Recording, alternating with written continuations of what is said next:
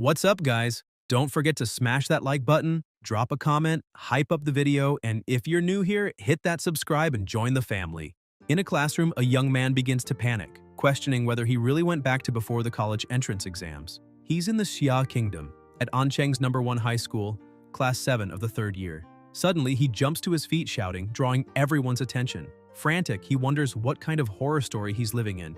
If he was going to reincarnate, it could have at least been after the exams. Since ancient times, humanity on the Blue Star has suffered from a catastrophe known as the Secret World Invasion. These secret realms are connected to other worlds and are filled with terrifying monsters that sometimes use portals to invade the human world. The most powerful creatures can destroy entire nations and threaten all of humanity. To fight them, humans developed a system of beast genes that allows users to awaken monster models and genetic talents. These warriors are the only ones capable of saving mankind.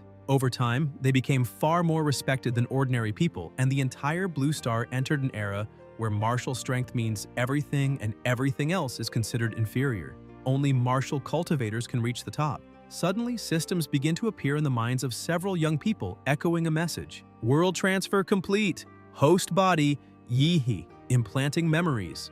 The protagonist lowers his head, wondering if his new name really is Yihi, just a simple high school student. The classmates around him start mocking him, saying he must be having another nightmare or calling him a loser, asking if he really plans to take the college exams. A girl sneers, telling him to give up and go home since he's destined to be a street cleaner for the rest of his life. Yehe gets annoyed, thinking that every protagonist is ridiculed at the start of their story. He realizes that the body's original owner didn't have a good reputation, and from the memories he just received, he recalls that the former Yehe's parents had an accident during his 2nd year, which made him lose all focus on his studies. Even though he used to have good grades, he ended up completely unmotivated. The girl from before starts getting angry for being ignored and yells, asking what he's staring at, reminding him they're in a martial arts class, and asking if he wants to settle things with a fight. Hearing this, Yihe panics, trying to understand what she means since he was only thinking. Apparently, the previous owner of this body didn't study properly, and now he's the one who'll have to face the consequences. Frustrated, he thinks he's inherited a humiliating and miserable life. At that moment, the teacher walks to the center of the room and calls for silence, telling everyone to pay attention. He asks if they're ready since they're about to begin the injection of the genetic modification serum. He tells them to believe in themselves, reminding them that all 3 years of training and martial energy cultivation have led to this moment. Adjusting his glasses, he shoots a look directly at Yihe and comments that those who never took the lessons seriously. But Yihe tunes him out, thinking this is all some kind of joke. After all, he's not the one who messed up before. Still, he decides not to worry because now he's the one in control. He's inherited this body, and with a cold smile, he promises to do whatever it takes to turn the situation around. Everyone proceeds to the genetic injection conference, held in the special hall of Ancheng's #1 high school. The students are excited, chatting about what they might awaken, maybe a level 3 rock mountain, or a level 4 sea dragon. Another boy laughs and says that Yehe will probably just end up a weak level 1. The preparation machine starts making noises, releasing gas, and when it opens, it reveals several capsules containing genetic mutations. The teacher explains that this is the genetic awakening serum, containing primitive genes from all the magical beasts known to mankind. After injection, each person will absorb a random gene and awaken their abilities. He notes that normally the stronger one's body, the more powerful the gene obtained, and tells them to remain calm, just accept the energy flow when it starts. Then he calls them one by one, injecting the serum directly into their veins, granting each student the genes of these creatures. Immediately, a strange energy begins to radiate from their bodies, filling the hall with a powerful aura. Some start feeling sick, others faint, unable to withstand the pressure of the injection. Yehe watches in fear, thinking everyone's reacting strangely and that this won't be easy. Without hesitation, he injects the serum directly into the vein of his neck, saying that no matter what happens, he'll just get it over with. His eyes shine intensely, but nothing happens. The teacher approaches, remarking that apparently nothing much has changed. Yihe tries to play it off, saying maybe he got a faulty dose. The same girl mocks him again, laughing that he didn't awaken anything at all. She says a warrior without an awakening is like a bird without wings, doomed to crawl among the rest. She adds that it suits him perfectly and that now he can go sweep streets instead of trying to be a warrior. Yehe feels anger building up, remembering how she mocked him earlier in class. Suddenly, unbearable pain hits him, and he wonders what this feeling is. A system screen appears before his eyes with the message, "Infinite monster model obtained. Host, Yehe. Martial abilities. Basic Chi technique of the 9th student, palm block, iron body technique. Monster model extracted. Yihe writhes in agony while the girl watches disdainfully, asking what he's pretending to do, saying there's no reason to act if he didn't awaken anything. He shouts for everyone to back away immediately. She snaps back asking why, but Yihe, eyes glowing and a dense aura emanating from his body, warns that if they don't move now, it'll be too late. Then his energy erupts, transforming his aura into that of a colossal metallic monster. The pressure blasts the girl and everyone nearby away. The students scream that the shockwave was too strong, asking who could have awakened something so terrifying. Some complain that they can't stand the energy and start vomiting. Among the awakened, one of them looks around and asks if anyone there is stronger than him. The system screen reappears, displaying Rank a model, Dimora the Mad Flame. Abilities, Molten Fire Breath, Sporadic Absorption, Advanced Strength. Dimora the Lord of Flames will be unlocked once module compatibility reaches 100%. Current compatibility, 3%. Yihe keeps radiating crushing pressure throughout the room and in a firm tone declares that he has awakened a rank A model called Dimora, the infinite monster model. Looking at his own hands, his voice trembling, he asks if the system will finally start helping him.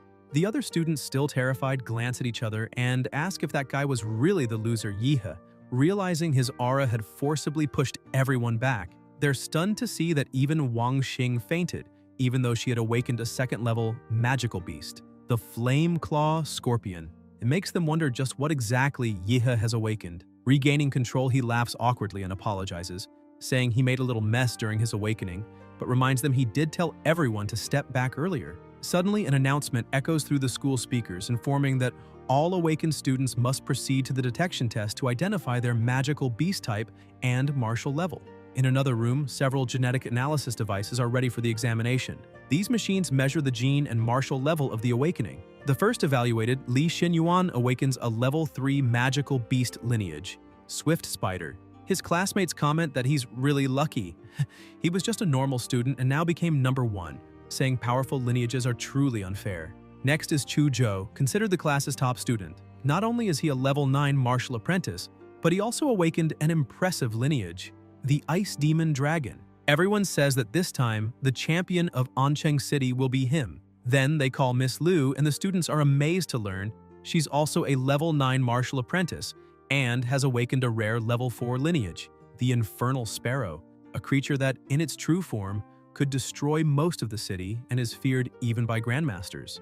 The protagonist watches as numbers appear on the screen and begins to reflect, realizing that the models awakened by others were classified as level 3 or 4 while his is marked as rank A. Suddenly, his turn is announced, and he hears people around him excitedly commenting on what they saw happen when he received the injection, saying, "It's going to be amazing."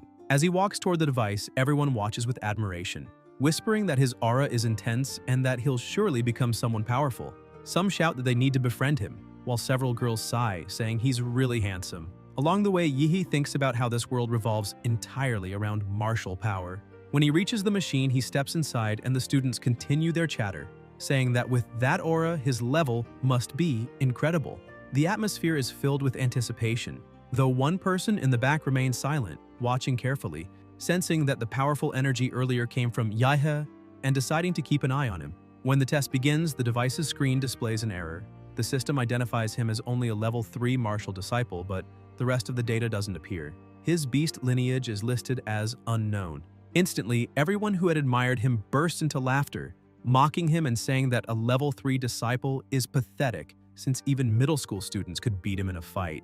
They say that an unknown lineage probably means he doesn't even have one, and that even if he does, whatever lineage someone that weak could awaken would be insignificant.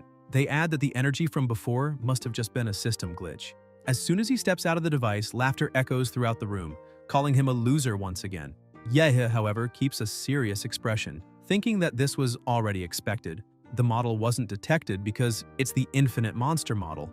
At that moment, the system interface reappears, displaying Infinite Monster Model Upgrade Guide. This model can be improved by completing missions or increasing reputation. Additional models can be acquired by performing these actions. Number of upgrades, 0. Reading that, Yihe starts to laugh, realizing that his rank model is different from the others, and that as long as he meets the conditions, he can have infinite models. That makes him shout in excitement that this way, he'll become the king of monsters. The next day at school, the teacher sips his tea and looks at him in confusion, asking if he really plans to stop attending classes to study for the entrance exams at home, and if Yihe thinks anyone would believe that. The protagonist firmly says he wants to improve, admitting that he's far behind everyone else and needs special training over the next few days. If he keeps the same pace as his classmates, he'll be doomed. The teacher replies that if he truly wants to become a warrior, he must enter college, but reminds him that even though he awakened a lineage, his foundation is weak. Therefore, he'll probably fail the entrance exams and should prepare to repeat the year. Yihe looks at him and shouts desperately that the teacher may not understand, but he awakened a powerful lineage, and with effort and intense training, he'll succeed.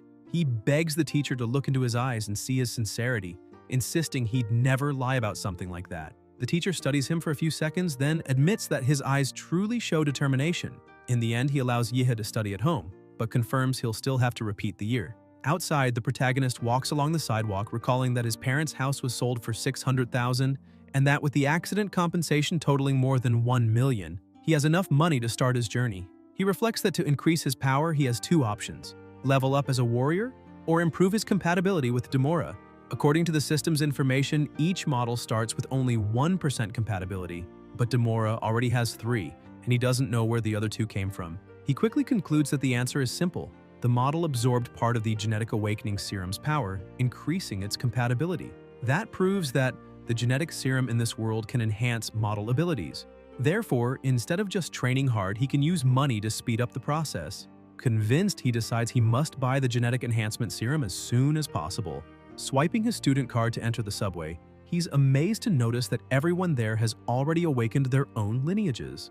After awakening his model, Yihe gained a unique ability called Life Magnetic Field. Demora can detect the vital signs of creatures by releasing its magnetic life field, allowing the protagonist to sense warriors' chi burning like furnaces and perceive their beast's presence.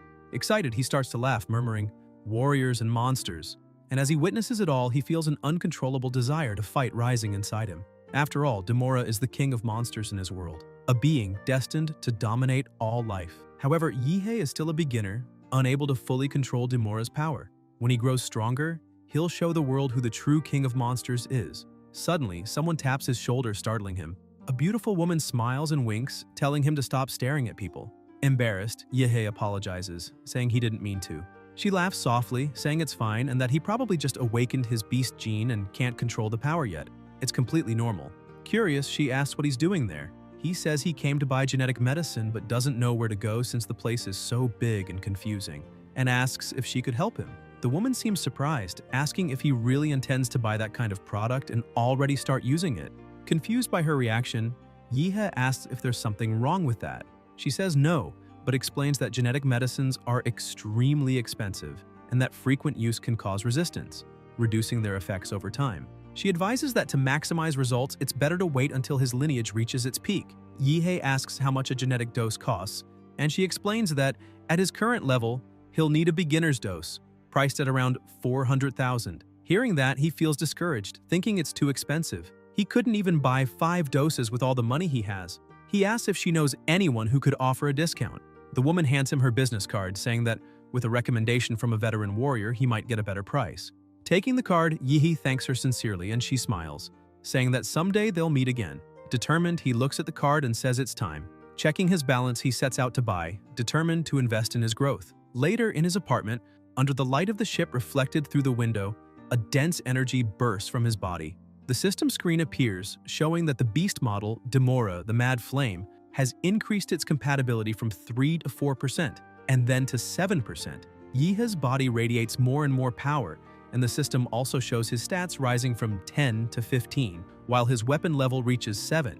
Exhausted and drenched in sweat, he bends over, smiling with satisfaction, saying that this is how you level up. However, he notices that with each genetic dose, the progress becomes smaller, since as his body improves, further gains are harder to achieve. Still, he's satisfied, saying it wasn't bad at all as he achieved in a few minutes what others would take 3 years of training to reach. Thinking about it, he believes that if he can activate Demora's lineage power, he'll become number 1 in the entrance exams. Looking at his hands and smiling, he reflects that if a loser can't surpass the ordinary, then he truly is worthless. With everything ready, he decides it's time to enter the secret realm. These portals are ranked from E to S, and the higher the rank, the stronger the beasts that dwell within.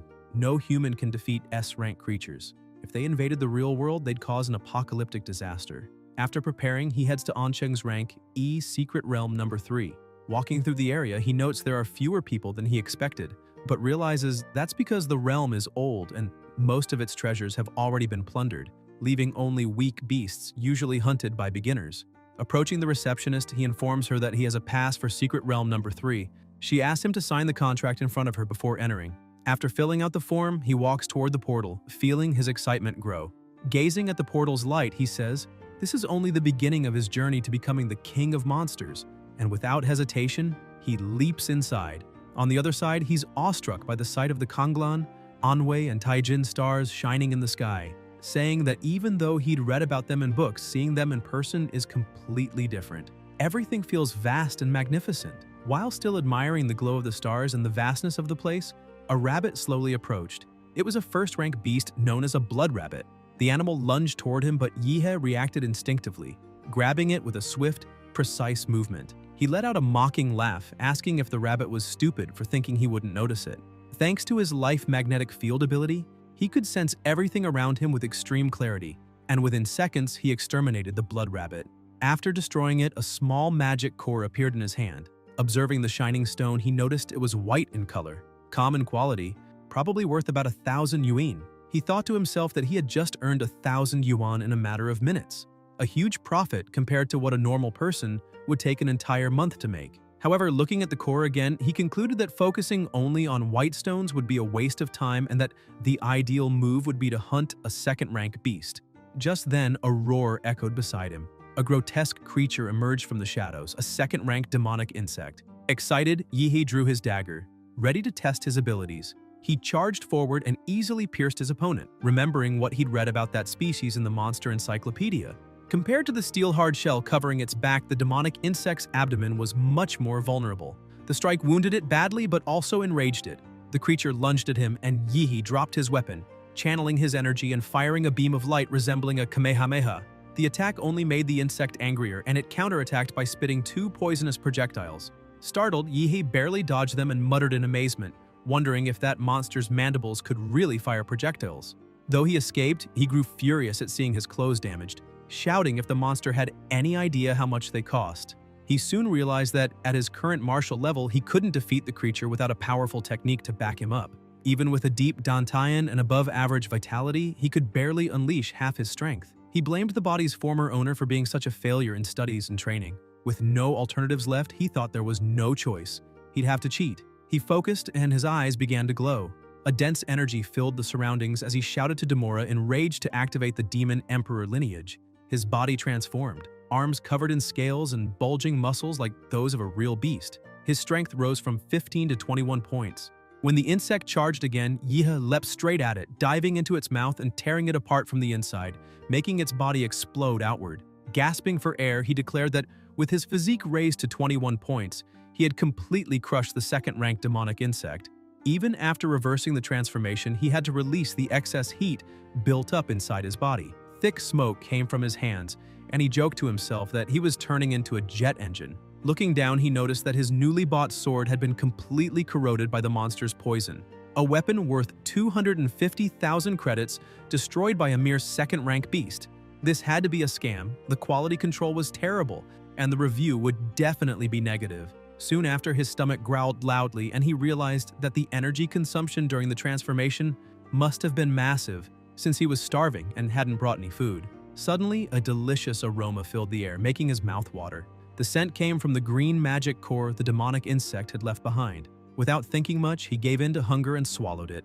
As soon as he did, a system window appeared before his eyes. Monster Model Demora, Enraged Demon Emperor. Compatibility increased from 7 to 7.3%. Yihe widened his eyes, surprised to realize that compatibility increased by consuming cores. Smiling, he compared. He had spent hundreds of thousands on a genetic potion and gained only 1%. But a single green core raised it by 0.3. If he could get 3 or 4 of those, it would equal an entire potion. He also thought that the white core he'd picked up earlier would probably give at least 0.1%. Happy with the discovery but frustrated over the money he'd wasted, he laughed and cried at the same time, calling that world a true pay-to-win. Regaining focus, he placed 2 fingers on his forehead and murmured that he would turn all that frustration into motivation. He swore to himself that he'd hunt until he was completely satisfied. With a determined look, he activated his life field, expanding his senses to detect any demonic presence nearby. The following afternoon, the system tab appeared again, displaying Model Demora Enraged Demon Emperor. Compatibility 9%, overall physique 15.8. As he walked, Yehi thought that after reaching 9% compatibility, consuming white cores no longer had any effect, so it was more worthwhile to sell them for money. When he arrived at the receptionist's desk, he poured them all onto the counter and stated that he had 20 white cores and 1 green. The clerk was stunned, asking if he was joking, since a mere high school student could never have gathered that much. After completing the sale, everyone in the area began staring at him curiously, but Yehe ignored them, commenting that according to government rules, martial artists had to hand over part of their spoils. A green core was equivalent to 5 white ones. In total, he received 200,000 Xia Kingdom credits. Thinking about his next steps, he remembered that only 9 days remained until the college entrance exam and decided to head to Secret Realm D Class number 4. When he arrived, he noticed a group already gathered. The driver asked his captain, Lin, if they'd be able to complete the Jade Flower mission this time. Lin replied that during their last expedition, they had already found the area where it grows, but old Chen had been injured while fighting a monster and wouldn't be joining them. A woman commented that without him, only 5 people remained. Another warrior confirmed and reminded them that the rules required at least 6 participants to enter a D-class secret realm. Calmly, Lin said that wasn't a problem since he had contacted an agency that arranged a replacement. The captain, a level 2 martial artist named Lin He, approached Yihei and asked if he was the level 9 martial disciple known as Paisla. The protagonist confirmed. He thought that since he was still a student and lacked authorization to enter a D-class secret realm, he'd had to rely on an illegal agency to forge a fake identity, spending 100,000 credits just on that. Lin He remarked that the name Paisla was peculiar. Yihe stared at him and replied that he had no choice. If he used his real name, he'd have copyright issues. The captain laughed, saying it didn't matter since it was only a code name. What truly mattered was that, as a level 9 disciple, Paisla didn't have enough power for this kind of mission. Therefore, he would only observe and not interfere. Lin He emphasized that he didn't want him getting in the way. The protagonist simply nodded, saying he understood, but thought that defining roles beforehand was a good sign, better than being betrayed midway. With everything settled, the group boarded the vehicle and headed toward the portal. The captain explained that their goal this time was to find the Blood Jade Flower. Once they entered the secret realm, Lin He checked the tracker and reported that there was a flower located in an oasis just ahead, guarded by a rank 2 monster with a general-grade lineage. Paisla looked around the barren landscape, reflecting that last time he'd explored a tropical forest, and now he was in the middle of a desert. He concluded that the secret realms weren't connected to a single world. Suddenly, one of the members shouted that Earth Demon rats had found them. Lin He ordered Hood to handle it. Hood drew his knives and with rapid movements hurled them toward the enemies. The blades, infused with martial energy, exploded on impact, wiping out all the rats at once. He turned to the captain and confirmed that the threat had been eliminated. Yihe watched in awe, realizing that Hood infused energy into each throw, making them as lethal as miniature bombs. He also noticed that the man carried himself with a brutal demeanor and spoke only when necessary. The team continued moving forward until they finally reached the indicated area. They disembarked and continued on foot. Paisla asked why they had abandoned the jeep when the path to the oasis was still long. Lin He explained that the monsters in this region were extremely sensitive and that the sound of the engine would immediately draw their attention. As they walked, the captain distributed the roles. He instructed that Xiao Xia would throw the flash grenade to lure the beasts. Xiao Wu and Hood would handle the traps. Old Lu would provide suppressive fire, and he himself would stay on the front line. He pointed to Paisla and said he would just observe. The protagonist didn't like the decision, but replied that he understood. With everything in place, Xiao Xia tossed the flash grenade. It released pheromones from high-level creatures, making the monsters nearby think their territory was being invaded. Within seconds, the ground began to shake, and before them appeared a massive creature covered in thick scales, a rank 2 monster known as the Earth Dragon. The captain shouted for Paisla to be careful because the monster was coming. Meanwhile, elsewhere, someone walked across a data projection on the floor, while a strange man nearby watched the scene and began to laugh quietly. The battle against the Earth Dragon ended fairly easily as the captain managed to slash it down quickly. The others ran to him asking if he was alright, and pointing out that the Earth Dragon was dead. Lin He sheathed his sword and said they should keep moving forward. However, a shadow suddenly appeared behind him. The dragon struck again, catching the captain off guard. In an instant, the protagonist leapt forward and used his martial art to attack the beast, unleashing a massive shockwave that startled even the captain. Lin He watched in disbelief and said that Paisla was just a novice, yet he had managed to defeat a rank 2 beast. Xia was equally impressed, exclaiming that the punch was incredibly powerful. The entire group surrounded the protagonist, cheering and applauding. Xia said the heavy mountain-splitting fist had destroyed the creature, and Wu, excited, shouted and hugged him, saying the rookie had just slain a rank 2 beast. The captain clapped his hands and thanked him for saving his life, declaring that from now on, they were comrades. Paisla stayed calm and said it was nothing. Lin He held something in his hand, called the others over, and confirmed that the Earth Dragon was defeated. Wu pointed out that they had also collected the monster's soul essence, calling it a great prize. Xia, curious, looked at the glowing red orb and asked if that thing was really worth so much. As everyone admired the Earth Dragon's essence, the protagonist stared at it, thinking it looked like a giant fruit that made his mouth water. The captain confirmed its value, explaining that the essence greatly increased compatibility with one's model. He added that this time, it had been close, but they had managed to slay the dragon and find the flower. Suddenly, Hood stabbed the captain from behind and started laughing, saying there was no point in him thinking about that anymore. The others gasped and demanded to know what was happening. Lin He turned around, trying to defend himself, and asked Hood what he thought he was doing.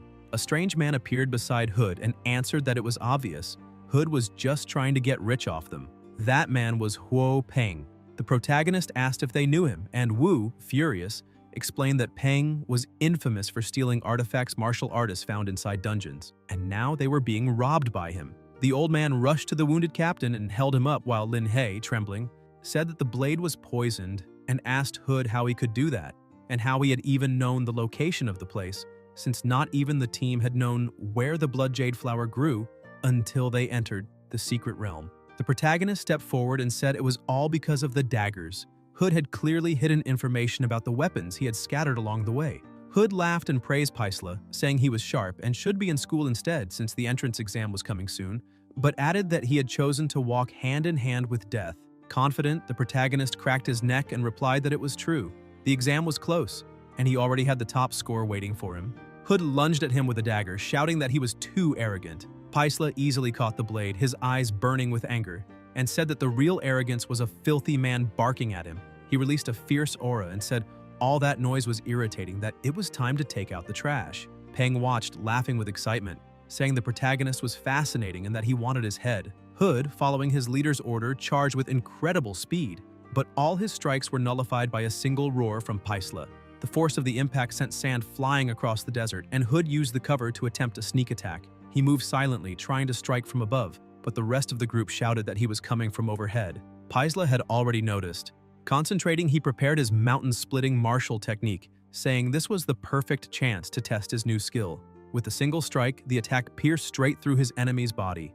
Lin He trembled, stunned by what he saw, and exclaimed that Paisla had defeated Hood with just one blow, wondering if he was truly a novice. The protagonist remained calm as if nothing had happened, while Hood's body fell to the ground. Peng shouted, asking if that was a genetic technique, and which great family he came from. Paisla asked what he was talking about and replied mockingly that he was from the Manhwa clan, then asked if Peng was about to beg for mercy. That infuriated Peng, who began releasing his power, saying that even if the protagonist had a genetic technique, he couldn't overcome the massive difference in martial strength between them. His body expanded, activating the Black Bear language and unleashing his full power. He charged using the Mountain Fist technique. Confident, Paisla ducked low and said he would start by breaking the bear's legs, striking with immense force and dodging the attack with ease. Peng used his momentum to leap into the air and try to hit him, but just before being struck, Paisla commented that second-class martial artists were indeed strong. His atomic breath hadn't even managed to shatter the man's ankle bone. Peng went for another attack, but the protagonist vanished and reappeared behind him, asking if he was done because now it was his turn. Paisla unleashed his mountain-crushing fist technique, delivering a devastating series of blows to Peng's body and defeating him effortlessly. Everyone in the group stood frozen, stunned by the overwhelming power before them. Lying on the ground, bleeding, Peng gasped that the protagonist's genetic technique released toxic gas and that such a thing was despicable. He said an evil martial artist like him would be cursed and punished. Paisla, eyes bloodshot and consumed by rage, prepared another strike and said the list of people who had cursed him just kept growing, asking who Peng thought he was to say such things. Sometime later in the central gymnasium of Ancheng, a great festival was about to begin. The place was packed, and the students who passed would receive scholarships.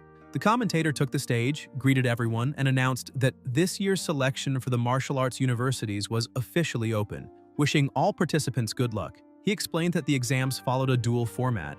2 candidates entered the arena, and whoever won advanced to the next round. The exam lasted 3 days. The first 2 were eliminations, and those who passed would move on to the third phase.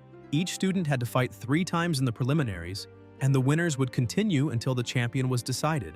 The announcer concluded his speech by saying that they were the future of humanity and should fight not only for themselves, but for the entire human race. They must show their full strength in this exam. Then he officially declared the Ancheng City Martial Arts Examination open. Battles in Arenas 1 and 4 began, but the commentator noticed an issue in Arena 6. One of the candidates hadn't shown up. He explained that the competitors for that arena were Xing and Yihe, both from Ancheng's first school. However, only Xing was present, and according to the rules, if the duel began and the other contestant didn't appear, they would be disqualified. Xing said that the humiliation at the genetic conference had been the worst moment of her life, and that she just wanted to use her fire scorpion to teach the protagonist a lesson. But it seemed that Coward was too scared to show up. She called it a huge disappointment. The crowd began to murmur, saying it was pathetic, that he didn't even have the courage to appear for the exam. Someone added that he was probably hiding at home crying, and that people like him didn't deserve to be in high school. The referee blew the whistle, announcing that the time was up, and that Yihe of Ancheng's first school was therefore disqualified. Suddenly, a bright light burst across the sky, drawing everyone's attention. People wondered what it was, one remarking that the aura was unbelievably strong, questioning if it was even human, and what kind of power could let someone fly like that. The protagonist descended from the heavens like a meteor, crashing into the center of the arena and unleashing a crushing wave of pressure. Xing froze, confused, until she saw something appear before her. Yihe struck her directly in the face, sending her flying across the stage. He looked down at her and remarked that this time had been close. He almost would have had to wait for next year. Xing lay unconscious on the ground. The commentator announced that Yihe had won the first battle, emerging victorious. The crowd raised their hands, cheering wildly, shouting that he was unbelievably strong since he had defeated his opponent with a single blow and made a spectacular entrance. Excited voices in the stands said it must have been the legendary Heavenly Step technique. The system screen appeared, showing that the host's total attributes had reached 225, and that the monster model Demora, Enraged Demon Emperor, had achieved 20% compatibility. Yihe was thrilled with the result, remembering that Captain Lin He had given him the Blood Jade Flower as thanks for everything he'd done. The fruit had greatly enhanced his body, though it had taken some time to take effect. Now he was fully ready. It was time to sit back and let the show begin. The first matches ended and the second round began. The commentator announced the next duel, Long Tao from Ancheng's fourth school versus Yihe. The fight didn't even last a minute before the protagonist won again. The third school faced him next, but was defeated with a single blow, just like the others. The crowd went wild at his string of victories, exclaiming that he finished each battle with a single kick and moved straight to the next without wasting time. A true human super kick. The commentator raised his hand excitedly and declared that Yihe from the first school had won all 3 fights and advanced to the third stage. When the round ended, the protagonist began walking through the area and many people rushed to him, inviting him to their universities and begging to add him as a friend. Even private universities were after him. Yihe could barely move as people surrounded him from all directions, each calling his name and trying to convince him to enroll in their institution. Then, a woman approached and asked if he already had a university in mind. He looked at her curiously and, apologizing to the others, replied that he intended to attend the capital university. The moment he said that, everyone began to step back, murmuring that he hadn't even reached the finals yet and was already full of himself, saying that once he lost, there would be no point in asking for help. The protagonist was surprised, asking if they were serious and if they truly didn't believe in him. Even so, he said he understood. After all, the capital university was the best martial arts school in the Xia kingdom. One of the top 5 in the world, the dream of any martial artist. He thought about how, in second-tier cities like Ancheng, only the very best had any chance of getting into such a sacred place. But in the end, martial artists prove their worth through strength. When he wins the tournament, he'll see what everyone has to say then. Suddenly, 2 men in suits approached, calling his name and showing him a document, asking him to cooperate for a reevaluation of his martial level. After the test, both were astonished to confirm that Yihe had become a level 9 martial artist. They remarked that only 15 days earlier, he hadn't been above level 3. Yihe looked at them and asked if they were implying it was impossible to advance that much in such a short time, and if they thought he had cheated. One of the evaluators explained that they had investigated and found he'd been entering dangerous secret realms repeatedly, questioning why he'd done that before the exam. The protagonist acted and replied that he had done it all for training, saying that before his father died, he told him that if he wanted to surpass others, he needed to stop being just a student. So he kept fighting nonstop in secret realms, and during one of those battles, he managed to break through his genetic barrier. The two evaluators froze, sweating, and asked if he truly broke the genetic barrier. Then, they ran off, saying they needed to report it immediately. Yihei watched them go, confused, realizing he had now become a subject of special observation. Later in his room, he saw countless posts from parents, friends, and relatives wishing the candidates good luck, along with live interviews of families supporting their children. He looked up and muttered that apparently no one had come to support him, just an orphan no one cared about. But in truth, on the other side of the screen, his former teacher was watching and silently cheering, hoping he would fulfill everything he had promised. The next day, in the first round of the qualification stage, the protagonist from the first school was set to face Luo Zhuan from the third school. People whispered that they remembered that name. Zhuan had been number 1 in the third year, a level 8 martial artist who had awakened a rare magical beast lineage, and both his parents were martial artists too. They concluded that Yihei was doomed. The protagonist, however, ignored it all and simply asked if they could start already. That irritated Zhuan, who asked if Yihei really didn't know who he was. The protagonist replied that knowing or not didn't change the outcome of the fight. Zhuan laughed and released his power, saying it didn't matter. The result was already decided. He would be the winner.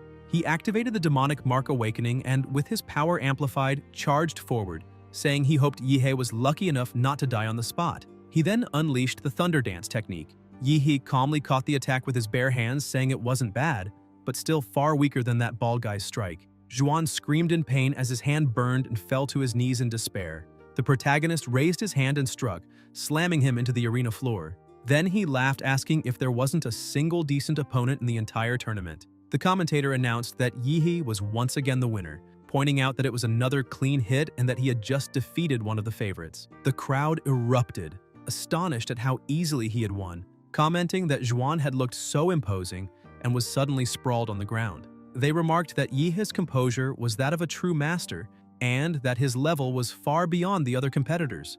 A truly absurd gap. Women in the audience screamed excitedly, saying, "Now that's a real man," and that they wanted to have his children. Even though he had only used his hand this time, the audience joked that it still counted as a single strike. The crowd kept roaring, fascinated by the protagonist's overwhelming display. As Zhuan was carried off on a stretcher, Zhou approached Yihei and said that since he was the chosen one, he'd be the one to take him down in the finals. Meanwhile, in the Capital University's live broadcast room, one of the staff pointed at the screen and shouted for all information on Yihei to be pulled up immediately. In another battle area, the second bracket was on fire, the audience fully engaged as two dazzling twin girls fought. The match was between Kai Xiaoling, known as the queen of Ancheng's second school, and Liu Qingshu, the untouchable flower of the first school. Xiaoling taunted her, saying she couldn't stand her opponent's cold, emotionless face. Qingshu simply stared at her in silence. The referee gave the signal to start, and Xiaoling dashed forward, laughing, and saying she wanted to see if Qingshu would keep that arrogant look once she was lying on the ground. The girl from the first school activated her martial art, the Liu family's secret art, Beloved Sovereign. The two exchanged swift attacks, dodging and countering each other with precision. Xiaoling intensified her strikes, saying it was time to get serious, and activated her explosive fist technique. She found an opening and attacked without hesitation, but realized too late that she'd fallen into a trap. Her arm was caught by the airwaves Qingshu had created, preventing her retreat. Qingshu seized the moment and used the soul-reaping technique. The commentator was astonished, saying that such a high-level technique shouldn't even be possible for a high school student. He added that with that kind of talent, she wouldn't even need to take the exam. She could get a direct recommendation to a capital university. But at the last second, Xiaoling transformed, unleashing her full power. Her lineage awakened. Shadow Tiger. The commentator exclaimed in disbelief, saying she had managed to awaken a third-grade lineage. The strength of the Shadow Tiger was legendary, and controlling such power was nearly impossible. He said this girl had a brilliant future ahead of her. Xiaoling, in her complete transformation, revealed her lineage, the Phantom Shadow Bird. Qingshu, still calm and cold, simply said it was fine. Xiaoling lunged, mocking and asking if she really thought she could win. Qingshu fought back using her family's secret arts, her movements graceful and precise, almost like a dance. She blocked and dodged every strike with ease. Xiaoling grew more aggressive, activating the tiger's brutal kick technique. Qingzhu remained composed, focusing energy into her fingertip, the legendary, primordial jade finger. With a single touch, she halted the kick, triggering a massive burst of energy that engulfed the entire arena. The commentator exclaimed that the collision between their powers was absurd, filling the field with thick smoke, and wondered who would still be standing at the end. The audience held their breath, trying to see through the haze. Slowly, the smoke cleared, revealing Xiaoling still standing. The commentator noted that she remained on her feet, but moments later she collapsed unconscious. Qingzhu stood unharmed, her serene expression unchanged. The commentator declared that she was unshaken and emphasized that, with just one martial technique, she had crushed a level 9 opponent with an awakened lineage, something worthy of a prodigy born once in 100 years. He officially announced Qingzhu's victory. The crowd went wild, calling her a monster and praising her overwhelming power. With the matches over, the quarterfinal draw began. The commentator announced that the next to draw would be the protagonist. Yihei reached into the container and pulled out a ball marked with the letter A. A fighter beside him laughed good-naturedly and showed that he had also drawn A, meaning they would face each other. He introduced himself as Shen Jiaguan from Qingfeng Private Academy. Yihei replied, introducing himself as being from An Qing's first school. Jiaguan pointed toward the arena and said their match would be the second one, so they should watch the first together. The commentator then announced that the first quarterfinal match, Luo Shi from Qingfeng Academy versus Chu Zhou, was about to begin. Jiaguan watched the broadcast closely and remarked that Luo Shi was indeed very strong. Jiaguan had repeated his final year just to try again for admission to Capital University and possessed exceptional control over his lineage. However, before Zhou, he didn't stand a chance. The protagonist asked who this Zhou was, and Jiaguan replied that he also studied at Yihei's school, surprised that he didn't know. While they spoke, the match ended and the commentator announced Zhou's victory. The Qingfeng Academy director watched furiously, unable to accept that his student had lost without even being able to react. Yihei took the opportunity to ask Jiaguan how Luo Shi compared to him. Jiaguan smiled kindly and explained that he was the president of the martial arts club in the third year, adding that even if Luo Shi joined forces with 2 other classmates, he still wouldn't be able to defeat him. Then his expression turned serious as he looked at Yihei and said that he believed the protagonist was his greatest rival in the tournament. He explained that since childhood, he'd had an unusually sharp sense of perception and could feel something powerful inside Yihei, a dormant volcano, a beast about to awaken. Then, smiling again, he said he hoped for a great match, because it was time for the 2 of them to face each other. They walked to the center of the arena, and the commentator announced the start of the second quarterfinal match. Shen Jiaguan from Qingfeng Academy versus Yihei from Ancheng First School.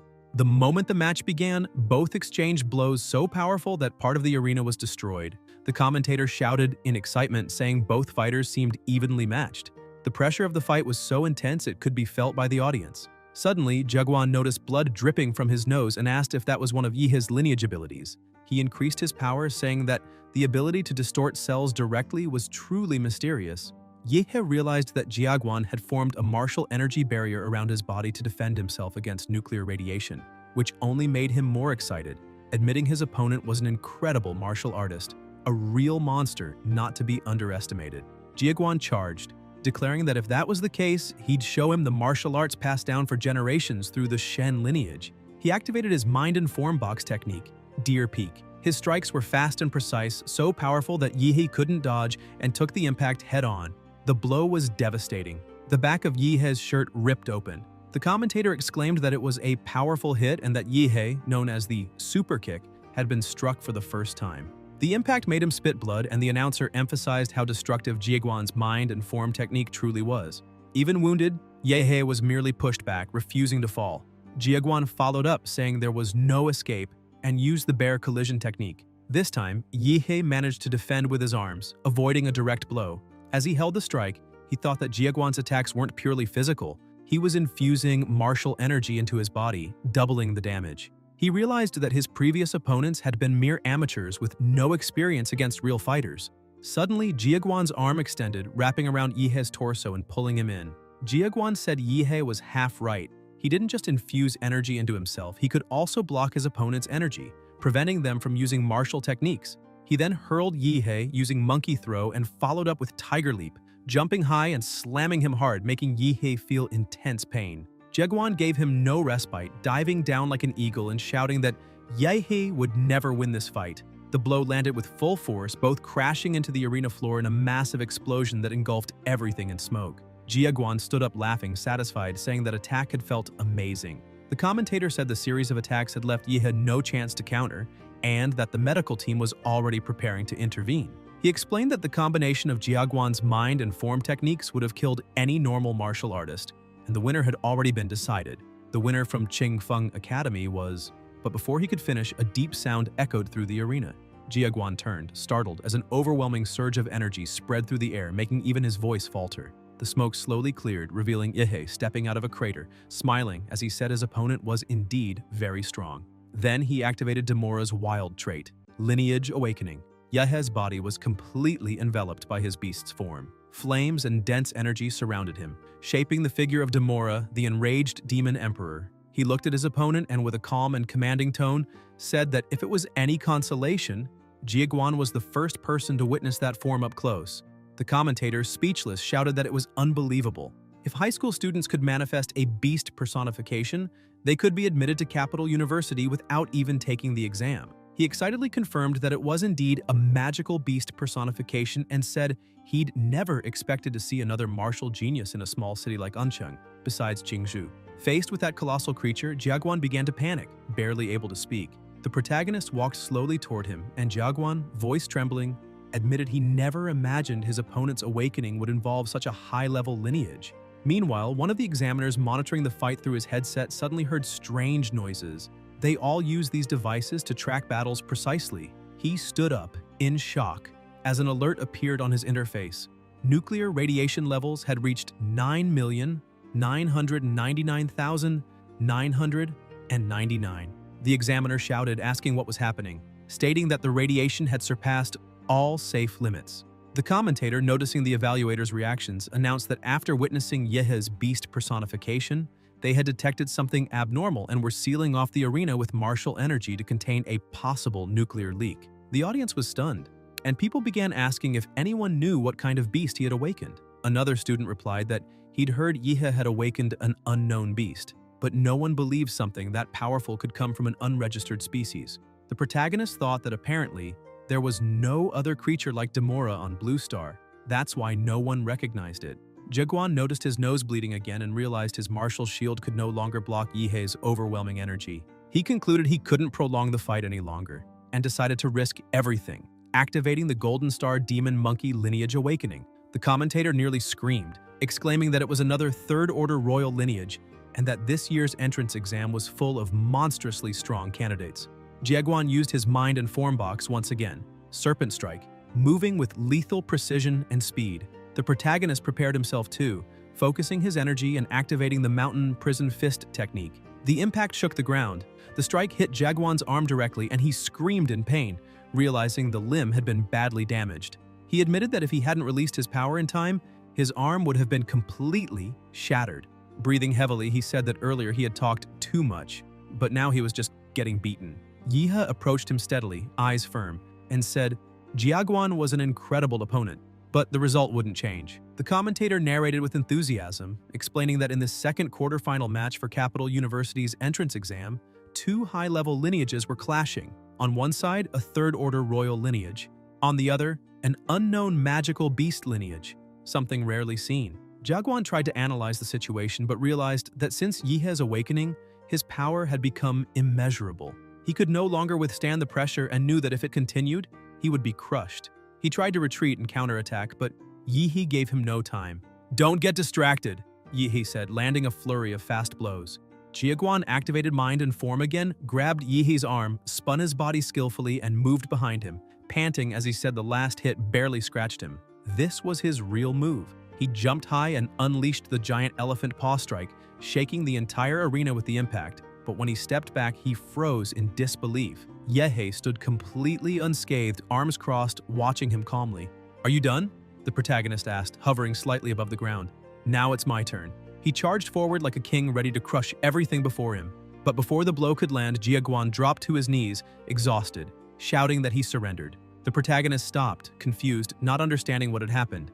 then exploded in frustration. He shouted angrily, saying he'd waited so long for his turn and now the moment was ruined. Taking a deep breath, he calmed down, lowered his hand, and said he'd let it go. He released the built-up energy, returning to his normal form, and remarked that, according to the rules, once an opponent surrenders, the other can't continue the attack. The commentator announced that the match was over, and once again, victory belonged to Yihei. The crowd went wild, shouting about how incredible the protagonist was. Social media exploded. People began making memes of Jiaguan. Before the fight, confident and sure of victory. After the fight, crying and begging forgiveness for not letting Lord Yihei use his full power. Dozens of fan pages started popping up, urging people to join Yihei's fourth fan group via WhatsApp since the first three were already completely full. Others shared links on the Toker platform, telling everyone to follow them to watch the full video of Yihei's entrance exam battle. The public was ecstatic. Fans commented that the best student and candidate of the year was undoubtedly the protagonist, claiming that not even Qingju or Zhou could stand against him. Meanwhile, the director of Qingfeng Private Academy was livid, shouting that Luo Shi might have lost, but he had placed all his faith in Jiaguan. As soon as the fight ended, the director stormed into the arena, yelling at Jiaguan, demanding how he dared to admit defeat, and if he had any idea how much money had been invested in his training up to that point. Furious, the director said that if Jiaguan didn't repay every cent of debt, he shouldn't even dream of entering university. Jiaguan calmly placed a hand on the director's shoulder, startling him. The man stammered, asking what he was trying to do. Jiaguan looked him straight in the eyes and said the director wouldn't be able to withstand that punch. That surrendering had been the best choice to avoid destroying his own body. He asked if the director had the guts to step into the ring and take that blow himself. Then he added that, out of gratitude for the school's kindness, he would repay the debt little by little in the future, but warned him never to threaten a warrior stronger than himself. The director began trembling and, with no words left, admitted that Jiaguan was right. The commentator returned to the broadcast, announcing that after a fierce set of battles, the four best candidates in this year's entrance exam had been decided: Yihei, Qingju, Zhou, and some other random nobody. He also emphasized that Ancheng's first school was the clear overall winner, claiming 3 out of the 4 semifinal spots. At that moment, the first school's director was beaming with pride, laughing and saying that old Lu had worked at the school for so many years, and now it was time for him to be promoted. Overjoyed, Lu cheered at the top of his lungs, shouting about how incredible his student Yihei was. The commentator announced that the semifinal draw would begin right then. The protagonist stepped forward, picked his ball again, and realized he would be the first to fight. Qingju showed hers. It was the same. The commentator revealed that the first match of the college entrance semifinals would be an internal battle between 2 students of Ancheng's #1 school, Yehei and Qingju. The audience erupted in excitement, shouting that they had been waiting for this fight, certain it would be one of the best in the entire tournament. However, many believed Qingju had the upper hand, as she had mastered 2 royal martial arts of mysterious origin. With those alone, she had defeated Xiaoling, who possessed a 3rd-rank royal lineage. Qingju's own awakened lineage, the 4th-rank infernal bird, had not yet been fully revealed. On the other hand, Jiaguan had also possessed a 3rd-rank lineage and had been the one to force the protagonist to awaken his own, an extremely powerful one. It was estimated that Yihei's lineage was also of the 4th rank, though still incomparable to that of the goddess Liu, who not only held a lineage of equal level, but also mastered exquisite martial techniques. Finally, both proceeded to the semifinals arena. They stepped into the center while the referee called for silence. As soon as they were ready, he signaled for the fight to begin. Instantly, Yihei released his aura, unleashing overwhelming pressure within the arena and raising a dense mist that obscured everything. Staring at that sight, Qingju sensed the depth of his power but didn't waver, saying she hoped he was strong enough to withstand her. The commentator narrated that the battle had begun with Yihei releasing a thick fog that completely blocked visibility, leaving the audience unable to see what was happening inside. He wondered how Qingju would handle the boy who had shocked everyone during the year's entrance exams, and whether she would be forced to unleash her true power again. Within the smoke, Yihei analyzed the situation. Qingju's martial arts were far superior to his. With such mystical techniques, even his strength might not be enough to inflict any real damage. He also acknowledged her intelligence, her ability to formulate multiple strategies mid-fight. He understood that if the battle dragged on, she would gain the advantage. Therefore, he decided to go all out from the very beginning. Suddenly, he burst through the mist, charging with the mountain fist. Qingju saw him and wondered why he was attacking so recklessly already, but quickly concluded that if that was how he wanted it, she would use her royal martial arts to defend and strike back. Mid-charge, Yehe abruptly changed his stance and struck her cleanly. Shocked, she grew irritated, realizing he had tricked her. He'd shouted, "Mountain Fist!" but his attack had been a whip of pure energy instead. Taking advantage of her confusion, Yehe intensified his beastly aura and kept her under relentless pressure. The crowd began to complain, saying the protagonist was just toying around and that real warriors fought with honor. Ignoring them, Yehe maintained his aggressive tempo, giving Qingzhu no time to catch her breath. Still, she managed to channel her energy and broke his barrage, drawing cheers from the audience, who believed she might finally turn the fight around. But Yehe unleashed the hands of his beast and declared she wouldn't escape so easily. He launched another strike that caught her off guard. She realized he was using martial energy as well. Qingzhu jumped back and countered, causing a large explosion, but it wasn't enough. Within seconds, Yehe appeared in front of her, commanding her to stop running. He attacked again, blow after blow, with terrifying speed and power. Qingzhu gritted her teeth, wondering how he wasn't exhausted after so many strikes. His stamina was absurd. Then she remembered her two imperial secret martial arts. One defensive, the loyal family's secret art, Floating Shadow, and the other offensive, the Hunyuan Jade Finger. She believed that if she could use both, she might have a chance to break free. Yet his pressure was overwhelming. There was no opening at all.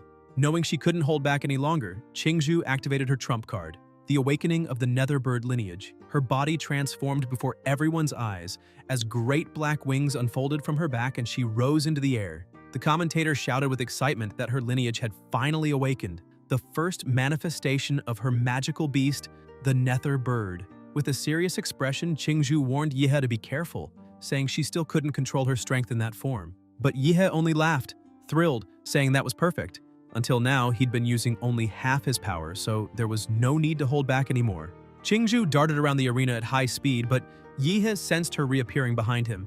Without hesitation, she unleashed the Imperial secret technique, Hunyuan Jade Finger.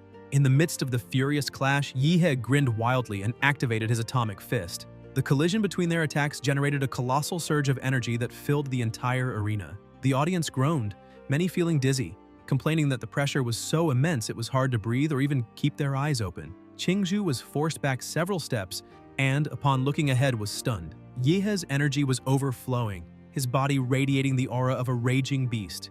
The commentator reminded everyone that this was just the first semi-final match, yet the protagonist's unleashed power was already shaking the entire field, the roaring energy deafening. Qingzhu stared in disbelief, her voice trembling as she muttered that this level of energy couldn't be good. The commentator, equally shaken, tried to make sense of it, explaining that Yehe's beast form seemed to be absorbing energy instead of losing it. He described how the spines along Yehe's back were storing vast amounts of energy and converting it through his mouth. Then, in a flash, Yehe fired the atomic energy beam straight at her.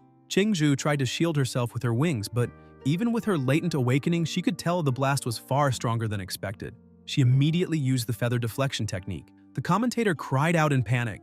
The energy beam had been reflected by Qingzhu's feathers and was now hurtling toward the audience. Chaos broke out in the stands, but before disaster struck, a barrier of energy materialized, blocking the scattered blasts. It had been conjured by the city's mayor, Huang Qing. He raised his voice, calling for everyone's attention and declaring that the strongest champion in Anqing's history would be born that day. The crowd erupted, cheering as the commentator praised the mayor for protecting them. Inside the arena, however, blood began dripping to the floor. Qingzhu was gravely injured, her wings torn to shreds. Trembling, she faced the protagonist and admitted in a weak voice that he had shattered her bird's defense with a single strike. Shaken, she began doubting herself, wondering if she could still defeat him. At that moment, her mind drifted back to childhood memories, voices telling her she was the Liu family's hope, that she must never lose. She remembered that her ancestors watched over her, and that disappointing them would be unforgivable. She thought of her mother, who had dedicated her life to training her so she could one day restore the Liu family's honor. For that reason, she felt she had to win, no matter the cost. In her mind, she saw herself as a frightened child, her mother kneeling beside her saying she must win not only that tournament but also in life itself. The pressure was suffocating. Qingzhu could barely breathe. Back in reality, she looked at Yehe, realizing how exhausted she was. She acknowledged his strength and, confused, smiled faintly, wondering if it was normal to feel okay with not being able to surpass someone so strong. Even so, she rushed forward again, asking him to look at the opening she was leaving and finish her off once and for all. But Yehe didn't move. He let her hit him directly as if it were nothing. Shocked, she asked why he hadn't dodged. With a cold, steady gaze, he asked if she had already lost her fighting spirit. Qingzhu froze at his words. Irritated, Yihe said she couldn't even meet his eyes, and, enraged, gathered a massive surge of energy, shouting that he would claim that damn title fair and square. Stunned, Qingzhu couldn't react as he struck again, slamming her to the ground. The protagonist stared down at her, demanding that she start taking it seriously. Then he charged forward at a high speed, asking if she still couldn't react and ordering her to move faster. Beaten down, Qingzhu screamed in indignation, yelling that he was too audacious to hit her like that. No one had ever dared do so to her since she was a child. Confused by everything that was happening, Qingzhu shouted that she wanted him to win too, and demanded to know why he insisted so much that she keep fighting. Suddenly, a colossal force surged through her body, and she roared that he had no right to hit a woman in the face like that. Yehe looked at her firmly and replied that this was exactly how he liked it. If she didn't want to be hit, then she should get up and fight. Qingzhu then activated the forbidden martial art blood combustion. New, immense wings unfolded behind her, shimmering with fiery brilliance, and her entire outfit transformed, reflecting the true form of her magical beast. Staring at the protagonist, she declared that she would now fight with all her strength and defeat him, just as he seemed to want. Yihe watched her transformation and burst into manic laughter, saying that she had finally revealed the true form of her beast. Now, things were finally getting interesting. He too transformed completely, declaring that if that was the case, he could no longer hold back. When his transformation was complete, his power flared violently as he activated the Qi Gong technique, a fusion of the Demora model with his internal energy flow, the nuclear combat body. The protagonist stepped forward and said he hoped they would have a good fight. Qingzhu glared back and unleashed her ability Razor Hurricane. Yet Yihe charged straight in without hesitation, plunging directly into the storm and activating Explosive Fist. At that same moment, Qingzhu gathered energy in her mouth and unleashed a devastating roar, the Atomic Breath. Their powers collided violently, sending shockwaves through the arena. This time, the protagonist was thrown back, though the blast wasn't strong enough to injure him. He smirked and asked if she thought she was the only one who could roar. He then focused energy into the spikes on his back. Qingzhu recognized the movement. It was the same attack as before, but she didn't intend to retreat this time. Closing her eyes briefly, she concentrated, opening small gaps in her defense to execute the Liu family's most powerful technique. Gathering every bit of energy she could, she shouted that now they would fight as equals. Yihe fired the atomic laser, while Qingzhu activated her lineage skill, the infernal blood spikes. The two attacks collided at the center of the arena. Seeing what was about to happen, the commentator warned that both attacks were extremely powerful and would create a catastrophic explosion.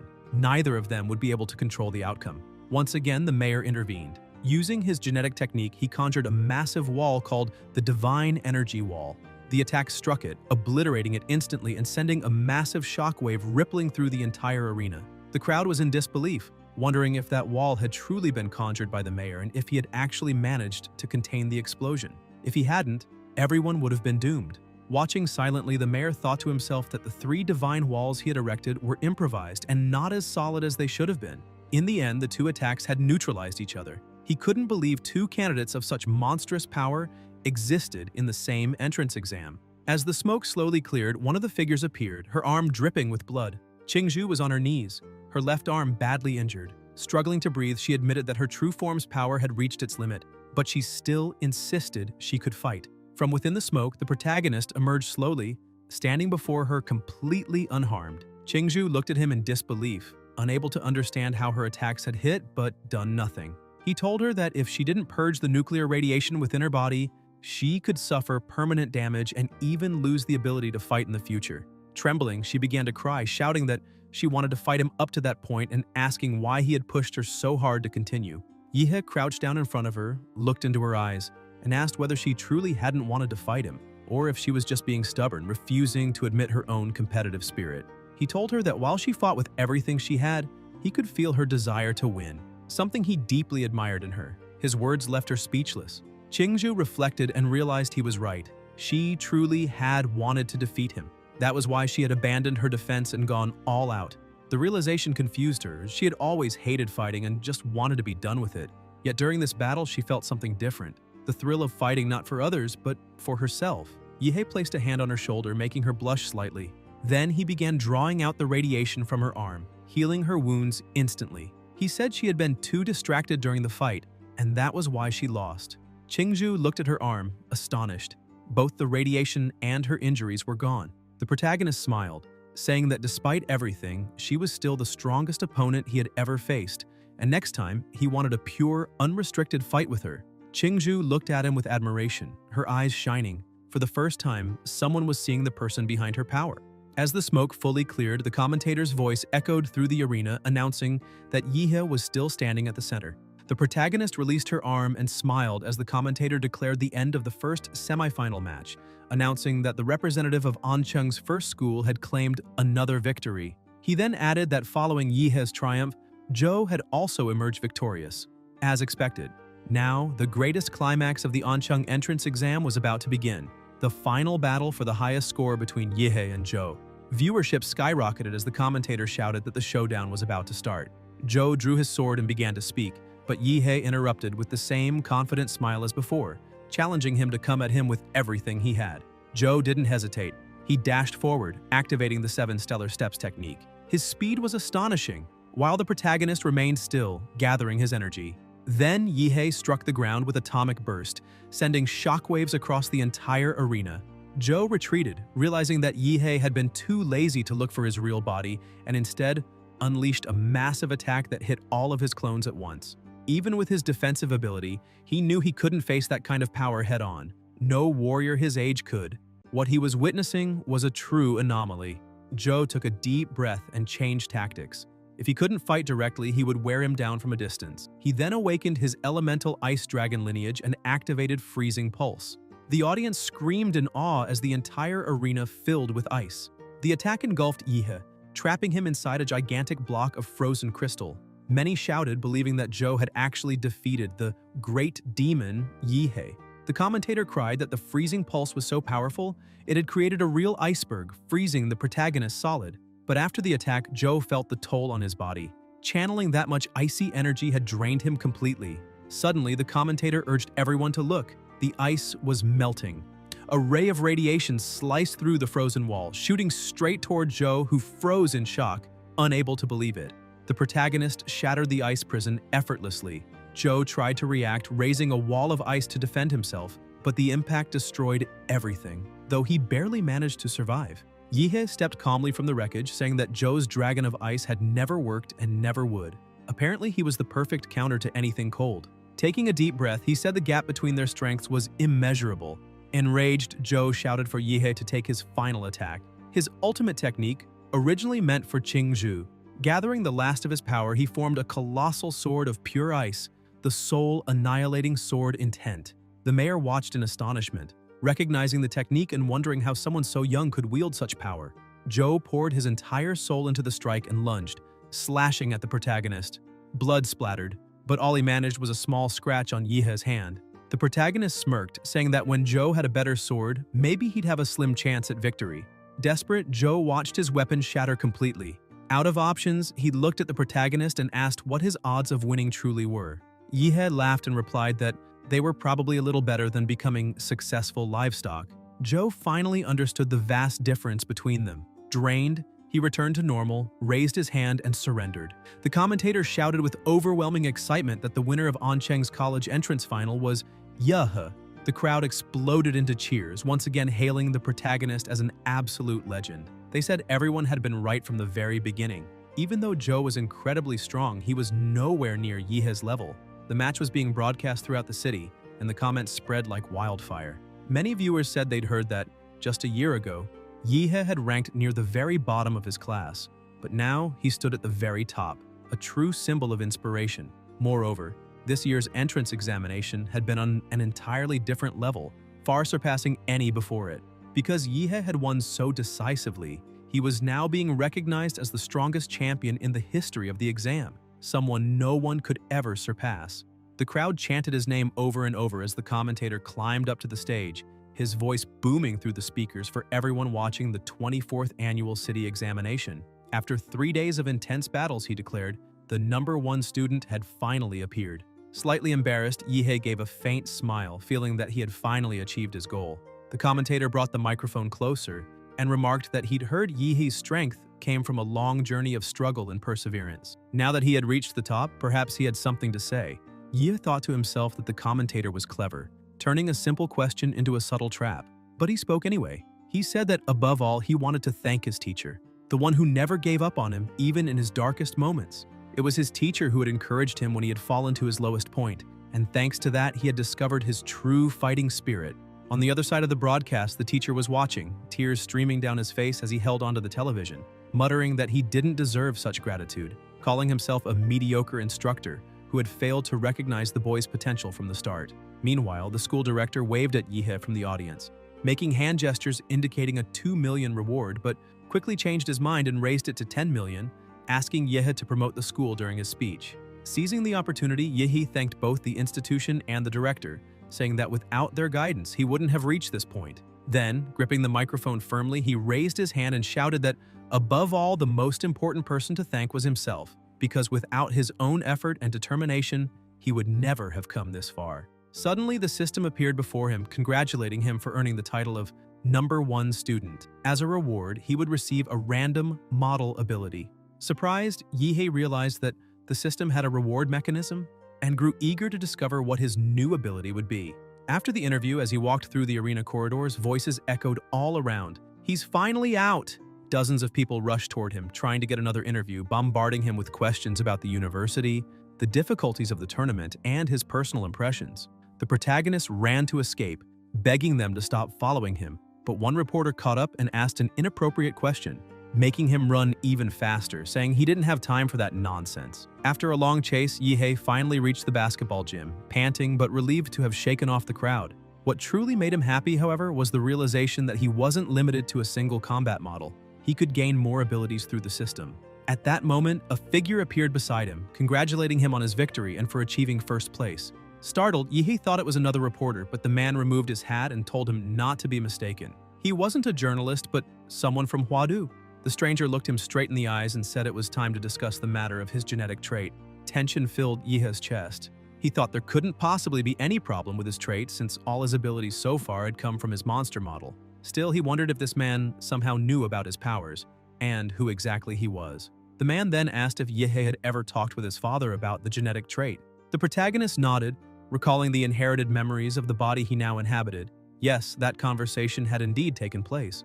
The visitor pulled a folder from his bag and asked if Yihe had never wondered how his father, just a simple taxi driver, could possibly know about something so complex and unrelated to his profession. A sense of unease washed over Yihe as questions began racing through his mind. The man opened an envelope and explained that Yihe's case was special. Because of that, Huadu had decided to make an exception, allowing him to see a confidential document. Driven by curiosity, Yihe took it, sensing that what he was about to read would change his life forever. Inside the envelope, the title read, Prometheus Research Institute. It was a prestigious organization in the field of genetic biology on the Blue Star, but one that had been banned in many countries after a mysterious incident. Most of its leading scientists had disappeared, living under false identities scattered across the world. According to the file, the central project of Prometheus had been the study of genetic traits. As he read, Yihe began to piece things together. It seemed these people believed that his father had been one of the institute's key researchers, and that he himself might have been one of his father's experiments. The man in front of him told him not to worry. The nation wouldn't take any action against him. He was only there to inform him of the truth, as someone directly involved deserved to know. Yihe silently wondered if the man would be offended, if he said he wasn't even remotely concerned. The visitor went on, saying that Yihe had been an essential part of the project and that was why they wished to protect him. Feeling a mix of pride and irony, Yihe replied that it might be troublesome for them since famous people tend to attract problems and attention, but society adapts quickly to that sort of thing. The man simply smiled and said he would take his leave for now. Once he was gone, Yihe sighed with relief, happy to finally be alone again. He had earned a generous reward from the entrance exam, a scholarship worth $2 million from the director, an additional $800,000 bonus, and a guaranteed spot at Huadu University. But what truly excited him was the chance to gain a new model ability. Eager, he opened the system's interface and began the draw, unable to contain his curiosity. Suddenly, a surge of violet energy enveloped him, spinning rapidly into a swirling vortex. He watched in awe as a glowing card was chosen, revealing a colossal titan. The system's voice echoed, Model acquired, supergiant humanoid, blood ability, gigantification, 60 meters, steam ability, mega attack, evolution, path, immutable humanoid, compatibility, 1%. Yihe frowned in disappointment. He hadn't expected to receive a super giant humanoid, but then an idea sparked in his mind. If he could possess more than one model, what if he combined the super giant humanoid with the Demora model? The result could make him the true king of monsters. Meanwhile, elsewhere, a man answered a call. The person on the other end asked if he was turning down missions for personal reasons. The man confirmed, instructing them to cancel everything. As he hung up, the camera panned to a deep hole in the table, a mark he always left when he lost control. He thought about the report he'd just received regarding his younger brother. It stated that the body hadn't been found in the secret realm, only residual traces marking his last known location. Tests detected faint levels of nuclear radiation. He turned his gaze toward the television, where Yihe's battles were being broadcast. Closing his eyes, he muttered that he had warned his brother to stay out of society, but he hadn't listened. He remembered their mother's dying wish to take care of his little brother. As the news anchor announced that Yihe had won the city's final exam, the man stepped closer to the screen, trembling with laughter, saying that the boy must be a genius, that Hwadu University would surely try to recruit him. But then his tone shifted, turning cold. "What a pity," he said. "They would never allow that to happen." Meanwhile, back at Yihe's apartment, the delivery man called out, saying a package had arrived. Yihe picked up the envelope, annoyed. He had been about to leave for the secret realm when the message came. Opening the letter, he read, "Yihe, according to the Hwadu Central Research Department's investigation, a new secret realm rift will open at Red Tree Mountain in Oncheng City at 1500 hours. Estimated rank, C or nearby. Would you like to investigate it with me? Signed, Joe." Yihe blinked in disbelief, wondering if Joe lived in the Stone Age, who even sent letters anymore. He began to suspect that his friend might also have experienced some kind of time regression. Not long after, at Red Tree Mountain, a massive crowd had already gathered. Yihe watched, amazed by the number of people, at least 100. Still, it was expected. A new secret realm rift always drew attention. Suddenly, Joe appeared, smiling warmly, and Yihe returned the greeting with a grin of his own. Joe looked at the protagonist and commented that he seemed even stronger than before. Yihe laughed a little embarrassed, thinking that he hadn't expected Joe to notice. After all, he had spent the prize money from the entrance exam on specialized supplements to increase his compatibility with the supergiant humanoid model to 35%. Lower-level monster models also had certain advantages and could yield faster results. Trying to change the subject, Yihe asked which university his friend planned to attend. Joe replied that he was considering enrolling at Hwadu University. Yihe was surprised and said that it seemed they'd be classmates once again. However, he soon noticed something odd in Joe's expression.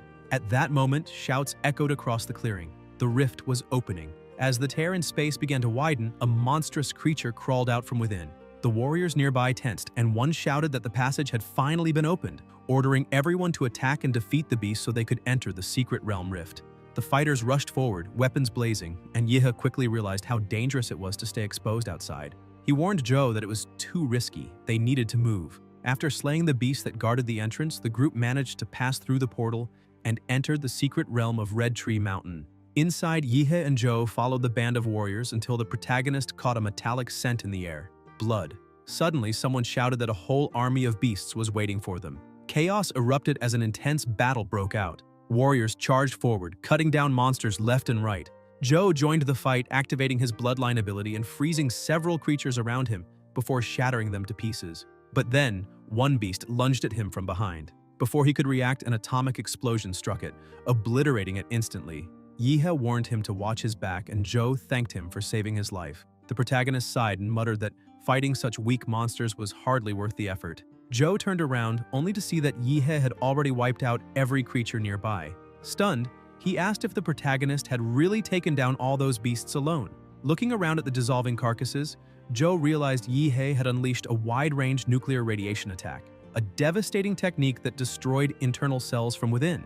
Yihe continued eradicating the monsters like they were mere insects. The other warriors stared in disbelief, wondering how the battle had ended so quickly, and asking if there was a high-ranking fighter among them. One of them said no, it wasn't that. It was that the top student of the city's entrance exam was there. Another, confused, said he thought the winner was a martial artist, not someone who could wipe out so many enemies at once. The first snapped irritably, asking if he hadn't seen the broadcast. The man admitted he hadn't. He didn't waste time watching students fight. The other exploded, shouting that the protagonist could probably take on 10 of him at once. Witnessing that power, the group quickly decided to cooperate. Several warriors surrounded Yihe, and the leader commanded everyone to lure monsters toward him. Not long after, shouts rose from the front lines, a signal flare marking that the beast leader had been defeated. The crowd erupted in celebration as the remaining creatures began to retreat. Joe, exhausted, sighed that at least they had survived the first wave. Even so, out of 1,000 initial fighters, only 800 remained, many injured. Then Yihei appeared, carrying an absurd pile of monster cores, asking Joe if there was any way to store them all. Joe, shocked, asked how he'd gathered so many so quickly, but gave up trying to understand. He showed a small ring, explaining that it could store items in a subspace. Yihei's eyes widened in admiration. It was a hyperspatial ring, worth a fortune. He never imagined Joe owned something so rare. At that moment, other warriors shouted excitedly that leader Wu Sen and his team had returned. The crowd cheered, relieved, as the reinforcements arrived. They were the ones assigned to handle higher-level monsters before the rest were overwhelmed. Wu Sen strode through the crowd straight toward Yihei. When he got close, he confirmed that this was indeed the city's top entrance exam student. Introducing himself, he said his name was Wu Sen, leader of Ancheng's Silver Wolf martial group. Extending his hand, he explained that he had heard of Yihei's extraordinary performance during the exams and wished to invite him to join the group. If Yihei accepted, he would gain educational privileges and major opportunities for advancement. Wu Sen was even willing to offer an S-rank contract. Gasps rippled through the surrounding warriors. Wu Sen rarely recruited anyone personally, and an S-rank contract was almost unheard of. They murmured among themselves that without a martial group's backing, advancing in the profession was nearly impossible, and the Silver Wolf group was the most prestigious in the entire Xia Kingdom. Even Huadu University students seldom received S-rank offers. Then, a woman arrived riding a massive tiger, her expression amused. She said now she understood why Wu Sen had rushed over. He was trying to grab the gold first. Looking directly at Yihei, she extended an invitation of her own, Mintitsus, to join the Chengda martial group. Though smaller than the Silver Wolves, she offered him 15% of the group's monthly resource share, an unheard-of amount. The crowd buzzed in shock. Never before had two group leaders offered such generous terms to a single student. Yihei thanked them politely but declined, saying he wasn't interested in joining any group for the moment. Wu Sen laughed and shook his hand, saying he had expected that answer. Recruiting the top exam student was never going to be easy. He added that it was fine, they could stay friends, and if Yihei ever changed his mind, he'd be welcome anytime. The woman agreed, saying the doors of Chengda would also remain open should he ever reconsider. Yihei replied that he wasn't thinking about it now, but that they could all remain on friendly terms. Joe, watching all this, whispered if the protagonist had just used the same hand he'd shaken theirs with to pick his ear. Yihei answered that no one needed to know. Joe sighed and quickly changed the topic, saying the first wave was over and they had held up well. He suggested that now they should start exploring. The forest was huge and it might be better to reach a higher point to assess the area and form a plan. They took flight, Joe astonished at Yihei's speed. When they reached the mountain peak, they surveyed the vast landscape below. Joe's eyes widened. "What are those?" he asked. Ahead, colossal beasts towered into the sky, each over 100 meters tall. He said he never imagined he'd see creatures that size so close. Yihei, as always, was thrilled, saying he had expected something like this. Though they were still newcomers, in a few years they would be able to face monsters of that scale and explore lands like this without worry. Joe shuddered at his words. Just imagining fighting something like that made his spine go cold. Yet Yihei's grin was wild, almost exhilarated by the danger. Still, that fearless confidence inspired him. The protagonist grew even more excited, shouting that soon he would claim every one of those monsters' cores for himself. Wanting to study the area more closely, Yihei activated his detection ability and noticed something strange. Through his magnetic field, he could sense life all around, except to the southeast, where there was a dead zone, completely devoid of life. That sparked his curiosity. After all, where there's silence, there's mystery. And the bigger the wave, the bigger the prey. Excited, he pointed forward, saying there was a lake in that direction and proposed they investigate. When they arrived, Yihei's eyes lit up even more. There stood Yuli, smiling and greeting him warmly, saying she was finally meeting the top student of the entrance exam and admitting she hadn't expected him to be so strong in person. Joe stared wide-eyed, astonished that Yuli personally knew the boy who had taken first place. Another woman, equally surprised, urged her to introduce him right away, gushing that his fight against the beasts earlier had been incredible. The protagonist stepped closer, asking how long they had been there. Yuli smiled and said they had just arrived. Two of her teammates had gone underwater to explore. Suddenly, a man burst out of the lake, shouting with excitement that they were going to be rich. Yuli hurried to ask what he meant, and the man, still grinning, explained that there was a relic at the bottom of the lake. If they could retrieve it, they'd all become wealthy. Her eyes sparkled as she asked if he was serious. If true, it was an astonishing find. Curious, Yihe asked what kind of relic it was and why they were so thrilled. Zhou explained that within secret realms, ancient structures were often discovered, believed to have been built by the native civilizations of the sacred realm, and that such ruins often contained priceless relics. He added that much of modern martial society and even current technologies were derived from these discoveries. At that moment, Yu Yang, irritated by their voices, turned sharply, demanding to know who else was there. Sword in hand, he shouted at them to identify themselves and accused them of following his team. Yuli quickly intervened, asking him to calm down, explaining that the two newcomers were Yihe and Zhou, first and second place in the city's entrance exam, both far stronger than most common warriors. She said they'd be joining the group temporarily. Yihe confirmed with a nod, saying they were only there to help explore. Yu Yang narrowed his eyes and asked how the rewards would be divided. Yihe replied that it wasn't a problem. They'd split things according to contribution. Whoever helped more would earn more. Still annoyed, Yu Yang stepped back, muttering that he'd accept it for now, but that it didn't make them friends. As he walked away, he thought about how these two top-ranked students would probably become great warriors someday. Better to avoid conflict and go along with it for now. With everything settled, the group dove into the lake to begin their exploration. Deep underwater, they discovered a cave. Yu Yang told them that after that passage, they would reach the ruins. But as they continued, he began glancing around uneasily. Li Wei wasn't there. He had specifically ordered him to wait at that very spot. A tattooed man suggested maybe Li Wei had found treasure and gone off on his own. Yu Yang pulled out his communicator and tried calling, but there was no response. The group asked if they had seen any trace of monsters or danger earlier. He said no. They had seen nothing and even set traps all around the perimeter, yet none had been triggered. The girl with glasses began trembling, saying this place was far too dangerous, especially with Li Wei missing, and asked if they really should continue. Yu Yang snapped angrily that of course they should. They couldn't waste such an opportunity. If she was scared, she could leave, but if she wanted to get rich, she'd better help. Everyone fell silent watching him. He took the lead again, declaring that since they had decided to stay, they should move forward immediately. The group followed a narrow path, guided by faint footprints on the ground. Yihe frowned and whispered to Zhou that something felt wrong. Zhou agreed, pointing out that the timing didn't make sense. Yuli had said they'd arrived only 10 minutes earlier, yet Yu Yang and Li Wei had somehow found a cave, explored it completely, and located ruins. It sounded like someone cheating with a game map. Concerned, Zhou suggested they turn back, but it was already too late. A glint of anticipation flashed in Yihe's eyes.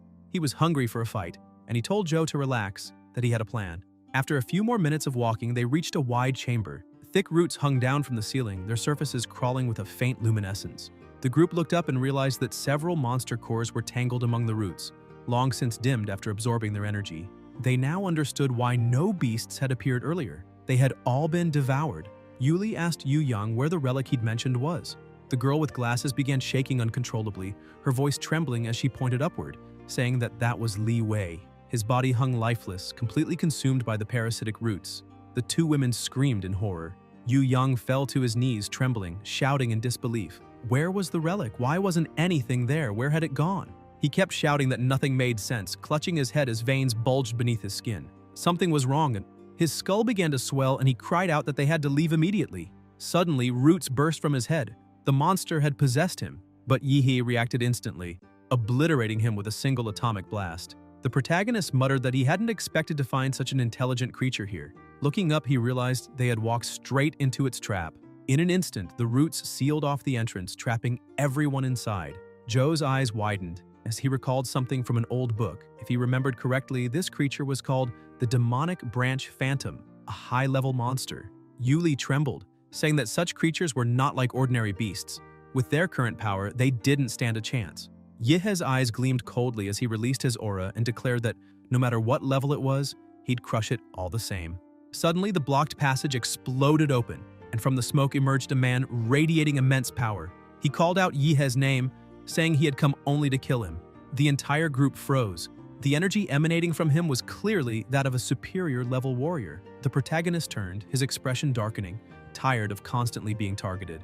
The man glared at him, saying he had heard rumors of someone using nuclear radiation within the Red Tree Mountain's secret realm, and he knew it could only be Yihe. He explained that he had tracked the protagonist by the radiation trail left behind, following him silently to avoid detection, stopping his heartbeat, suppressing his breath, erasing every trace of life. But even then, Yihe had found him and sealed the cave. That, he said, proved Yihe's strength was great enough to have killed his brother from the Huo family. Yihe, confused, asked who this guy even was, saying he'd just appeared out of nowhere talking nonsense. Did they even know each other? Enraged, the warrior shouted for him to stop pretending and go straight to hell, charging forward. But as he leapt, the roots reached for him, and the moment they touched, he realized this was the nest of the demonic branch phantom. Yihe had deliberately lured him here.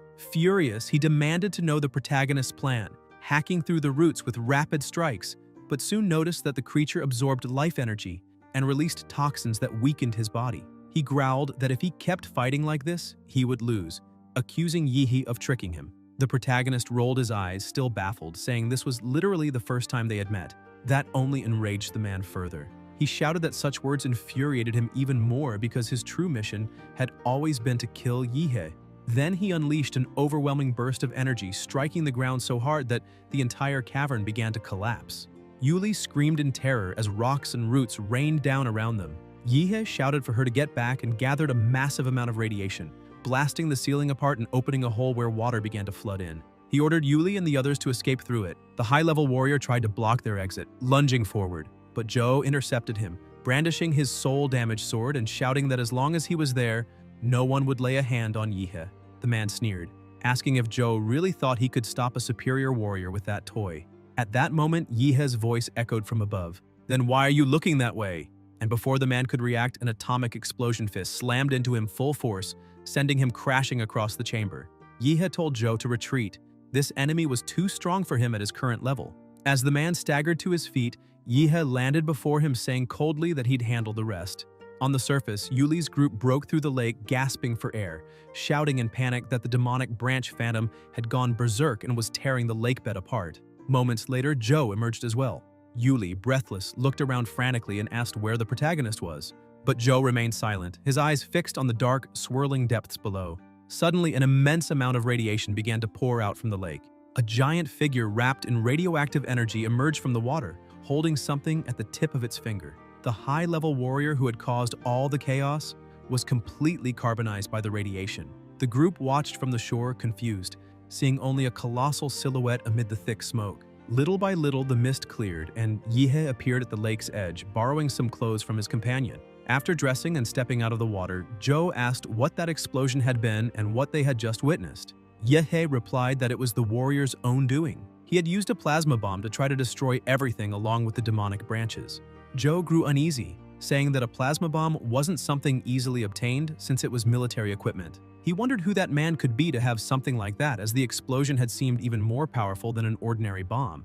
And, besides, he had seen a giant in the smoke. The protagonist tried to brush it off, claiming there had been no giant and that Zhou must have been mistaken because of the explosion's flash. Internally, Yihe thought how lucky he was to have hidden it. If anyone found out about his new ability, it would cause serious trouble. He recalled that he had accidentally crushed the warrior and caused everything to implode, having no idea where the body ended up. But at least he'd obtained the core of the phantom of the demonic branches. With the situation resolved, Yuli and her group prepared to leave. She approached and apologized for getting him involved and for making him handle everything alone, promising to repay him once they left the secret realm. Yihe waved it off, saying he'd count the favor she did earlier as payment, and that if she insisted on giving him something, she'd just owe him again.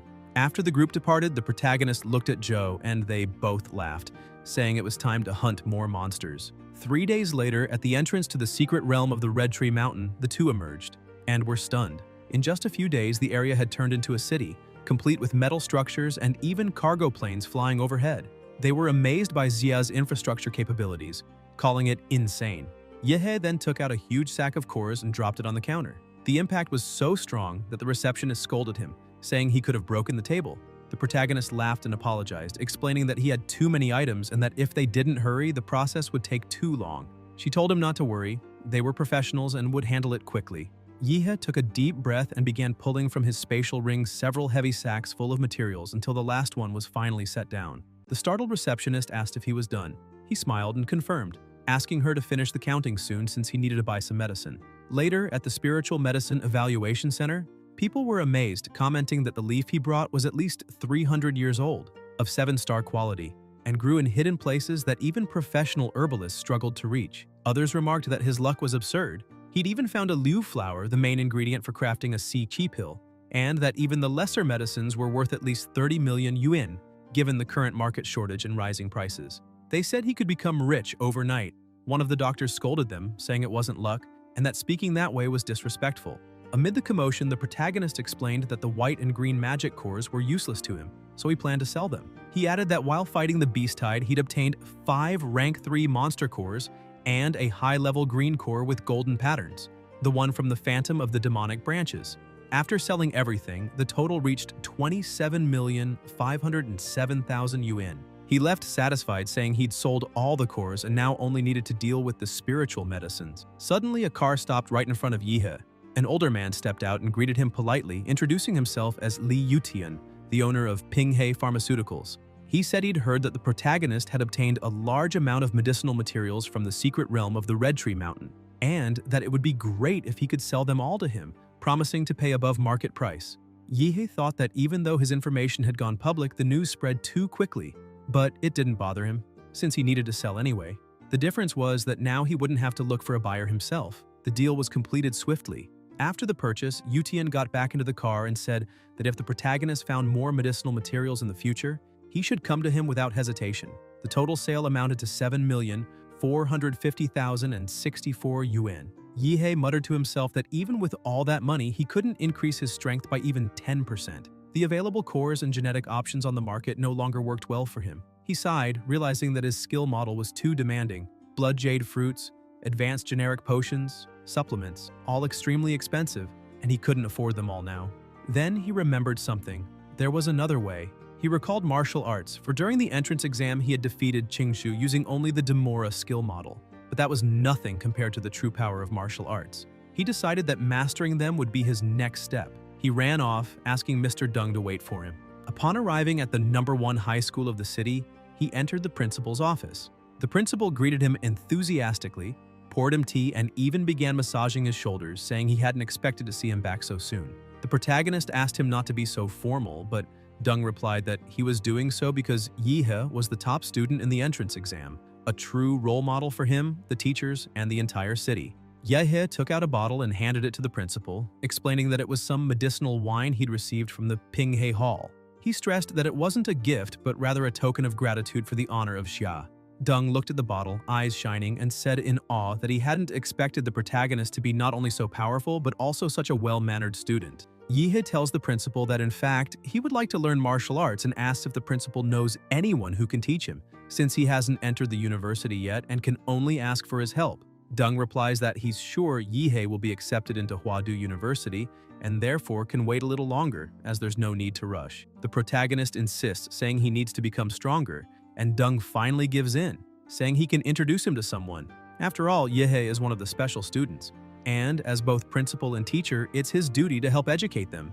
Yihe starts praising him, saying he's really glad that teachers like him exist in the world, which makes the principal happy and flattered by the compliment. The next afternoon, the protagonist receives a phone call informing him that he got what he had asked for. Yihe thanks him and asks the principal if he can tell him which martial arts family his instructor will come from. As soon as he hears the answer, his eyes widen in shock. The Liu family from An City really wants to teach him?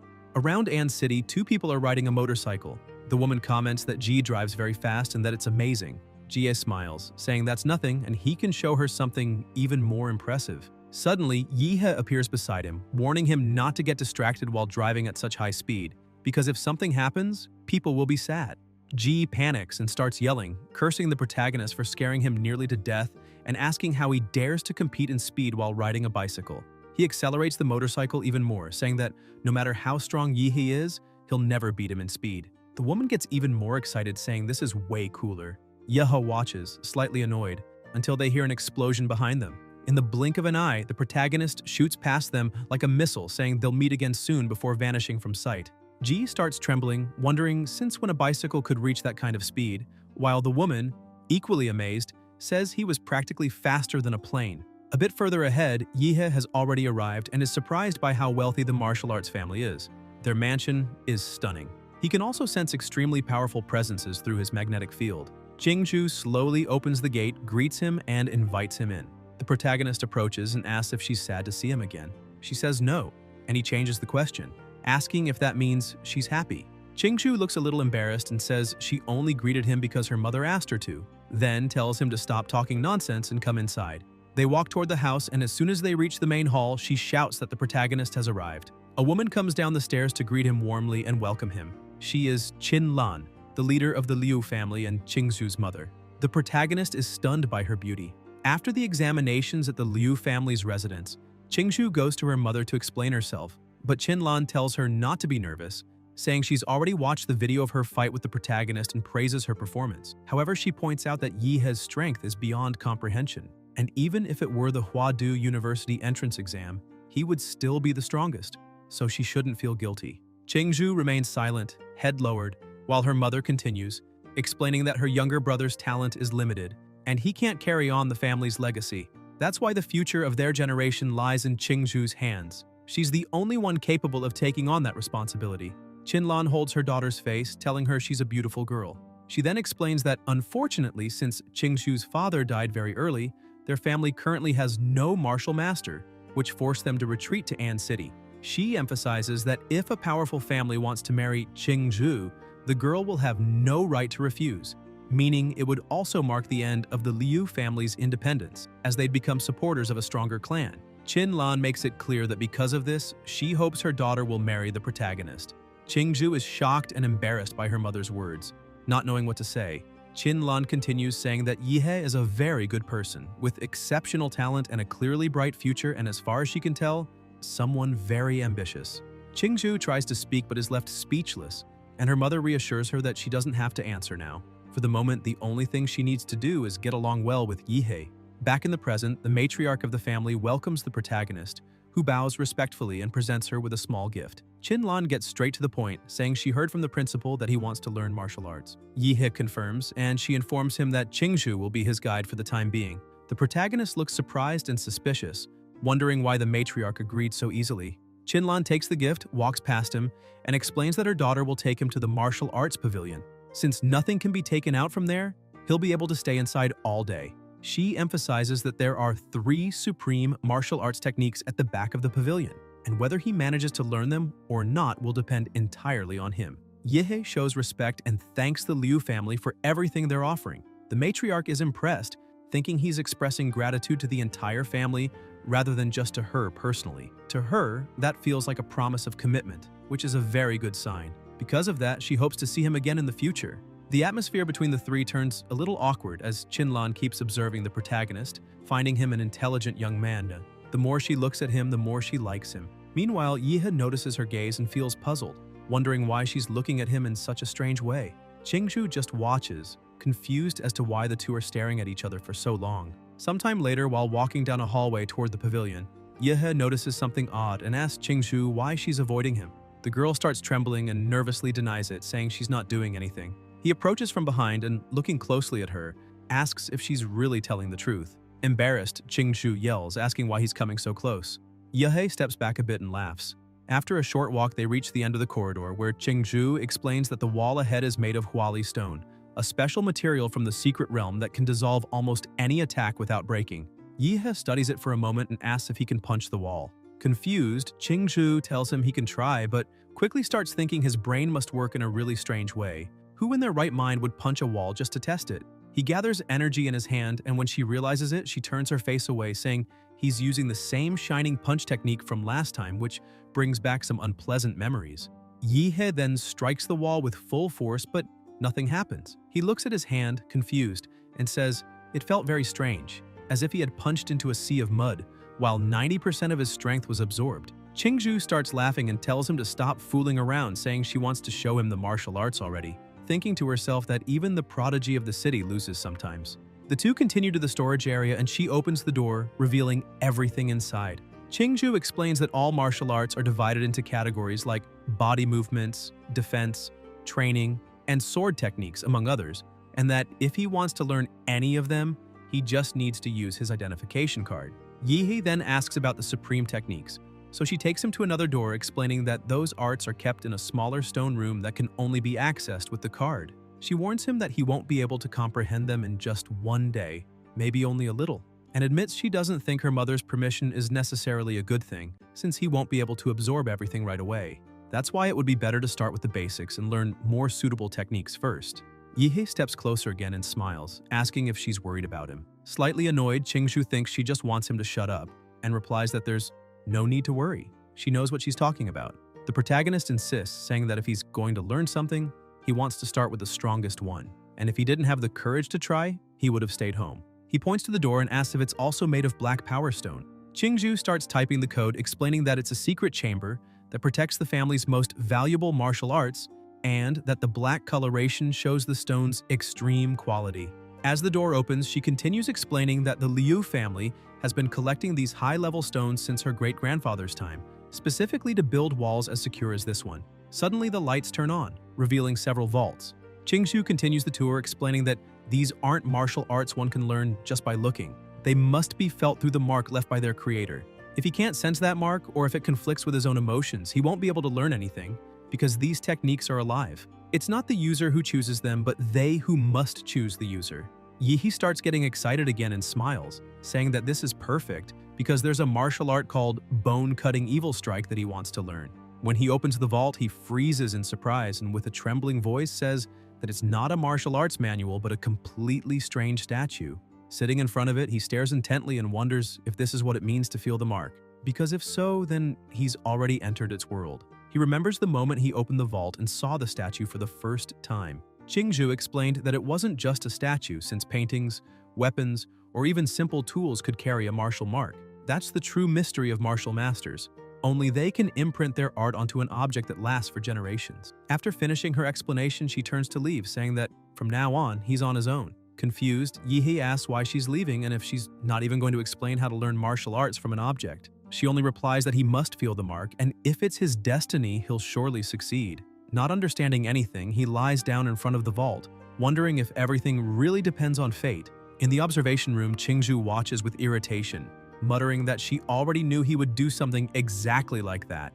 The protagonist, meanwhile, reflects that this so-called martial mark must be some kind of spiritual world, but since he doesn't yet possess any martial chi, he has no idea how to activate it. At that moment, his nuclear reaction begins to manifest, meaning that at least a small trace of energy is present. The system appears, informing him that the user's consciousness has been detected and transported into a new space to prevent death, and that his spiritual body has been blessed. Yihei cheers, saying that at least the system works there too. Suddenly, a man appears behind him, laughing, and says that only a true man can learn his martial arts. Otherwise, he'd rather let everything rot into oblivion. With a threatening gaze, the man demands that Yihei prove he's a worthy man deserving of that power. Yihei is startled, realizing that the man looks exactly like the statue. The mysterious figure begins to speak of a storm that is approaching, and says that when it arrives, countless spirits will pay for the night, and it will be up to the protagonist to protect the temple. He emphasizes that Yihei must not allow the bodhisattva to be corrupted by evil spirits, and if he succeeds, he will receive the teaching of a powerful ability. But if he fails, he'll lose his sanity, be devoured by the spirits, and never again be able to learn any martial art. He warns that if Yihei feels afraid, there's still time to retreat. Yihei remains still, observing his surroundings until drops of water begin to fall on his face. He asks if it's raining, and at that instant he realizes the trial has already begun. Drawing his sword, countless evil spirits appear before him. With an empty, unwavering gaze, he faces them without hesitation, cutting them down one after another. He shouts that it was obvious this challenge wouldn't let him fight barehanded and insists there must be something deeper hidden in this place, something craving battle. Driven by adrenaline, he leaves the temple and charges into the sea of spirits, fighting like a true demon. The statue's guardian watches from his seat, saying that those spirits were summoned by his master and that by leaving the temple, the only protected place, the protagonist has essentially signed his own death warrant. He sighs, remarking that another fool has come for the challenge since, with each generation, people only seem to get worse, and every time he has to rise to collect their corpses. However, when one of the spirits tries to attack Yihei from behind, nothing happens. Shocked, the guardian stares closely, wondering in disbelief why the evil spirits can't even touch the young man. Yihei looks at his own hand and comments that since this is a spiritual world, perhaps the system can protect him from that type of attack as well. Overcome by an uncontrollable thirst for battle, he starts laughing loudly, shouting that it feels like he has an invincible body in there, and keeps advancing, annihilating everything in his path. The guardian remains stunned, unable to comprehend what's happening before his eyes, since the boy isn't being affected by the effects of the martial mark, something that should be impossible. Yehe hears him and replies that actually there's no special reason for it. He's just someone who works hard and studies a lot. As the spirits continue to approach, the statue's guardian admits it's a good excuse, but adds that since it's clear the protagonist can handle all those spirits with extreme ease, he'll keep his promise and grant him a skill. Though whether Yehe can accept it or not will depend entirely on him. Suddenly, a loud crash echoes. As a pit opens beneath the now shattered statue, Yehe steps closer and the statue's voice explains that within that pit lies all the evil energy it cultivated during its lifetime, the technique known as flesh and bone evil art, and that the young man can, before it can even finish speaking, Yehe jumps straight into the pit. The spirit gets irritated but soon laughs, saying it's fine. After all, this is the first time someone with such a bold personality has appeared. In his prime, that man had been a hero who purified S-rank secret realms, living and dying by the power of the flesh and bone evil art. As he aged, his chi and blood began to weaken, and the evil spirits he carried lost control, killing countless people around him. The only way to stop the massacre was to end his own life, and before dying, he transferred his soul into the martial mark, sealing his technique within the statue. Though the evil spirits were suppressed along with him, it was not something an ordinary martial artist could withstand. And if Yehe fails to control them, it will mean he's unworthy of learning the flesh and bone evil art. Meanwhile, in the observation room, Qingzhu and her mother watch in horror as something begins to happen to the protagonist. Qingzhu yells in panic, asking what's going on. She suddenly stands up, staring at the screen, and comments that when Yehe first fell asleep, he seemed to be smiling as if having a pleasant dream, but now he's writhing in pain, even bleeding. Qinlan explains that Qingzhu's grandfather once obtained that martial art by chance, and in his final days tried to practice it, but was rejected by the statue and suffered severe internal injuries. Since then, no one in the Liu family has ever been able to master it. Because the power of that technique is immense, the pain in acquiring it must be as well. And since the protagonist chose the flesh and bone evil art, Suddenly she stops talking, eyes wide in disbelief. Yehe simply wakes up, as if nothing had happened. Qingzhu laughs and tells her mother that it seems his attempt to learn that martial art went a bit differently. The matriarch stays silent, frozen by the anomaly before her. Inside the spiritual world, Yehe bows respectfully to the statue in gratitude for the teaching, calmly absorbing the evil spirits around him. The statue remarks that the protagonist is the most talented person he has ever encountered in his entire life, and that perhaps Yehe will uncover the truth about the secret realms, a mission the Liu family has never been able to accomplish. Because of that, he decides to entrust everything to Yehe. The young man laughs, saying he's not that talented, since he basically cheated during the trial. Even so, all the power of the flesh and bone evil art now belongs to him, and though his system stats haven't increased, he has completely mastered the technique, doubling his combat power at the very least. Shortly after, Qingzhu and Qinlan rush into the room to check on him. The matriarch anxiously asks if he managed to learn it. Yehe smiles and replies that he learned everything there was to learn. Qinlan is shocked, shouting and asking how that's possible, since everyone in their family who ever tried to master that art remained unconscious for at least a week with their souls trapped inside the martial mark. Yet he was gone for only a few hours, or perhaps even less. She stares at him, unable to believe he truly mastered the flesh and bone evil art. Yehe acts naturally, and Qingzhu looks at him, thinking that people often call her a genius, but she's nothing compared to that monster. The protagonist notices their doubt and says that apparently they don't believe him, so he'll give them a small demonstration. He releases all his power, looking like a true demon king, as waves of energy and evil spirits surge around him. He explains that these are the spirits he gained within the martial marks realm, and if he had to compare it to something, he'd say it's like a game bonus, capable of amplifying his energy and strength even further. Qingzhu stands frozen, saying that his power is truly incredible, unlike anything she's ever seen. Qinlan, on the other hand, almost melts, gazing at him with admiration and saying in a soft, enchanted tone that he really is an extraordinary man. Yehe feels a bit awkward, thinking that the lady should probably be more discreet, especially with her daughter standing right there, and that he doesn't want to end up being compared to a prime minister. Excited by his progress, Qingzhu asks if he would like to learn other supreme martial arts since there's still plenty of time left. Qinlan brings a hand to her face, thinking her daughter must be pretending to be stupid. After all, not long ago she said she didn't want to marry the protagonist, and now she's practically offering him all of the family's greatest treasures for free. Although the matriarch is already betting everything on Yehe and even considering accepting him as a son-in-law, she knows they can't just hand everything over to him at once. The protagonist, however, politely declines, saying there's no need, as the flesh and bone evil art is more than enough for now. He adds that he needs to rest since he has things to take care of at home and is exhausted. Chin-lan, still clearly interested in him, replies that it's fine and he can leave whenever he wants, but she recalls the maid mentioning that he arrived by bicycle and asks if he knows how to drive, offering one of the family's cars for him to use. Yihe thinks for a moment and says that a motorcycle like that idiot's seems way cooler, then asks if they have one to lend him. The matriarch laughs, confirming that they do, and asks if he really prefers a motorcycle, noting that his tastes are surprisingly similar to her younger son's, before offering him one from the boys' collection. Meanwhile, outside, Jie is walking across the property, commenting that he heard his mother brought in some incredibly strong guy to train there, and that he's eager to meet him personally. He says his sister is talented and beautiful, a rare twin born only once every few hundred years, and that she shouldn't get involved with just anyone.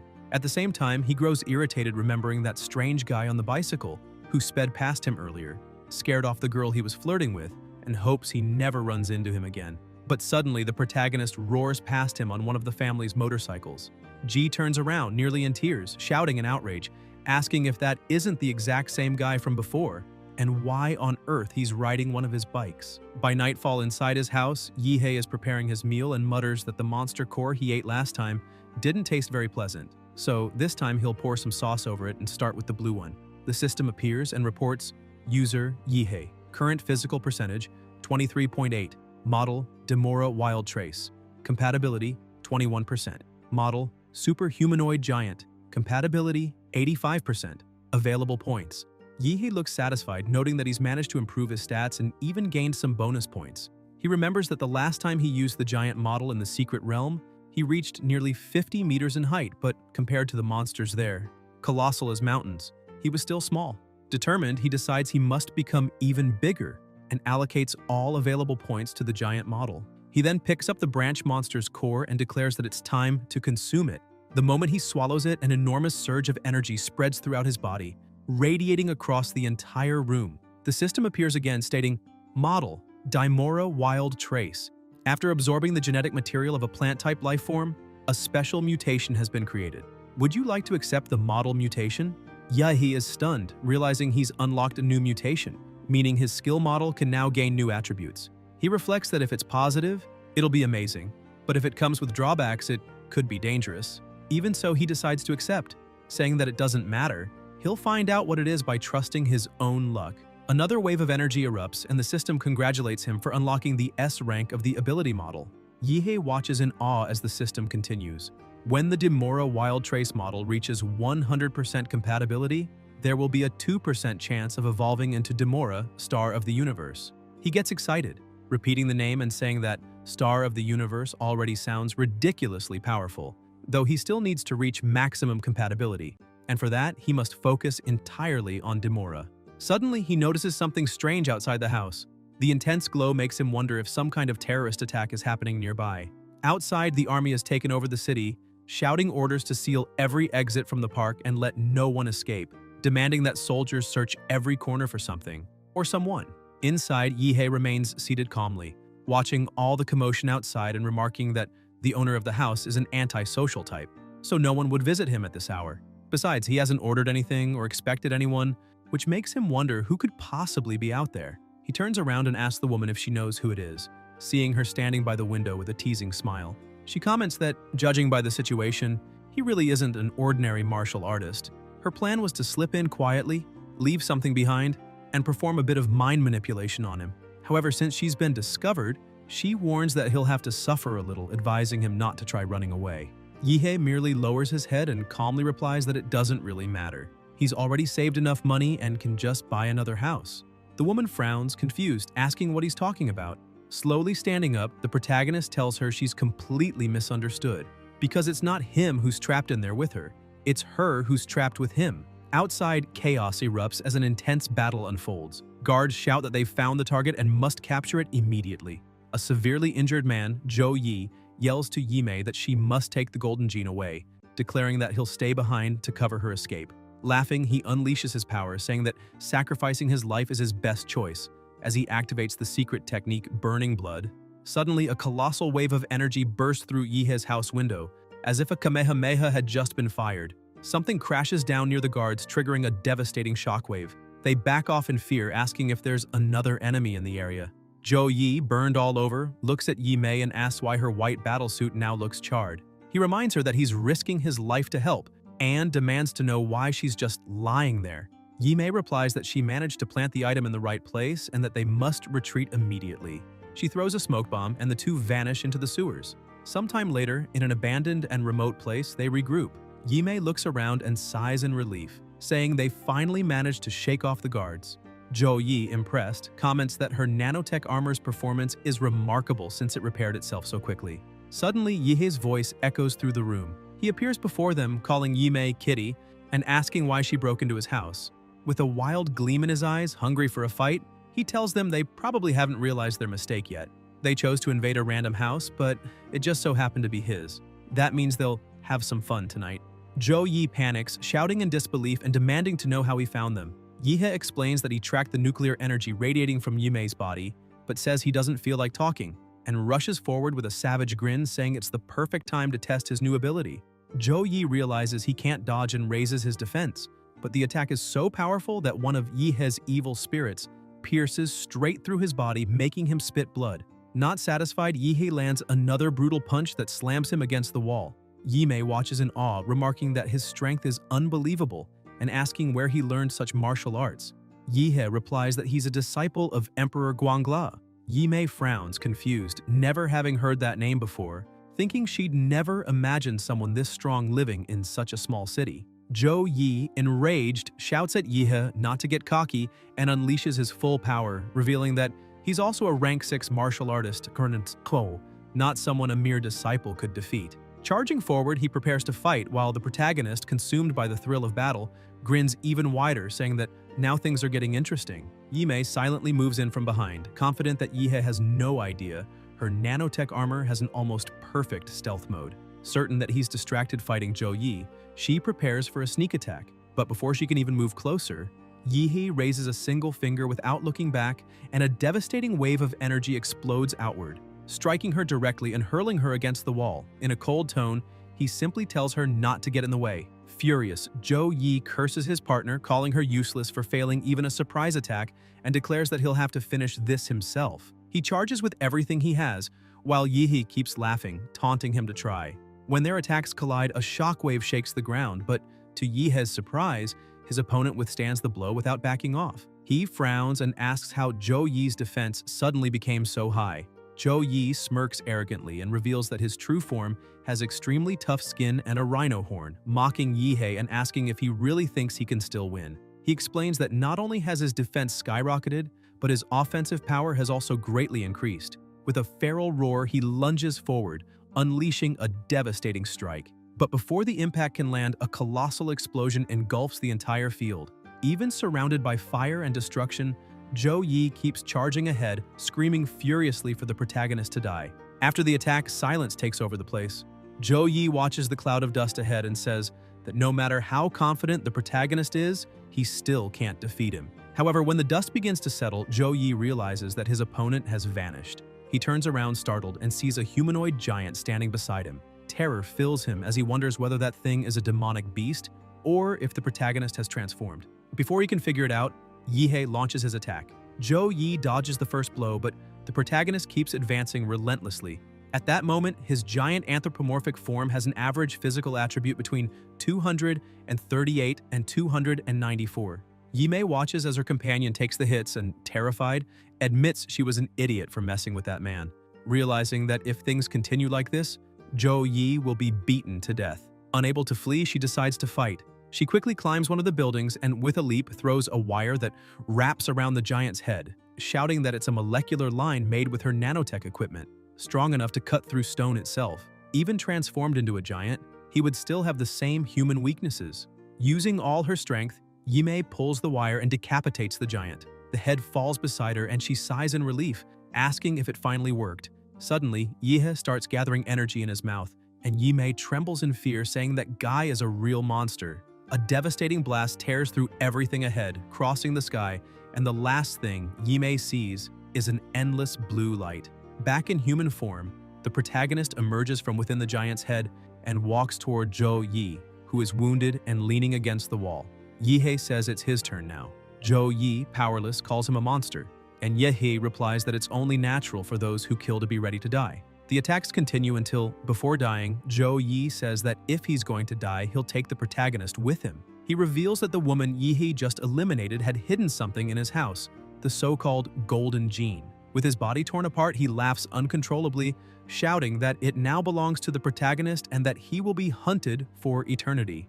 Zhou Yi provokes him further, saying he'll be waiting in hell before being finished off by Yihei, who declares he runs from nothing and no one and tells him to shut up. Looking around, the protagonist notices the destruction and remarks that the police are probably already on their way and that he needs to clean up the mess. Seeing the massive hole he blew through the building, he admits he went overboard.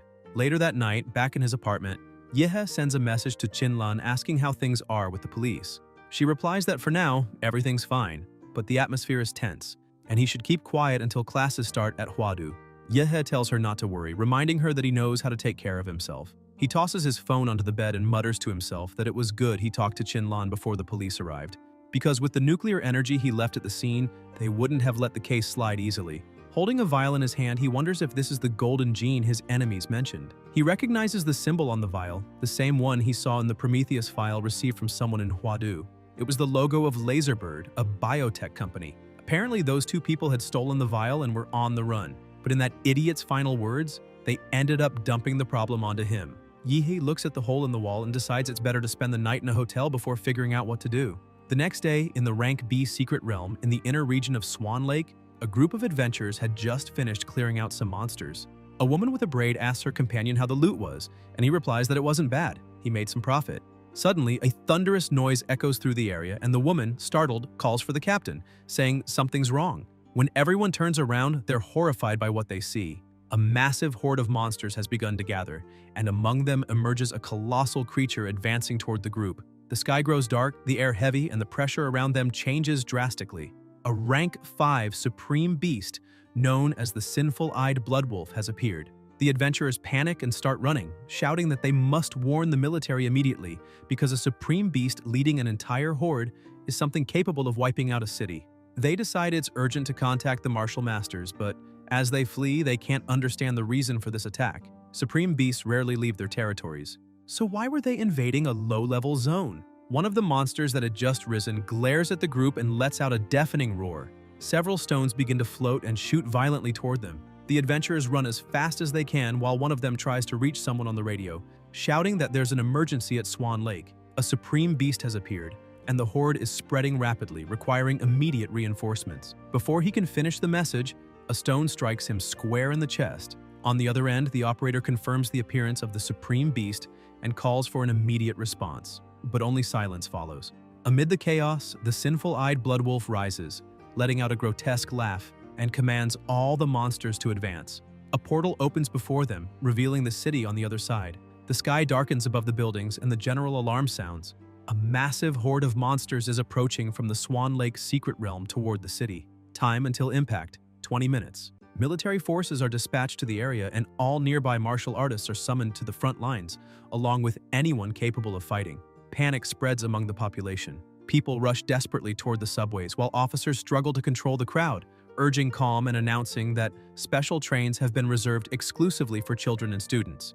The future of the city, which must survive if Anne is to fall.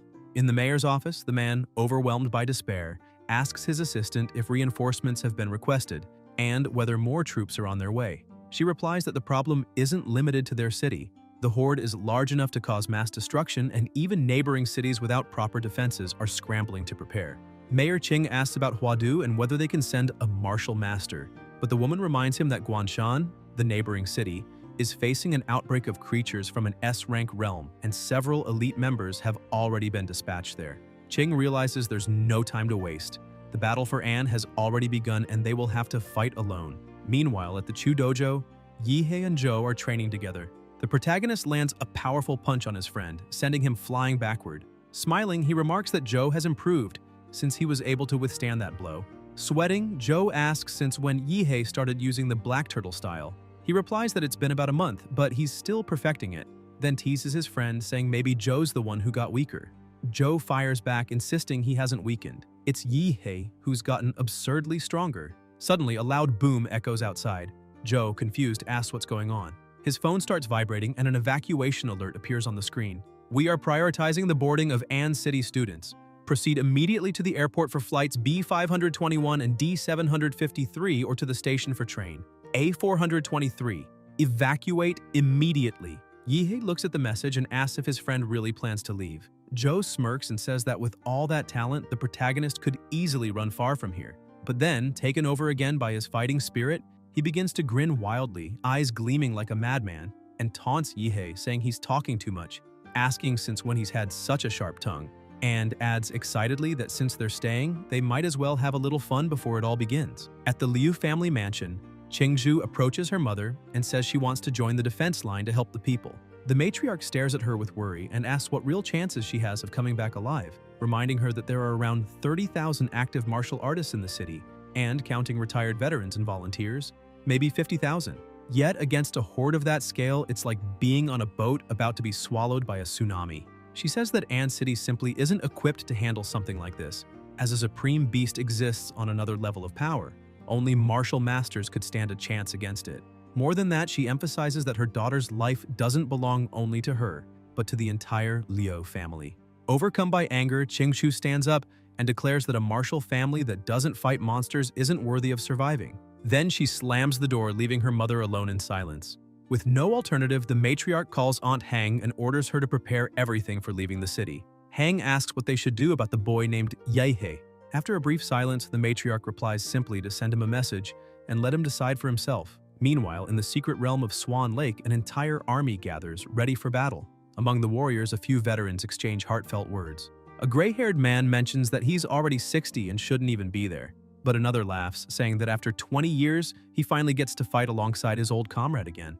A frontline soldier approaches and jokes, reminding him it's been 20 years since his friend lost his leg in that battle. He asks old Zhang if when all this is over, he plans to live with his son and retire in a fancy neighborhood. But Zhang laughs and replies that he won't. He'll stay right there, sitting in the square and playing chess, because he was born in that city and that's where he'll die. The young generation and the old veterans march side by side, showing the strength and pride of An City. At the entrance to the secret realm, the army is already in position. The commander shouts that they are the city's last line of defense and cannot allow a single monster to pass through the portal.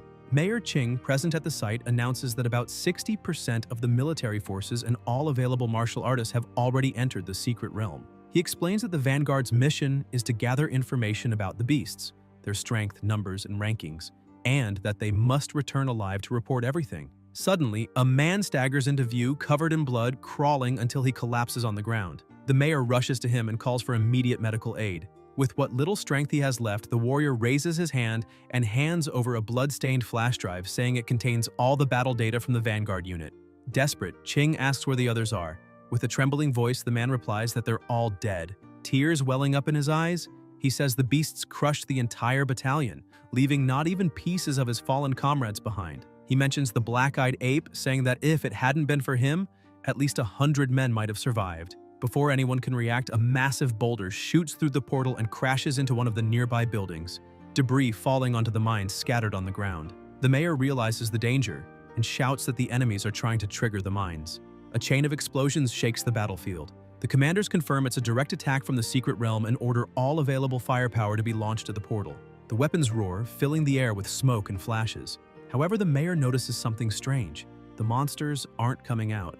That can only mean they're trying to weaken the human forces from a distance using coordinated tactics. He's shocked and asks since when those beasts started using strategies like humans. Then, more massive stones burst out of the portal. The commander shouts that they're under attack again, but this time, the number of projectiles is even greater. The stones streak across the field, smashing into the army, destroying equipment, vehicles, and barricades. One of the soldiers hears a noise behind him, turns around, and before he can react, he's torn apart by one of the monsters that finally begins to emerge from the portal, marking the start of true hell. The battle between them erupts, and the mayor yells that those boulders are like cannon fire, tearing through the rear line, so they can't let them get any closer and must destroy them before they hit their targets inside the secret realm. The ape leader begins clapping and laughing, saying this is perfect, the humans won't last long, and orders his monster soldiers to keep fighting until every human is wiped out. The clash between the two armies grows ever more intense, with the monsters gaining the upper hand and annihilating everything and everyone ahead of them. A bit farther away, on top of a building, the protagonist watches everything and wonders what will become of that city after this day. Annoyed, he mutters that just when he was counting on the city, this had to happen. And because of that, he won't let the monsters destroy everything they've fought to build. He leaps from the building and merges with his beast.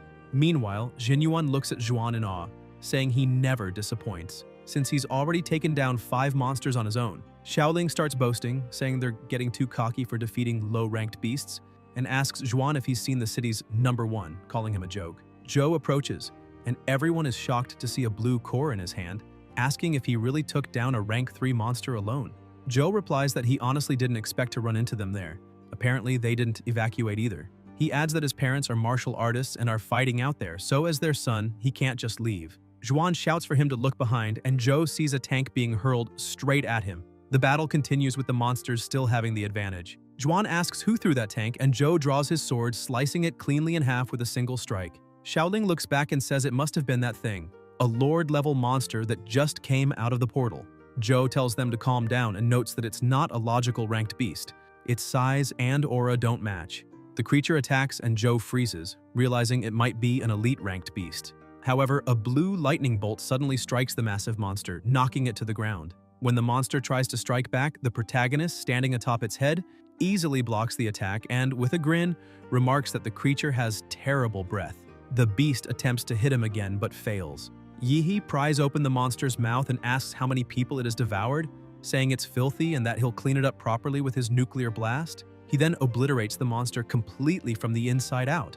Zhuan points out that the demonic beasts are fighting among themselves and that they should leave while they're distracted. Xiaoling tells him to wait, saying that person is Yihei. Zhuan doesn't believe that the little beast is actually the protagonist, but Zhou confirms it, stating that with him there, the city might still survive this attack.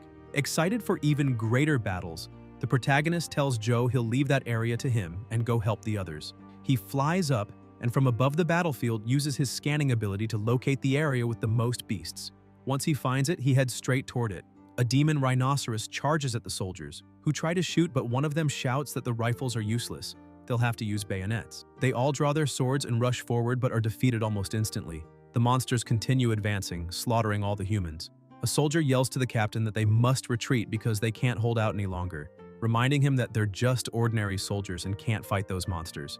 However, the captain refuses to abandon his post, insisting they must at least take down one beast.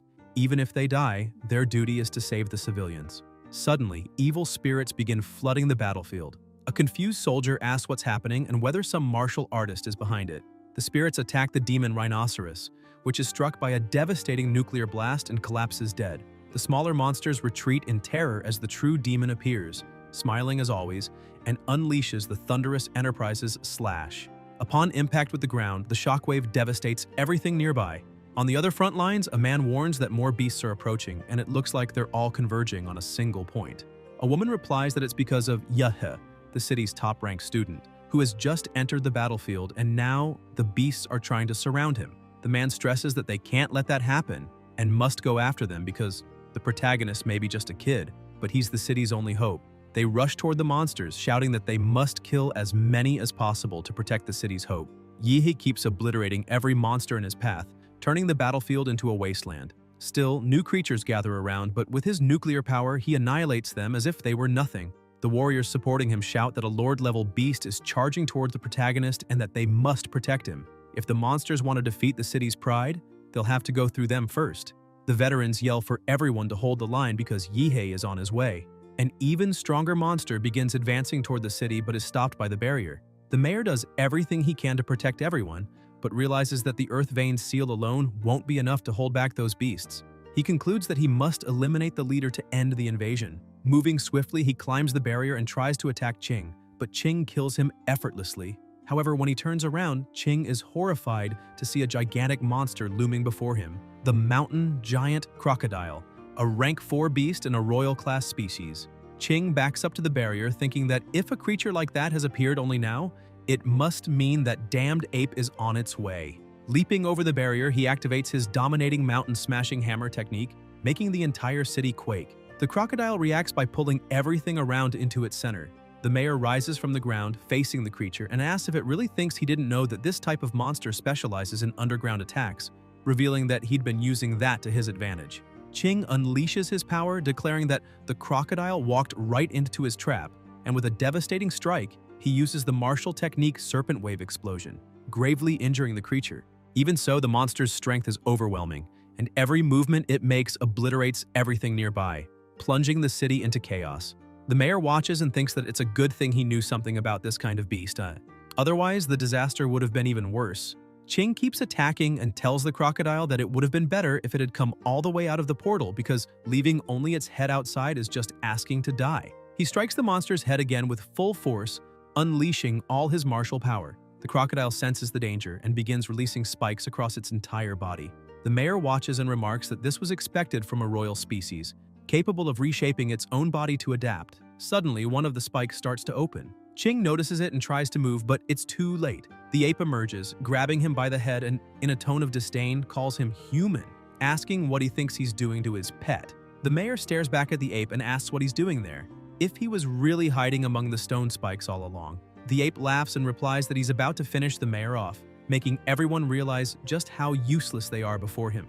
He then hurls Ching with tremendous force against the crocodile's body, but a sudden explosion wounds his hand. Looking at the injury, he remarks that while unexpected, it only confirms what he already knew. There isn't a single martial artist strong enough to face him here, so he can exterminate them all without worry. Ching, gravely wounded but still standing, faces the monster leader and musters every last bit of his strength, conjuring a storm of wind blades. The ape, arms crossed and unbothered, says resistance is pointless. The mayor is only delaying the inevitable. He adds that there's no opponent worthy of him on this battlefield and that everything has become just a game to toy with humanity, spreading fear and destruction. With a cruel smile, he says he enjoys watching the despair written on human faces. Ching ignores his taunts and unleashes his attack with all his might. The blades strike the ape, but he doesn't even flinch. He descends slowly, mocking that it was fast but far too weak. The next moment, he freezes midair, releases his aura, and with blinding speed, tears through the city's ruins, appearing right in front of the mayor.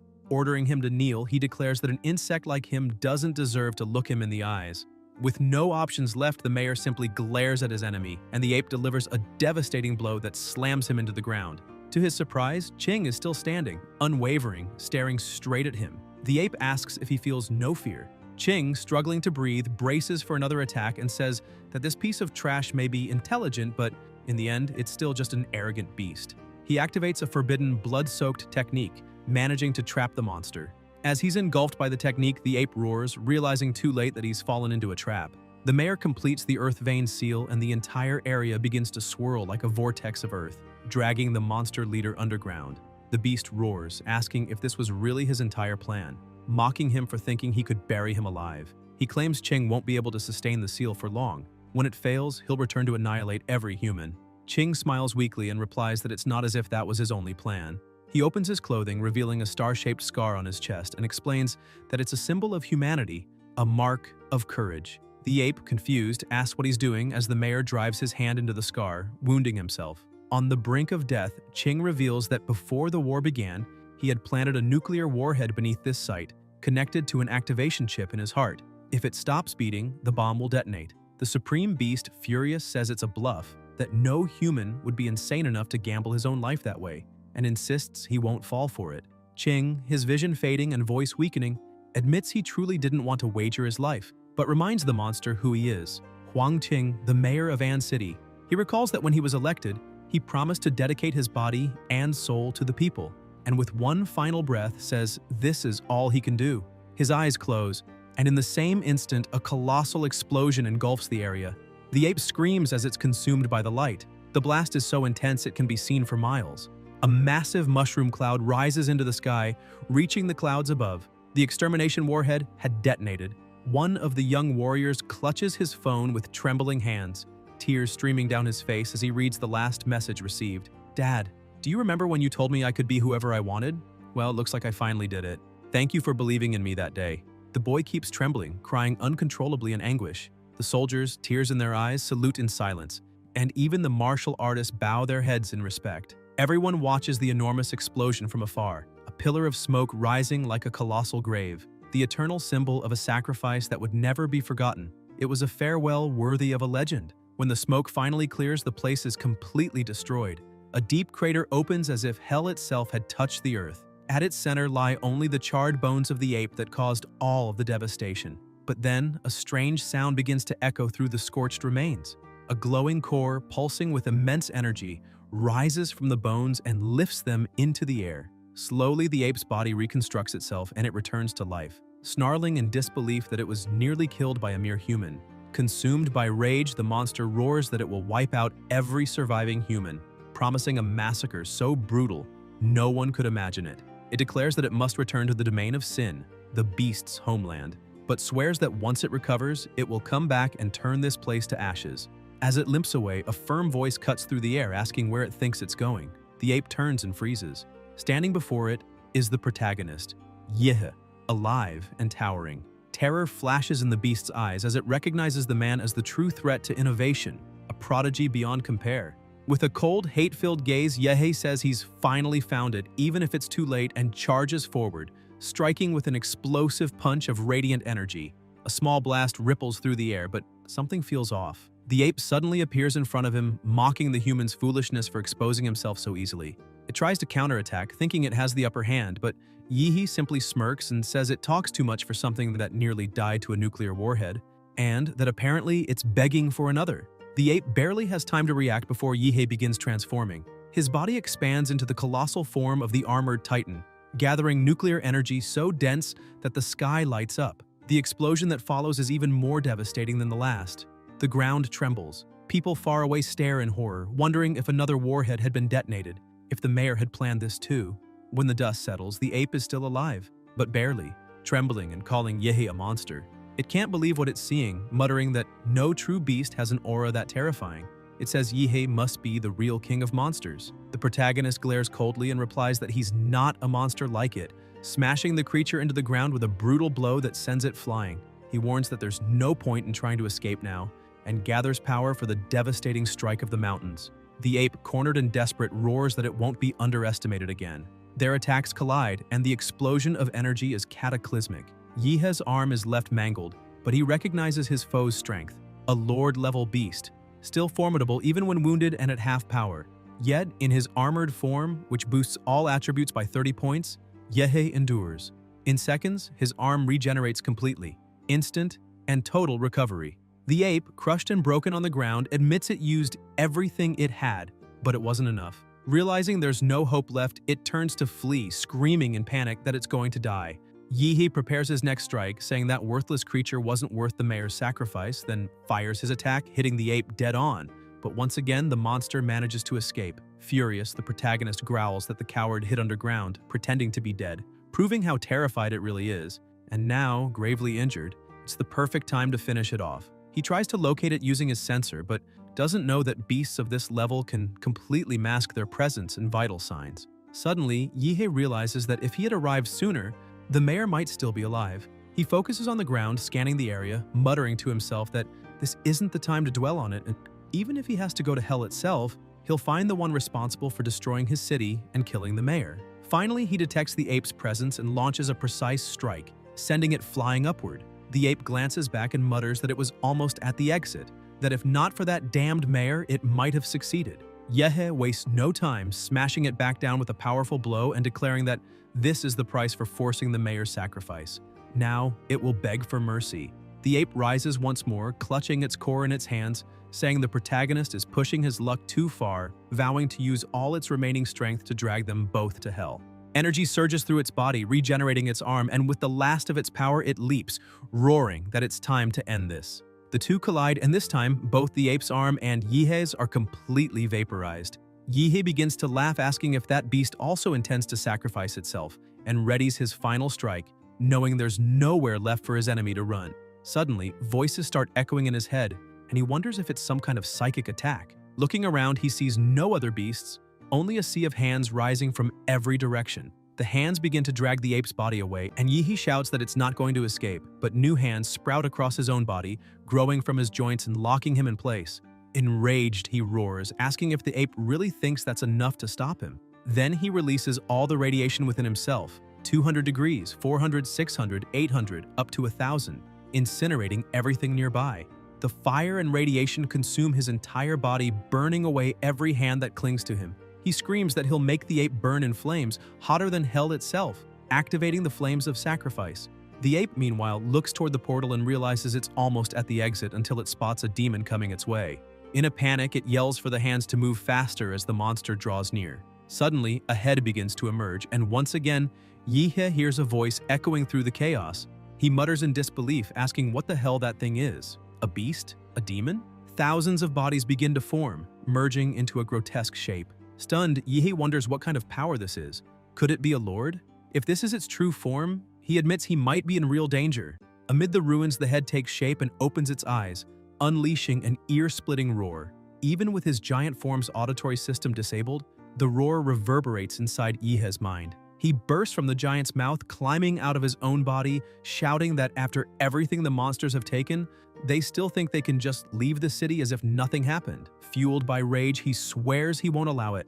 Channeling all his nuclear energy into his core, he injects it directly into the monster's body and is flung clear immediately after. Smirking, he raises a finger and says that this is a little gift from the city, its house specialty, a nuclear bomb. The giant's body begins to swell and explodes with a cataclysmic force, far greater than the two previous blasts. From afar, people watch in shock, shouting that the secret realm's portal just exploded and that something terrible is happening. Some believe the beasts have lost control, while others think the mayor actually succeeded. Chaos spreads as voices cry out to stay alert, that the mayor's sacrifice cannot have been in vain, that the city still has a chance.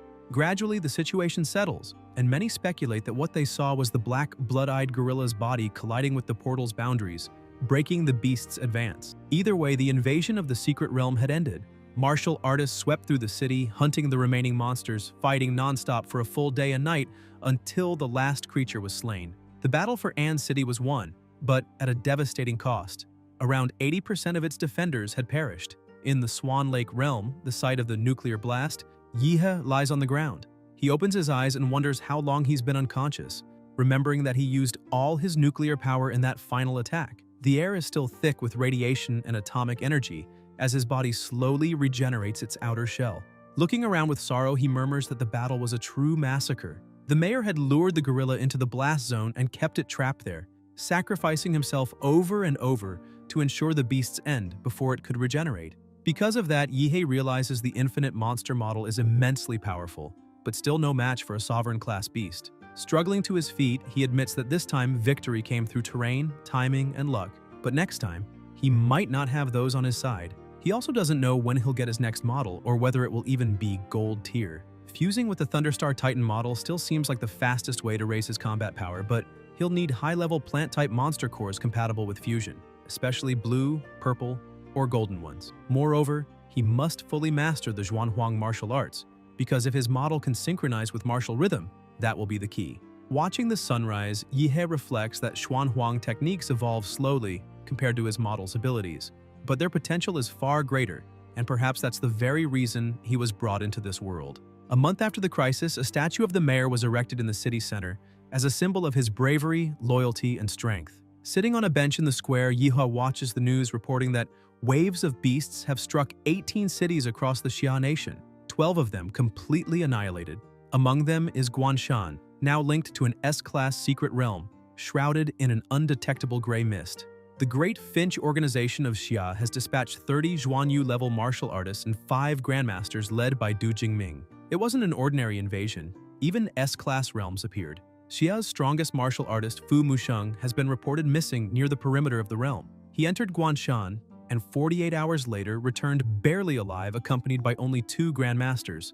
For now, Guanshan ranks 12th worldwide in casualties with over 1,800,000 dead. Shocked, Yihe mutters that not even Guardian-ranked martial artists are enough anymore. For the first time, he wonders if humanity on the Blue Star can truly survive, and the thought alone unsettles him. He immediately calls Qinlan, saying he needs her help.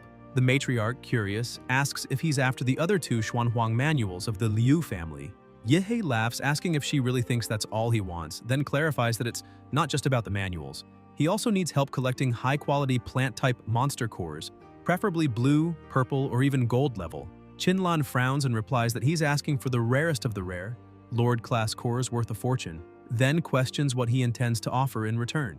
The protagonist explains that Huadu University will soon hold a realm test for new students, and he'll be Qingzhu's partner, helping her claim first place. Qinlan is surprised but quickly scolds him, saying he's underestimating the elites from other cities. Frankly, she tells him her daughter is mid-high level but still far from the true top. Even though Yihe defeated Qingzhu in combat, he's still nowhere near the real monsters who'll be competing. He replies that it doesn't matter. Even so, if anyone can restore the Liu family's legacy and honor, it's him. Then he asks if that's not exactly why she's been supporting him so much. He adds that he'll sign a contract. If he fails to make Qingzhu win, he'll serve the Liu family for life, as a servant, bodyguard, or even babysitter. Surprised and delighted, Qinlan jumps out of bed with a grin and confirms, asking if it's really for life. When he says yes, she happily agrees to help him without hesitation. Later, at a hospital in the city center, people begin crowding around the protagonist. Some women claim to be his fans, asking for autographs and offering gifts, while others say he's the obvious candidate for the highest martial score since everyone else left battered, while he remained unscathed. They also mention that he defeated several monsters during the invasion. Yihe, embarrassed, hadn't imagined he'd become this popular. After managing to escape the crowd, he heads into the hospital carrying a pile of gifts. Seeing his friend, he bursts out laughing, saying that this is the most handsome man in the city, Zhou, and asks if he's feeling okay. Wrapped in bandages, Zhou replies that he knew Yihe would come visit but asks what he's carrying. The protagonist explains that they're gifts from his fans. Xuan, lying in the next bed, sits up and greets Yihe. But the protagonist looks confused and asks who he is. Xuan introduces himself, reminding him that he was Yihe's first opponent in the tournament, and asks if he's already forgotten. Yihe realizes who he is and looks surprised. Xuan tells him not to look at him like that, saying his leg isn't gone yet, and jokes that in the worst case, he'll get a regeneration surgery or maybe a combat prosthetic, since Laserbird just released a new model. Watching him, Yihe thinks that losing a leg so young while defending the city shows Xuan is a man of true worth and deserving of respect. Suddenly his phone starts ringing, but he hangs up, saying those spam calls never stop and are super annoying. A few seconds later, the device starts yelling at him to pick up, startling him. It's Director Deng, scolding him for blocking a big shot from Huadu and ordering him to unblock the number immediately. Yihe apologizes and says he understands. Moments later, the call comes through again. The man introduces himself as Wang Tao from the Huadu University admissions office and informs him that the semester will begin soon, adding that a train will be sent to pick him up in a few days. He also asked if Yihe had any special requests. Zhou, too, received a call from Professor Liu from the admissions department, and the protagonist said he would follow the university's instructions. Zhou replied that he understood as well, confirming he'd be there at the scheduled time and thanking the professor. Xuan watched them and thought that in the same hospital room, there were 3 people, and he was the only one who wasn't a top student. So maybe the best thing to do was to forget the bed and hide under it. The protagonist mentioned that before enrollment, there was something he needed to take care of. A few days later, at the crater of Swan Lake, a mushroom-shaped cloud caused by the nuclear explosion had released hundreds of tons of ash into the atmosphere, blanketing the entire region in a black haze like an eternal night. Yihe went to the center, fused with his beast, and began to focus. A mist surrounded his body and his eyes started to glow. The system appeared, displaying Infinite Monster Model, Host Yihe, Base Physique 27.4, Model Manhwa, Wild Trait Variation, Synchronization 38.9%, Titan Form, Synchronization 90%. He stood and noted that his fight with the blood-eyed gorilla had raised his Demonra synchronization by 1.5%, a great improvement. 3 more days of training raised it by another 6%, proving that this place was truly worth it. The progress was amazing, but it was time to move on. He prepared himself and shot off like lightning. Sometime later at the train station, an announcement echoed. The G6666 train to Western Huadu would depart in 5 minutes, and all passengers should board. Zhou, waiting alone at the platform, sensed something and looked to his side, noticing the protagonist approaching. A flash streaked across the sky and Yihe landed beside him, saying he'd arrived just in time. People around gasped, asking if that really was the famous student, because the pressure he emitted and the energy swirling around his body felt like that of a high-level beast. That wasn't a mere blood flame aura. It surpassed elite warriors. He was the city's pride. Zhou smiled and said Yihe had grown even stronger. The protagonist gazed at the city and said he was finally leaving it behind. His first stop, Huadu. As the train approached, he said his goodbyes. "Farewell, An City, I'm on my way." The train sped off as soon as he boarded. Standing, Yihe looked around at the other passengers, but his friend warned him not to make the atmosphere tense. Yihe asked if everyone there was really that strong.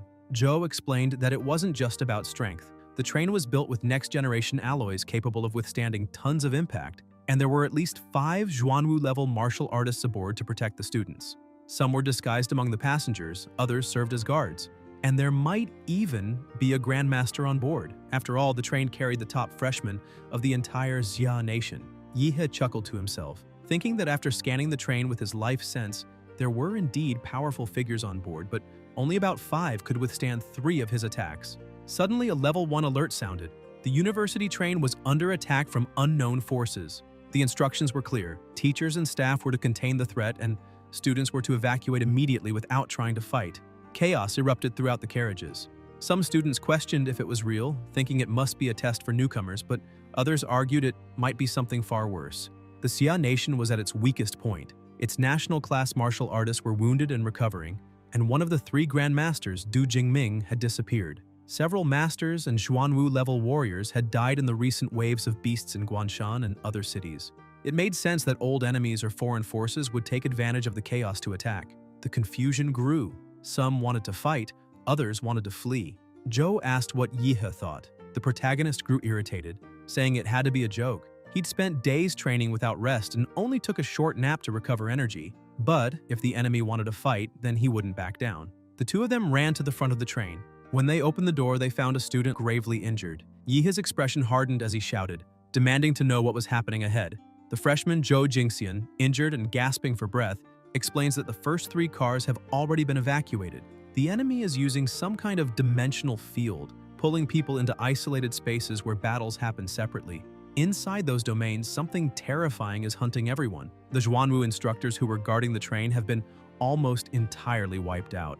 They risked everything just to get him out and warn them that this isn't a test. Silence fills the car until a voice speaks up, questioning if there's any proof of what was just said. The freshman Yan Zhengxiong crosses his arms and demands to know where Jingxian's instructor seal is, if there are any other survivors, and why he's the only one who made it back. He insists that he has a friend in the forward cars, someone strong enough to survive anything, and that it makes no sense to believe Jingxian lived while that friend didn't. Other freshmen murmur in agreement, saying it actually makes sense that the guy with the mane has a point. Yan then orders Jingxian to step aside, declaring that he'll go check things out himself. Jingxian desperately tries to stop them, saying he's telling the truth and that going forward is suicide, asking why no one believes him when they're all walking straight into a death trap. He glances sideways and recognizes the protagonist. "You're Yihe, aren't you?"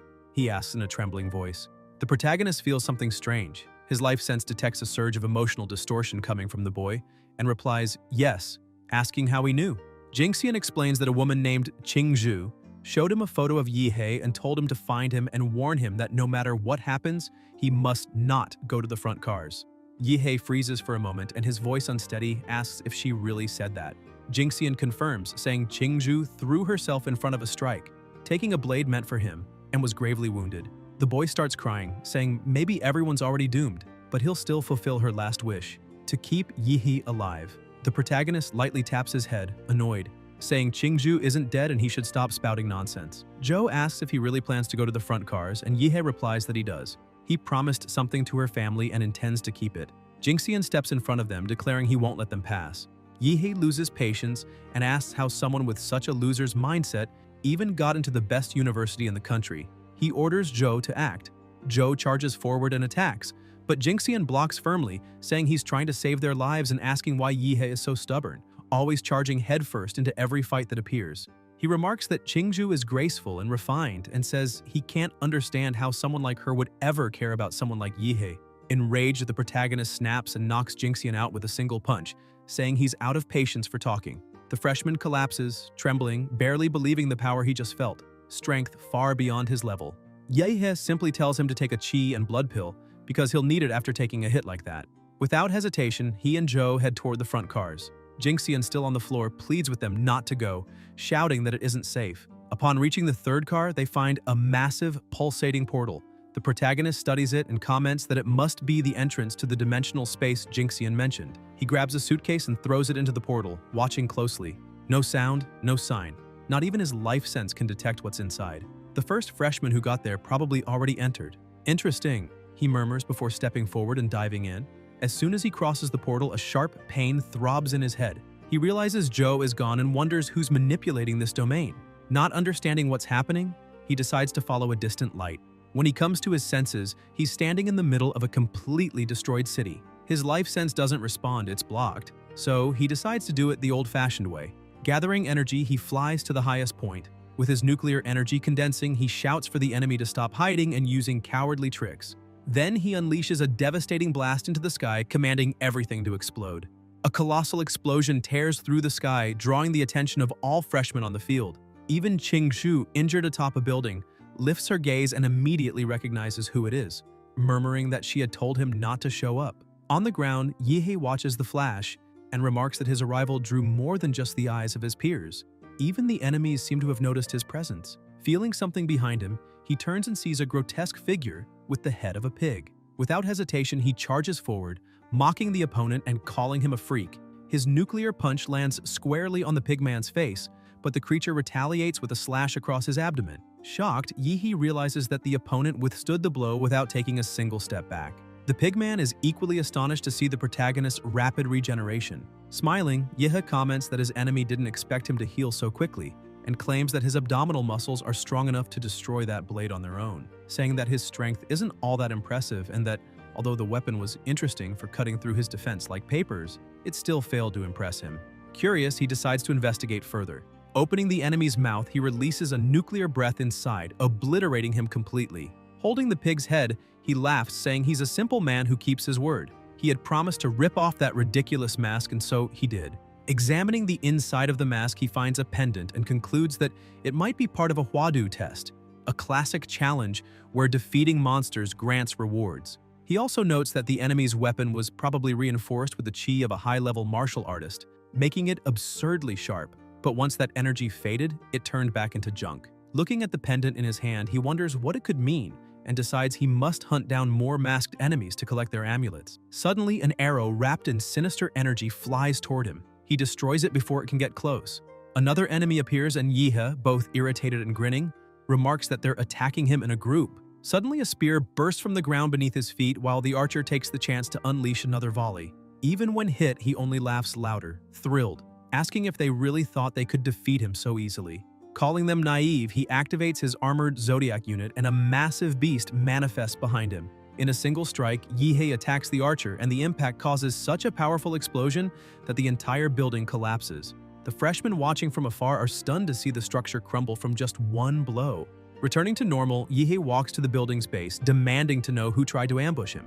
As he approaches, he spots another masked figure, this time with a rabbit face, and realizes he's truly facing the Zodiacs. The rabbit-headed foe bends his knees and leaps toward him. Yihei tries to land a kick, but the enemy dodges with astonishing agility. He's startled to see that the rabbit knows kung fu.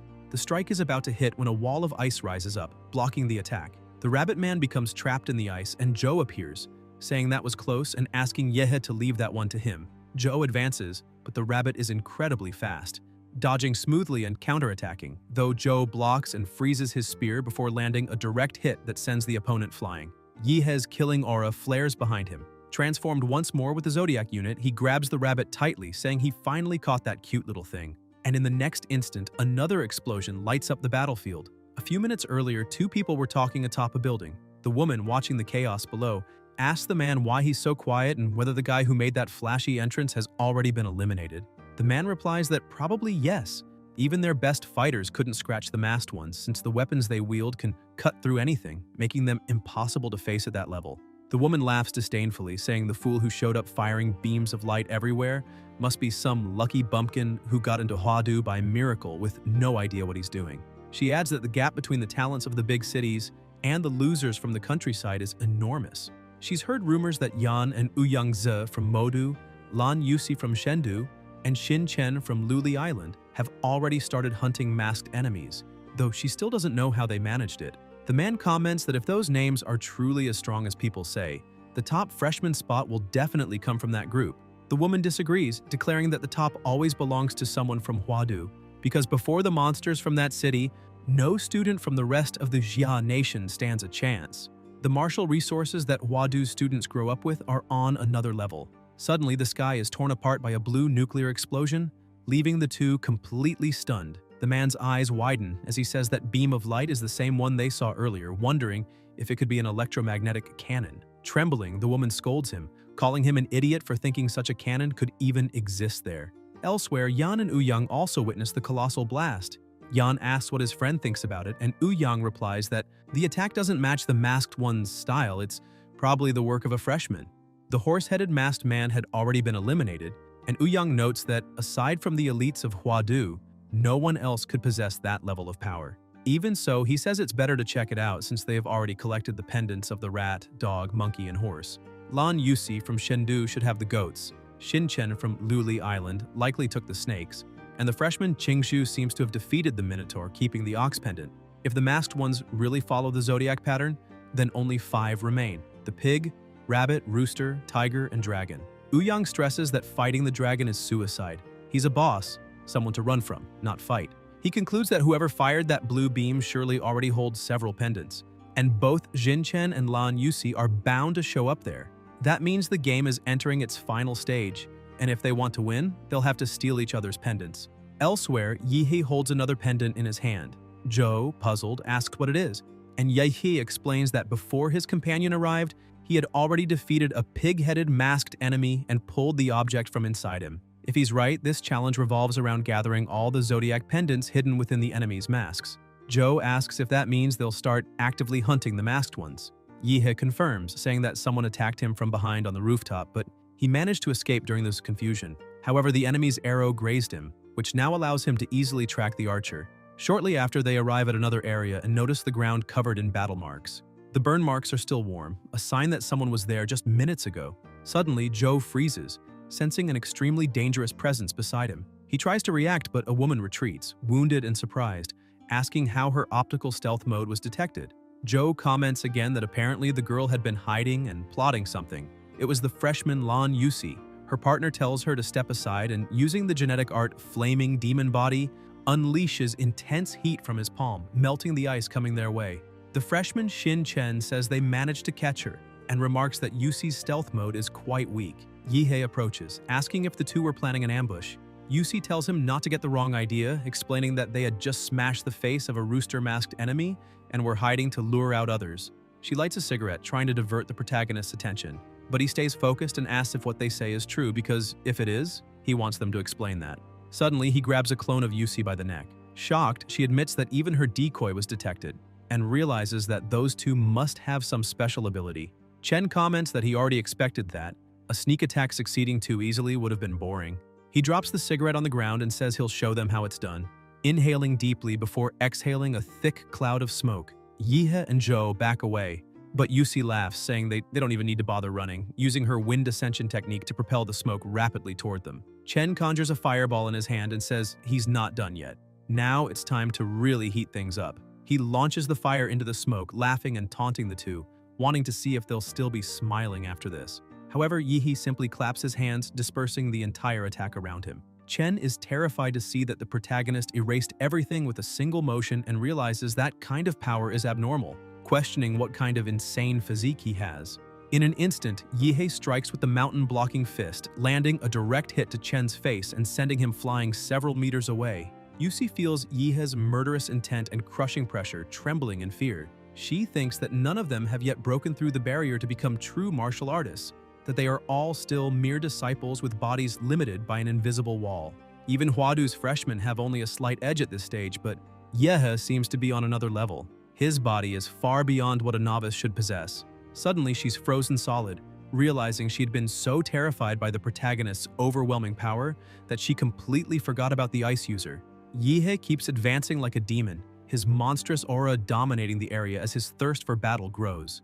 He closes in, and Yusi panics, thinking that even if she and Chen fought together, they wouldn't stand a chance against those two monsters. She tries to escape using her fan, realizing it's pointless to drag this out. She needs to flee as fast as possible. But before she can, Yihe grabs her leg, pulls her down, and slams her to the ground, saying she should stay there so they can have a little chat. He prepares to strike, but she uses the martial art Xuan Huang, Step of the Empty Chaos, to try to run. Obsessed, Yihe acts like a predator chasing its prey, unleashing his evil spirits through the demonic flesh. Binding Art, Shadow of the Demon Realm. Yusi's clones are restrained by the spirits, and she screams that her body can't move, demanding to know what those things holding her are.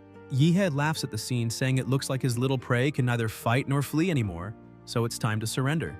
Yusi gives up instantly, saying he can have all her pendants. The protagonist collects the 2 pendants, praises her attitude, and asks her to tell him everything she knows.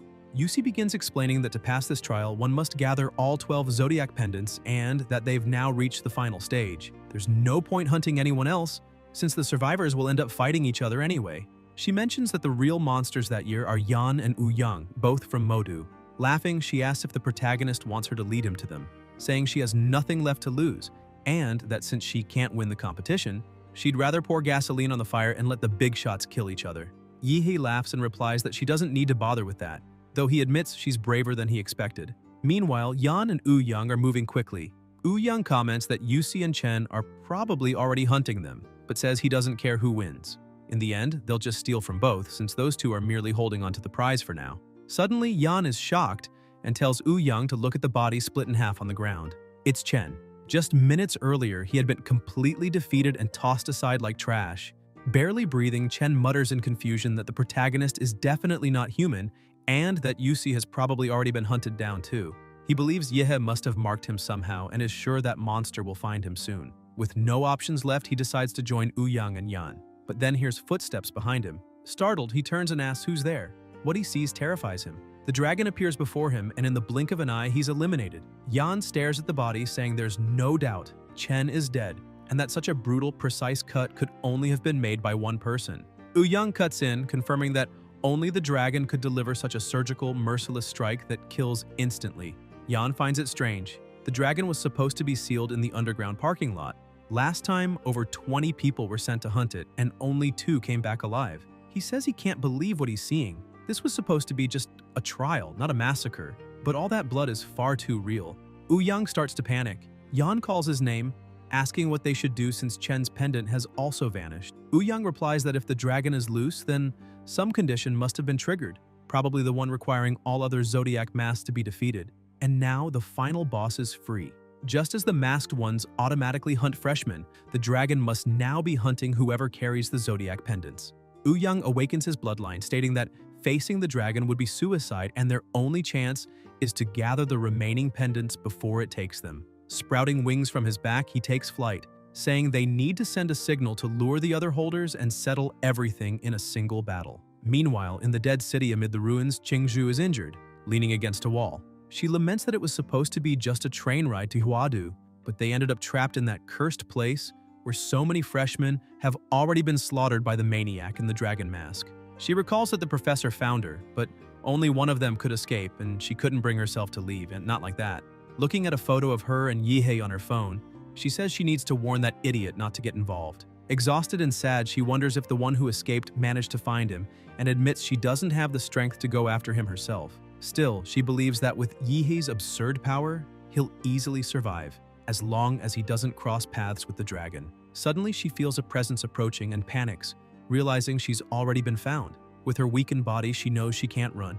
They must have tracked her energy, and now they're coming for her pendant. In truth, Qingzhu didn't care about the pendant itself, but something deep in her heart told her the protagonist would need them. She knew she stood no chance of facing them head-on, so there was only one option left: lead them straight to him. At that moment, Young finds her. He remarks that he noticed her during the entrance exam and remembers she awakened the phantom bird bloodline, a legendary and extremely rare creature, and that she carries the ox pendant, something he says fits perfectly into his plans. Watching her, he realizes she's heading somewhere specific and deduces she's likely trying to lure him to the dragon's lair beneath the parking structure. Laughing, he calls it naive, knowing the dragon has already escaped and that place is now empty. Determined to act, Young rushes forward, telling Yan to wait for him. He's just going to pick up a little something and will be right back. He speeds down the building floors until reaching the lower level where he faces Qingzhu and declares that she won't get away. But before he can capture her, a voice echoes through the darkness. Young freezes. In front of him, a murderous aura flares so intense it steals the air from his lungs. Trembling, he asks if that could be the dragon, but quickly dismisses the idea, believing the dragon should be hunting other pendant holders. Then terror grips him. If the dragon's targets are precisely the ones holding zodiac pendants, he's in mortal danger. After all, he carries 4 pendants, making him the ultimate prize. He realizes too late that he was far too confident, and now his life hangs by a thread. The dragon locks eyes with him, and Young feels his entire body go rigid under that gaze. He tries to comprehend what's happening, realizing that the creature is using an absurd technique, one that drags its victim into a sealed space the moment eye contact is made. The only escape is to defeat the caster, and the dragon has clearly forced him inside. Within that domain, the dragon attacks, and Young throws everything he has into defense. But the power gap is overwhelming. Elsewhere, Yan begins to feel pressure as he faces Zhou and Yihe. The protagonist watches with boredom and asks what this is supposed to be, since Yan had opened the global chat earlier just to brag, yet now shows no strength at all. Zhou asks Yihe to step back, making it clear he wants to face the opponent alone to test his own ability. Enraged, Yan charges forward, shouting that they're getting too full of themselves. Zhou responds by activating the ice vein, but Yan shatters the ice with sheer brute force. He grins and says Zhou isn't going anywhere, attacking again. Zhou blocks the first blow but senses another coming immediately after. He manages to react and counter with his wind cut technique, a strike that slices both soul and blade as one. Both raise their power to the limit and an intense battle begins, shaking the surroundings. Yihe, however, just watches from a distance, sitting lazily and looking utterly bored as he waits for the result. In the middle of the clash, Yan suddenly senses something, a familiar presence, a cry for help. It's Yang. He instantly retreats, ending the fight and saying that if he didn't have something urgent to handle, he would have broken at least 8 of Zhou's bones. But before he can flee, Yihe slowly stands up and asks if he's done showing off, then adds coldly, "Who said you could leave?" In an instant, he moves at unbelievable speed. Yan tries to react but is sent flying like a feather. Even though he manages to block, the impact leaves him battered on the ground. Dazed, he asks what that was, if the blow came from a demonic beast. The protagonist calmly replies that it didn't. It came from him, and adds with the disdain that Yan's annoying yelling was getting on his nerves, so he ended up hitting harder than intended. Still stunned and unable to process what just happened, Yan asks if he was ambushed.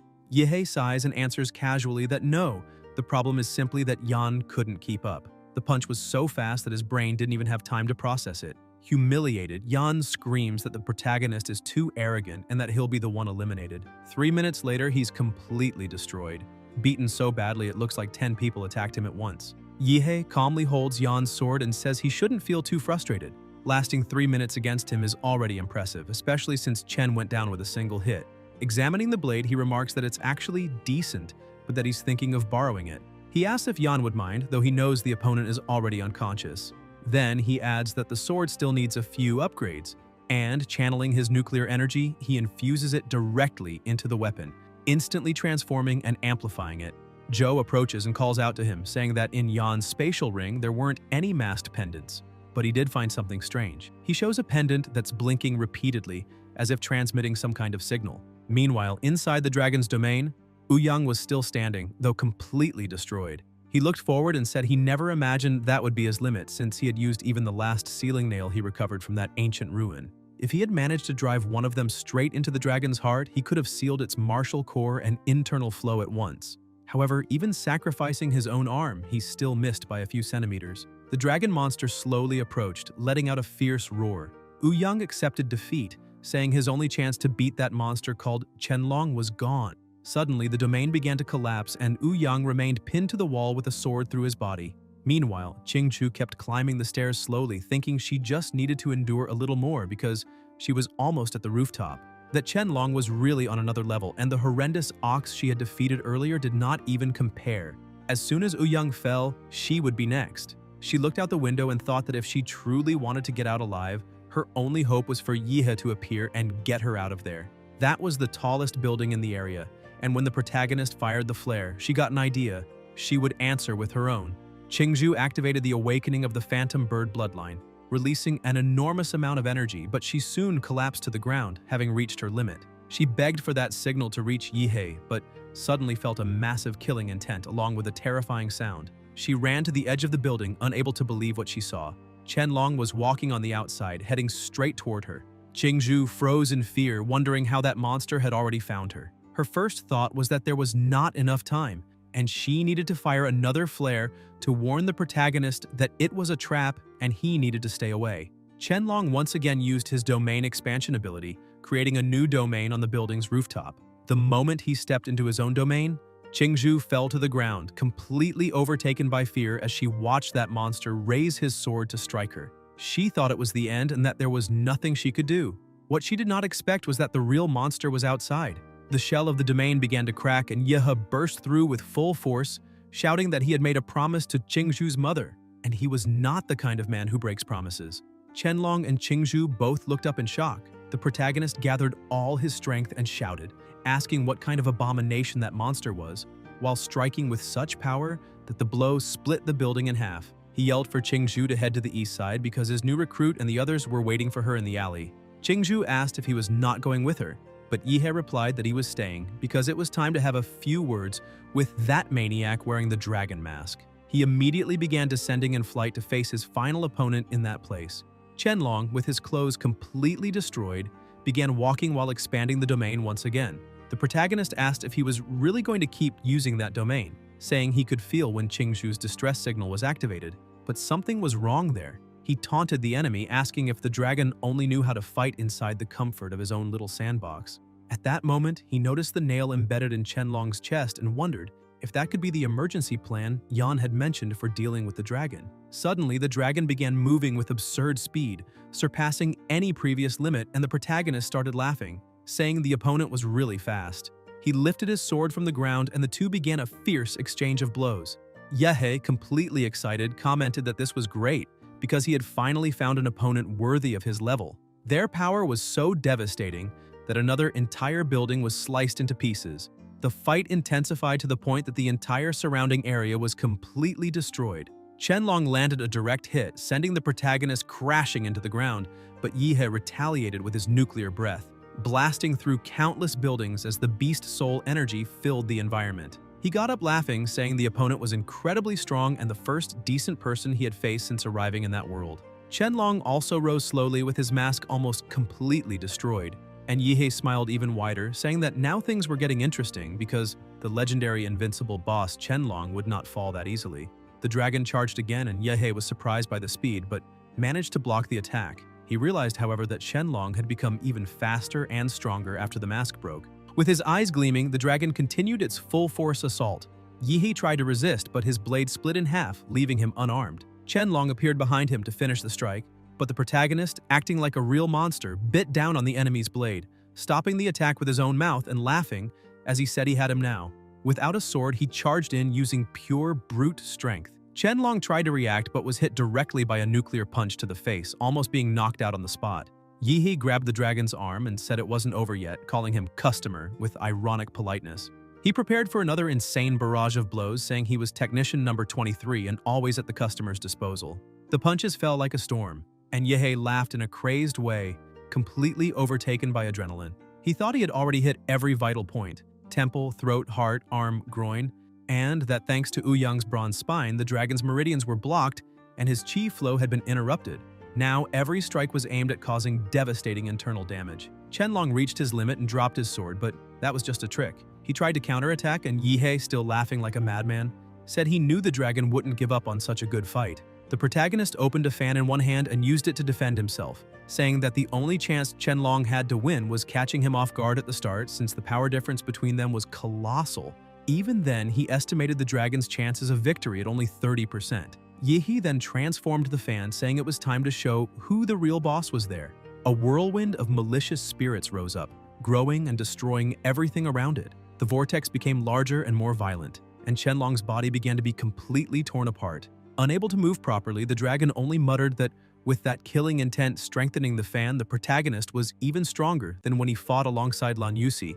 Like a predator chasing its prey, Yehe charged again, saying he wasn't done yet and calling the dragon a faceless freak. This time, he channeled even more strength into his attack and activated the nuclear explosion fist, declaring that this was only the first punch.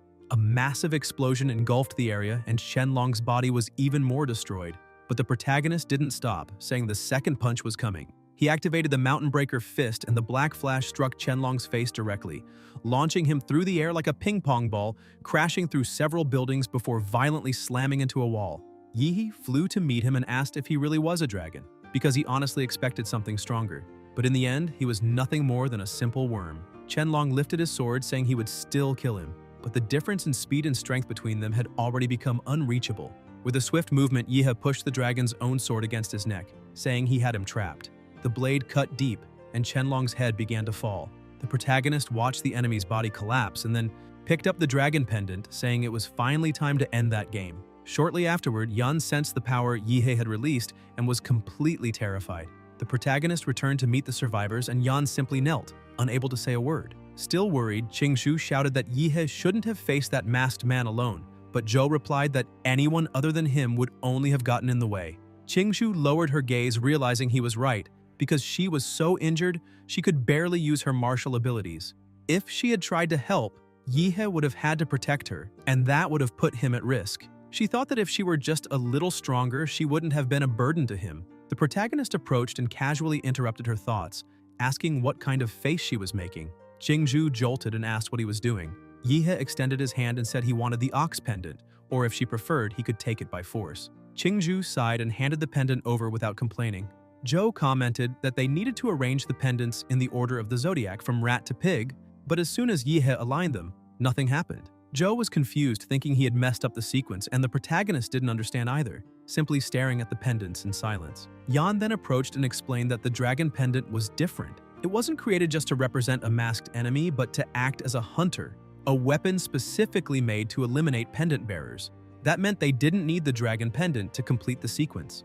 As soon as they removed the dragon pendant, the entire place began to shake. Qingzhu jumped in fear and asked if it worked, while Yan, equally confused, wondered if they had activated some kind of mechanism. Suddenly, a colossal energy began gathering in the sky and descended toward the ground. The protagonist noticed it and told everyone to look up, asking what that thing was.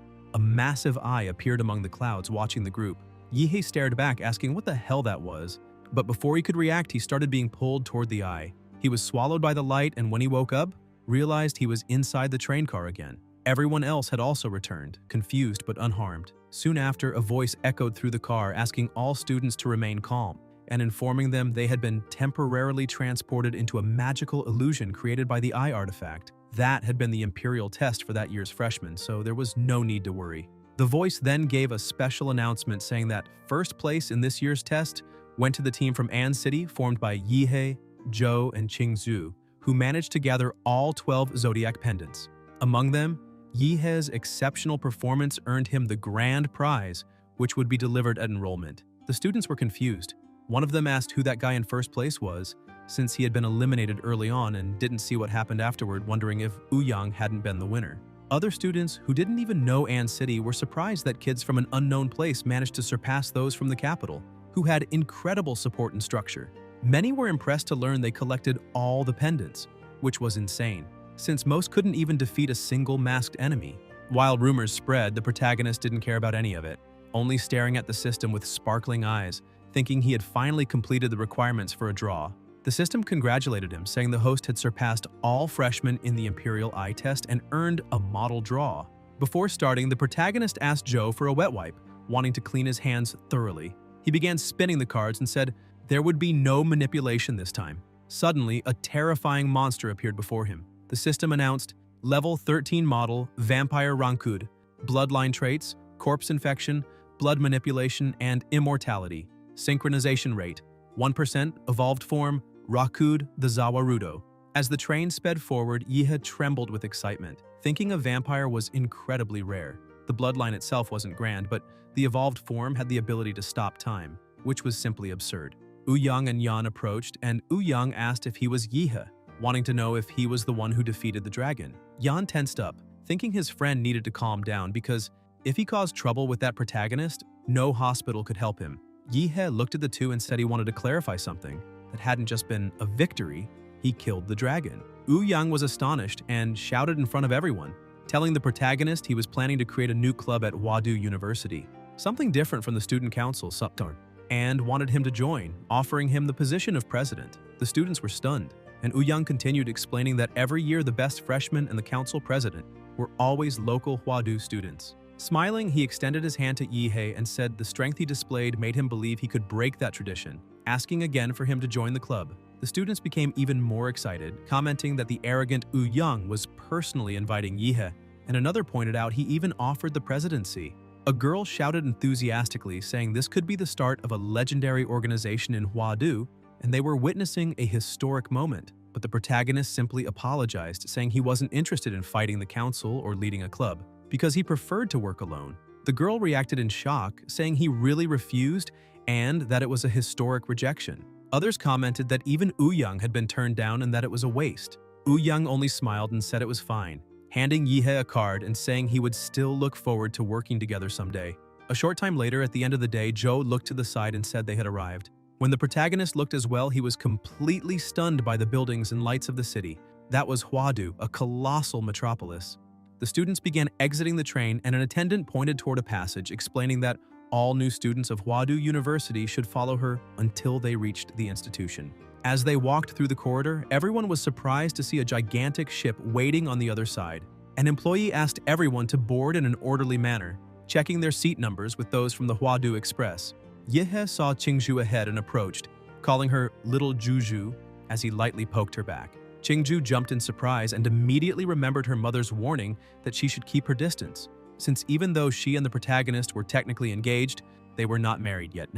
Therefore, he couldn't take advantage of her in public. Irritated, she turned around and yelled, asking what he thought he was doing, reminding him they were still outside. The protagonist, confused, asked why she was saying that, not understanding the drama since he only wanted to know why they needed to take a plane. Qingju let out a long sigh, muttering about how her mother had the nerve to promise her to a country bumpkin like him, and explained that they had to take the plane because the university was in the sky.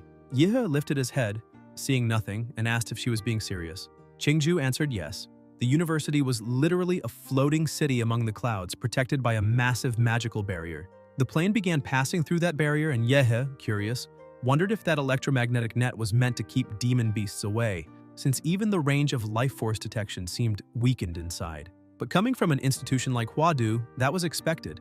Upon reaching the landing platform, everyone disembarked, and a woman announced that the students must always keep their student ID cards with them. After everyone received their cards, the organizers instructed them to head toward the magnetic station and take the train that would lead them to the dorms. Amid so much technology, the protagonist pointed to the side and declared that they had arrived at the highest city in the world, leaving some classmates confused and thinking he had lost his mind. Inside the elevator, Yihei commented that his room was on the 42nd floor, Unit A3, and asked about Joe's, who replied that his was in Unit B7 on the 45th floor. Yihei laughed and said it looked like his friend would be getting off after him. When he reached the dorm, the protagonist was impressed. A 100-square-meter private room with a flawless modern design. It showed how much Huadu valued its students. Exploring the place, he found a state-of-the-art computer fully equipped and a bathroom with a hot tub. Surprised, he said no one could resist that kind of comfort, and lying on the bed, he realized how soft it was, feeling like he was in a 5-star hotel. But instead of resting, he started laughing, saying he first needed to take care of what really mattered, performing the full upgrade of the Rakud vampire model. He grabbed his phone and commented that while he was on the train, he had figured out how the student card worked. He just needed to scan the QR code to access the university's exclusive app, the Huadu Pass. Inside it was the academic city's shop, where all purchases were made with study points, Huadu's digital currency. Yihei then converted all his more than 30 million Xia Empire coins into study points. Moments later, a notification appeared on the screen. Updated balance, 322.43 points. Seeing that, he was outraged, shouting that his over 30 million had turned into just 322 points. Even so, he kept exploring the app and realized that the academic city shop really sold real items, things that couldn't be found anywhere else, and that kind of access was one of the university's privileges. He said he needed to buy all the magic cores with the blood attribute, believing that would be enough to fully unlock the Rakud model, since not even ultra-rare humanoid models required more than 10 million to surpass 90% compatibility. Shortly after, a drone appeared at the window with a delivery, thanking the protagonist for his purchase and wishing him success on his cultivation journey, also asking him to leave a 5-star review. Yihei was impressed by the delivery speed and the fact that it was done by drone. Without wasting time, he opened the package, saying it was time to put everything inside. However, after consuming it all, his body began reacting strangely, his muscles trembling, and he said he was not handling it well. The system appeared, stating, Vampire Model Rakud, Compatibility 100%. Notification, Rakud Zawarudo unlocked. Unlimited Demonic Model, Host Yihei. Overall Physique, 29. The protagonist went to the mirror and observed the transformations. He said the effect was insane. Even his teeth had become sharper, and now there was literally a blood bar on his back. If he bit someone, drinking their blood would be as easy as drinking milk tea. Looking at his own hands, he saw his nails had become claws, and with a smile, he said he had just thought of a bold idea. Without hesitation, he attacked himself, causing massive bleeding. He began losing strength and balance, his throat and mouth filling with blood. But the liquid disappeared shortly after, and the wound closed completely. He thought his regeneration was much faster than before, proving that vampiric healing wasn't bad at all, though the physical changes weren't the most important part. The real highlight was his new power, Zawarudo. Going to a separate area of the room, he found that there was a private training chamber, and commented that this was expected from a world that worshipped strength, where even dorms came equipped for combat. He focused and released all his energy. When he opened his eyes, Rakud appeared before him.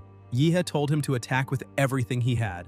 The monster gathered energy and its body transformed, breaking its own shell before charging in a devastating strike. The protagonist tried to defend himself, but the impact was so powerful that his bones shattered, throwing him against the wall. Even with his body completely destroyed, he stood up smiling, saying that it had been incredible and wild, but now he wanted to test the time-stop ability. Activating Zawarudo's instant pause, the world around him froze. He began counting, and at the 5th second, the barrier started to crack, but time stayed frozen until 5.5 when everything returned to normal. Trembling and covered in injuries, he said that this had been expected. The original host's limit was 5 seconds, but his definitely went beyond that. The next morning, Yihe and Joe walked through the city, and the protagonist commented that the sunlight was too aggressive. Joe found it strange, asking what he was talking about and if he was serious. Yihe confirmed, saying that ever since he fused with the vampire model, he had grown to hate sunlight. Not enough to burn, but enough to be irritating. Joe then asked if he had seen the university's academic reform plan, but Yihe said no, explaining that he had spent the whole night playing with Zawarudo and didn't pay attention to anything else. That year, Joe said there would be small group mentorships, where each student would follow a main mentor throughout the year and could have assistant mentors if they wanted. Yihe replied that in that case they could find a mentor, but his friend said no, because the only one who needed a mentor there was Joe. The protagonist, not understanding, asked why he didn't need a mentor. Joe grabbed his phone and told him to look at the freshman group chat and pay attention to the message the administration had sent the night before. The board had announced that because Yihe gathered all the zodiac pendants, the university was granting him the privilege of freely choosing any mentor, and the chosen mentor would be obligated to accept. Joe said they thought it was excessive since it had been announced publicly. When they entered the gym, Yihe noticed it was packed, and Joe explained it seemed to be 3 people per round in the test, where mentors lit up the lights to choose their candidates. The protagonist just turned around and started leaving, telling his friend to go ahead because he was going for a walk. Since he could choose any mentor he wanted, it didn't matter when he entered. As he walked, he thought choosing a mentor was tedious, but suddenly he smelled something strange.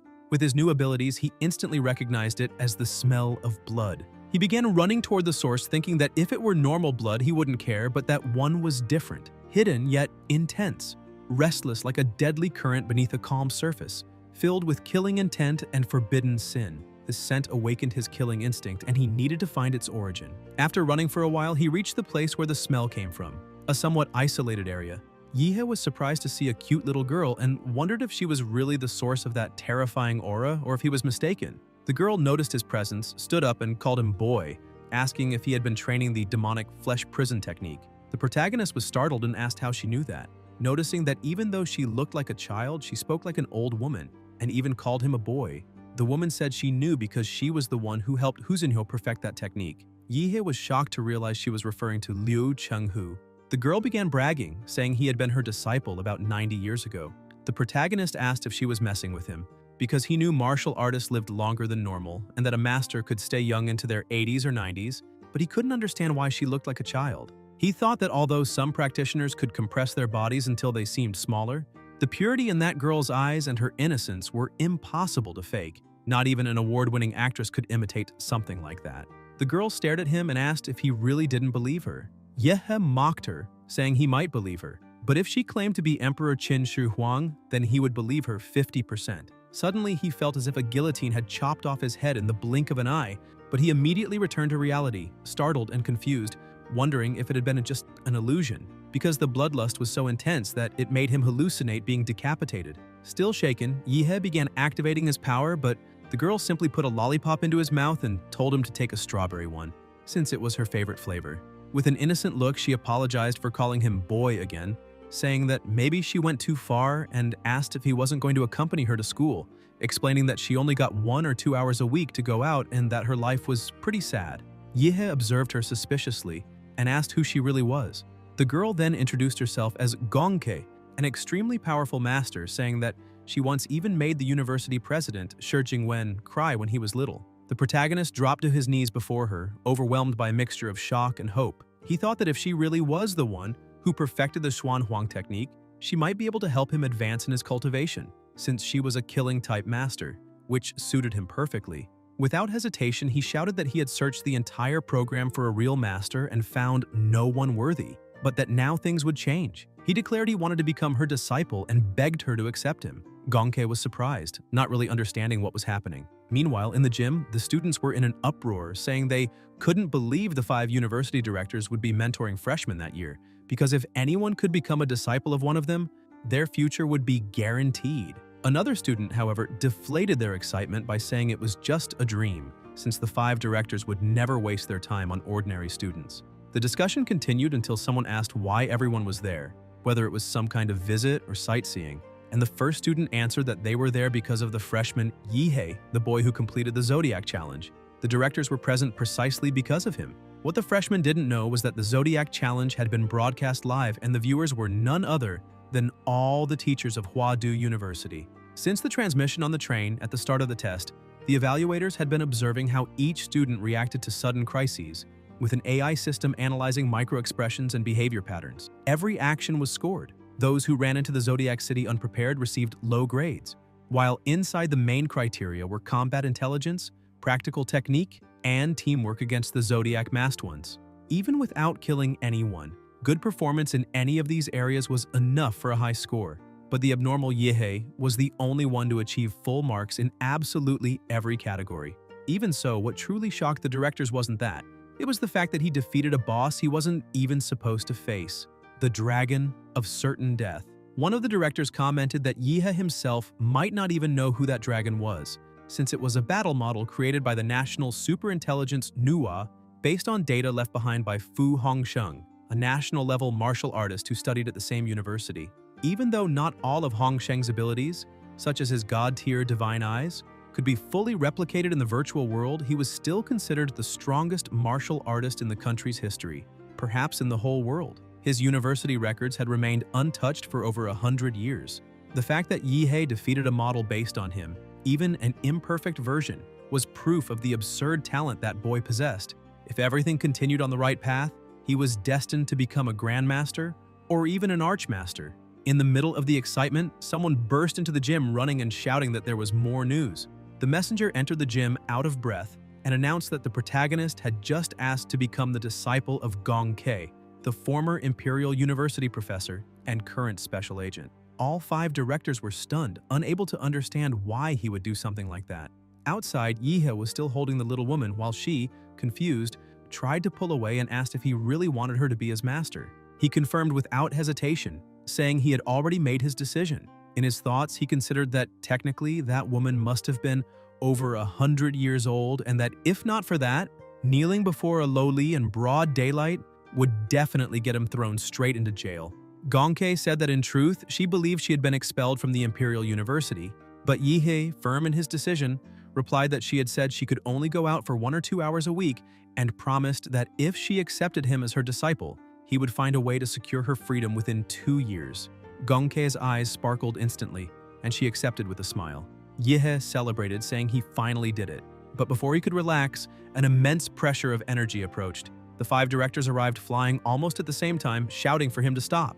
Gongke huffed irritably, saying the meddlers had shown up.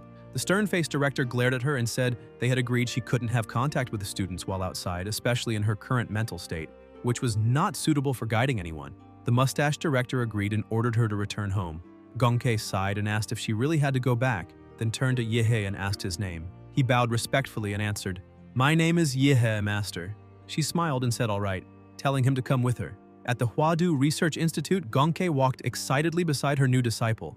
They entered the elevator and Yihei asked if she really lived there. She confirmed, saying she had spent a few decades with certain issues and that sometimes she accidentally hurt others, so the people at Huadu installed her in the institute's underground. With a carefree tone, she said that luckily she had learned to control herself in recent years and now they let her go out occasionally to stretch her legs. Yihei then asked if that meant he was her first student after all that time.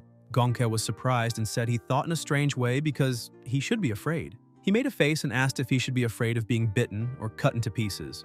At that moment, the elevator stopped on floor minus 666 and the doors opened. The protagonist looked at the narrow hallway and asked why it was so cramped in such a large institution. His master explained that it had been built specifically for her. Yi had noticed a digital number blinking on the door and asked what that timer was for.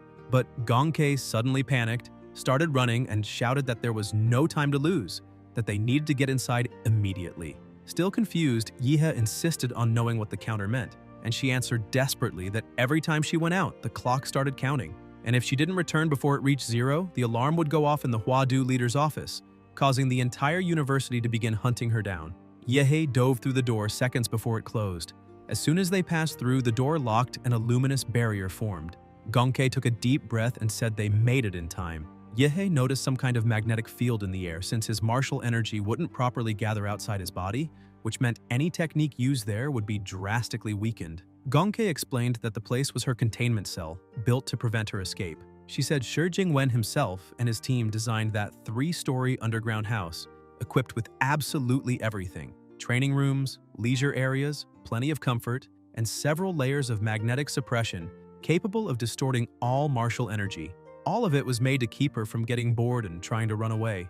Yihe looked around impressed, thinking that his master called it a cell, but it looked more like a luxury suite, spacious, well-lit, and full of resources, more like an altar prepared specifically for her. Meanwhile, in the main building of Huadu University, President Shi Jingwen was at his desk when the phone rang.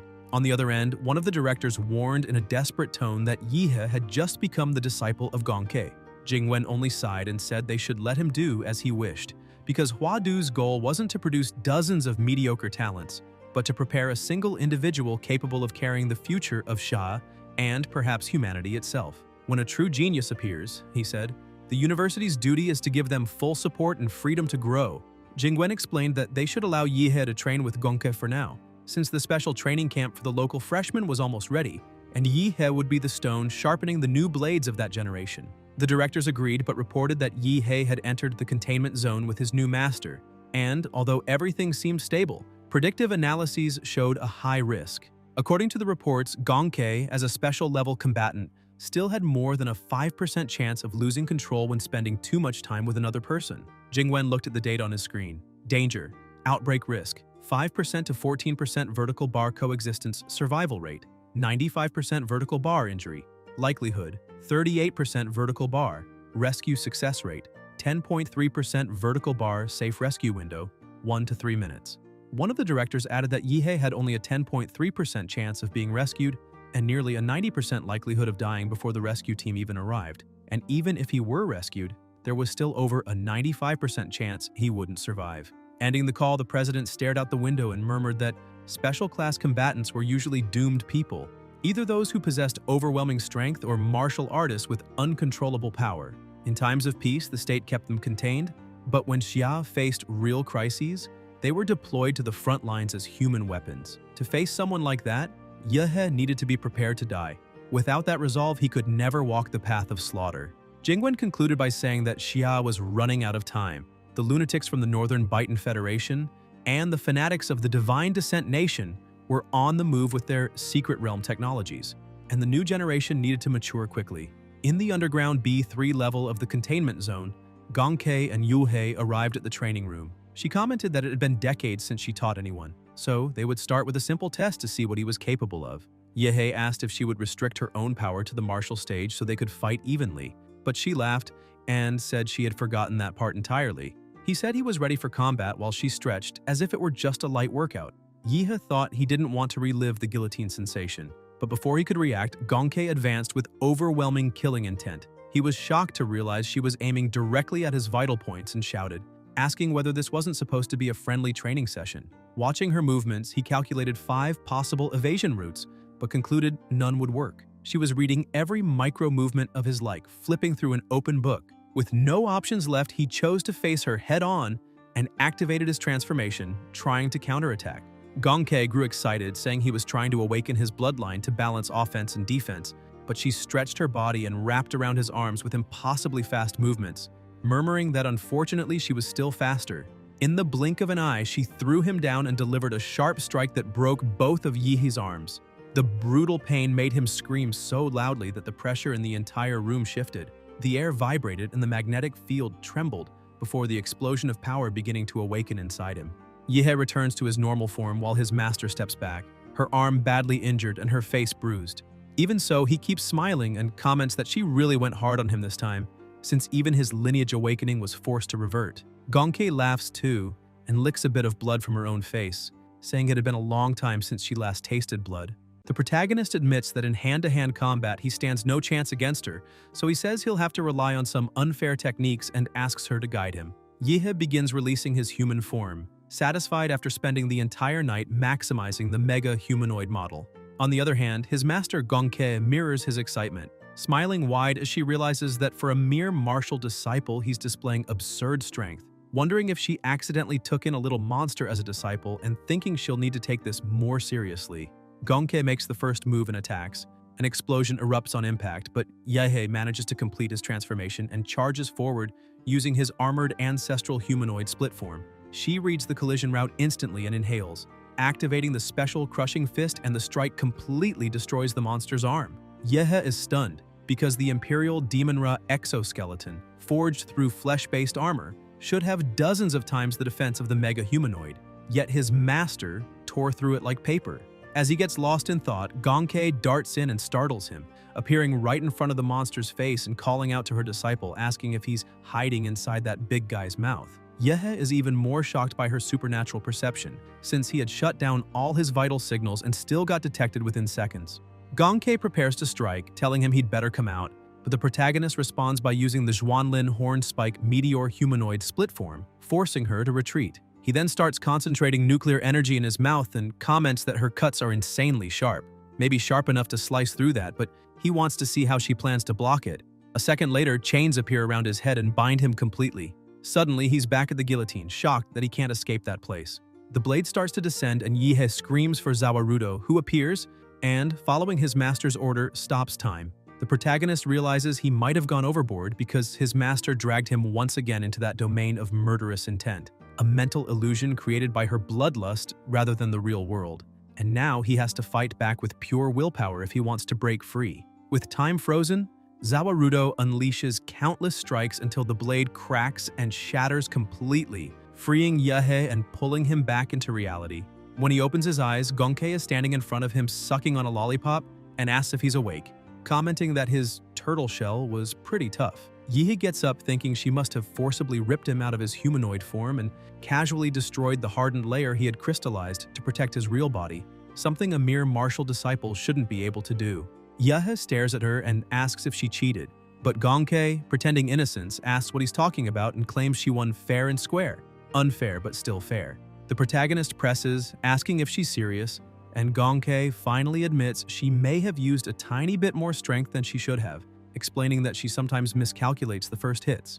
Yihe keeps staring, and when she notices he isn't pleased, she instantly changes her expression, bursts into tears, and begs him not to be mad or leave, saying it's been decades since she had anyone to play with. Yihe gets flustered and asks her to stop crying, but she keeps asking if he's going to leave. The protagonist smiles and asks if she really thinks he'd give up after everything he went through to become her disciple. Gonkei stands up, wiping her tears, and claims she wasn't crying. They head to the fridge, and she comments that now she understands his level, far below where she was at his age but far above the other students, so they can start training. Gonkei asks what he wants to learn first, and Yihe says he wants to know how to advance to martial artist level and how she managed to cut lightning and slice through his transformed arm. She asks if he really wants to learn the cutting technique, warning him that it's hard to explain and that he'll only get the hang of it after cutting a lot of things. He asks what she means by "get the hang of it," and Gonkei explains that it's like a line. It doesn't matter if it's a human body, a demonic beast, or any other material, there is always an ideal point, a line where the cut flows naturally, and that line is called the execution line. Yihe is surprised, thinking his master is truly different from the dragon, who is also a cutting specialist but relies on brute force and blade sharpness, while Gonkei is like an experienced butcher deboning a cow, every movement controlled and precise.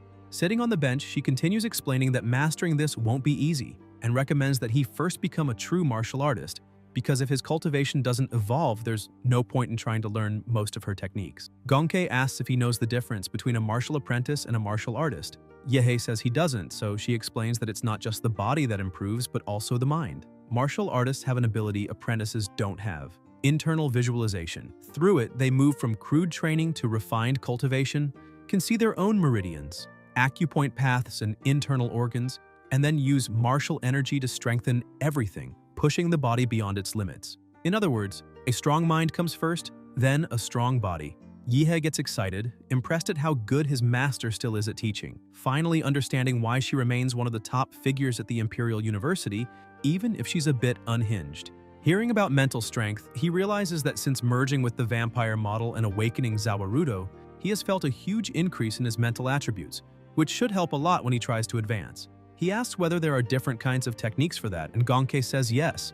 Martial arts and advancement techniques are divided into 4 grades: Heaven, Earth, Yellow, and Mystic, plus the ungraded ones that represent the university evolution of an ordinary student. In ordinary or low-prestige universities, when a martial apprentice tries to advance to martial artist, the school can only provide ungraded techniques, the so-called ungraded university student. They are simple practices, easy to use, and make advancement easier as long as one has enough vitality and martial energy. More than 80% of martial artists use that type. But at Huadu University, students already begin with Yellow Mystic grade techniques. Curious, the protagonist then asks about the Heaven and Earth grade techniques. Gonke explains that Heaven grade techniques are practically unique relics belonging to secret realms and ancient ruins.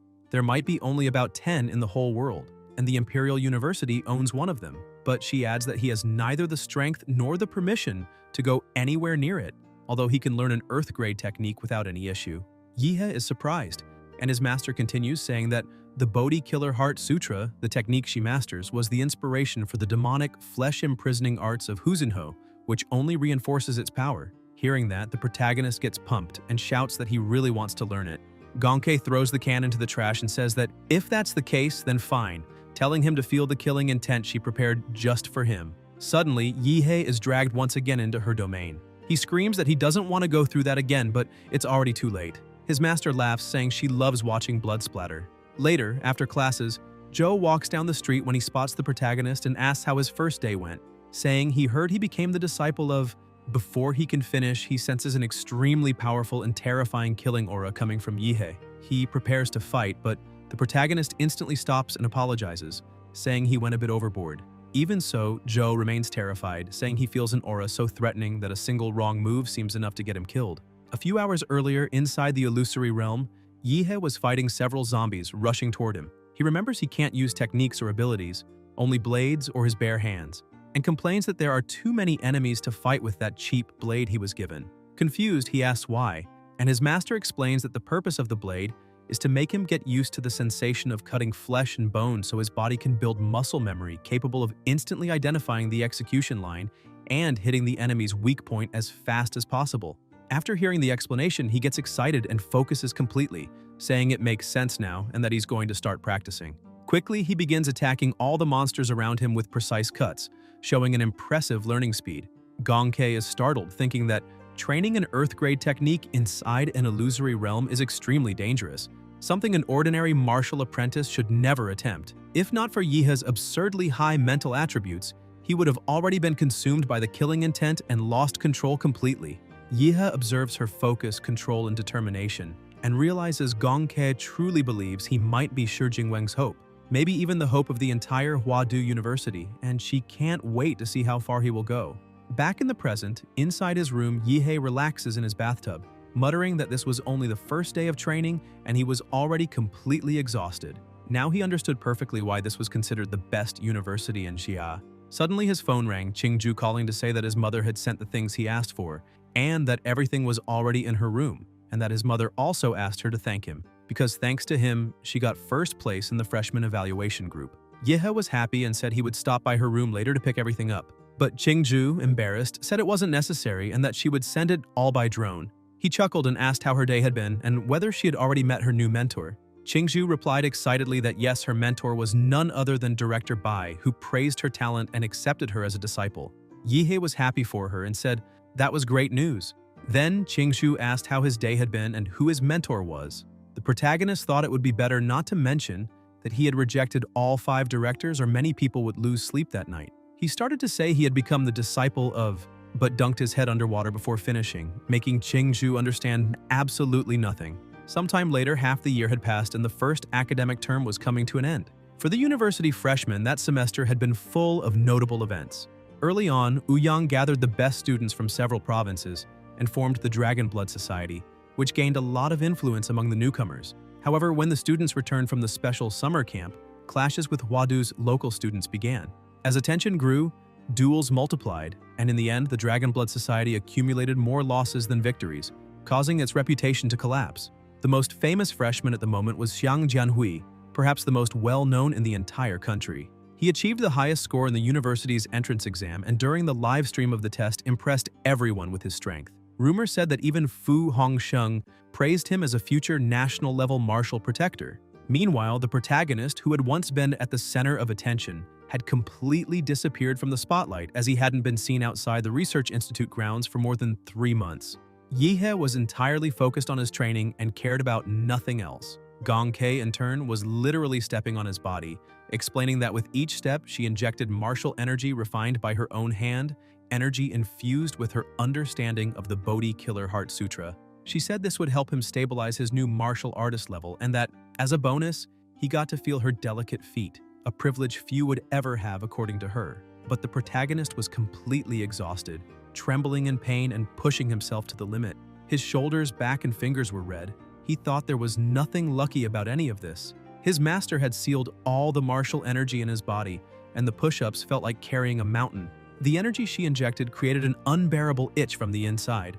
Gong Kei noticed him slowing down and with a teasing smile called him weak, asking if he was already tired, reminding him that he hadn't even reached 1,000 push-ups. Irritated, Yehe lifted his head and shot back, asking who she was calling weak and telling her that now she would see what real speed was. The two of them looked like battle-addicted lunatics who couldn't accept any kind of defeat. When she realized he was challenging her, Gong Kei lunged forward with impressive speed, shouting that this was what she liked to see and demanding he be faster and stronger. Yehe, determined not to lose, unleashed all his power, and with the combined effort of both, a massive explosion erupted.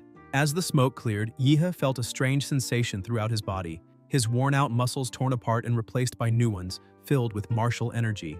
Gong Kei stared at him in awe and then, half teasing, commented that his clothes had disappeared and called him a pervert. Embarrassed, Yehe asked that if she was going to cover her eyes, then at least close her fingers so she couldn't peek.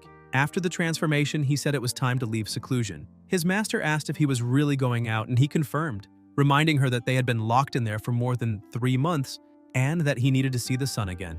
Gong Kei's eyes filled with tears as she asked if he would come back. He smiled, said yes, and even joked that she was terrible at games so she could use the time to practice until he returned. She stuck out her tongue and grumbled that she didn't like playing with him anyway. Yehe looks up at the sky and comments that even though he was never a big fan of sunlight, he actually missed it after so long underground. As he walks, he says he spent so much time in seclusion that it feels like he lived another life. But he knows he didn't come out just to stroll around. He has a goal. At Huadu, a big part of a student's grade depends on extracurricular missions, which include hunting martial criminals, investigating secret realms, defending against beast waves, or facing illegal and foreign forces. His first step is going to the activity center to pick up a mission and meet his partner again. A little later, already at the student center, he runs into Joe. Yehe greets him, saying it's been a while, and Joe agrees, saying he finally came out of seclusion because he had been waiting for ages. Yehe asks how things are and what his current strength is.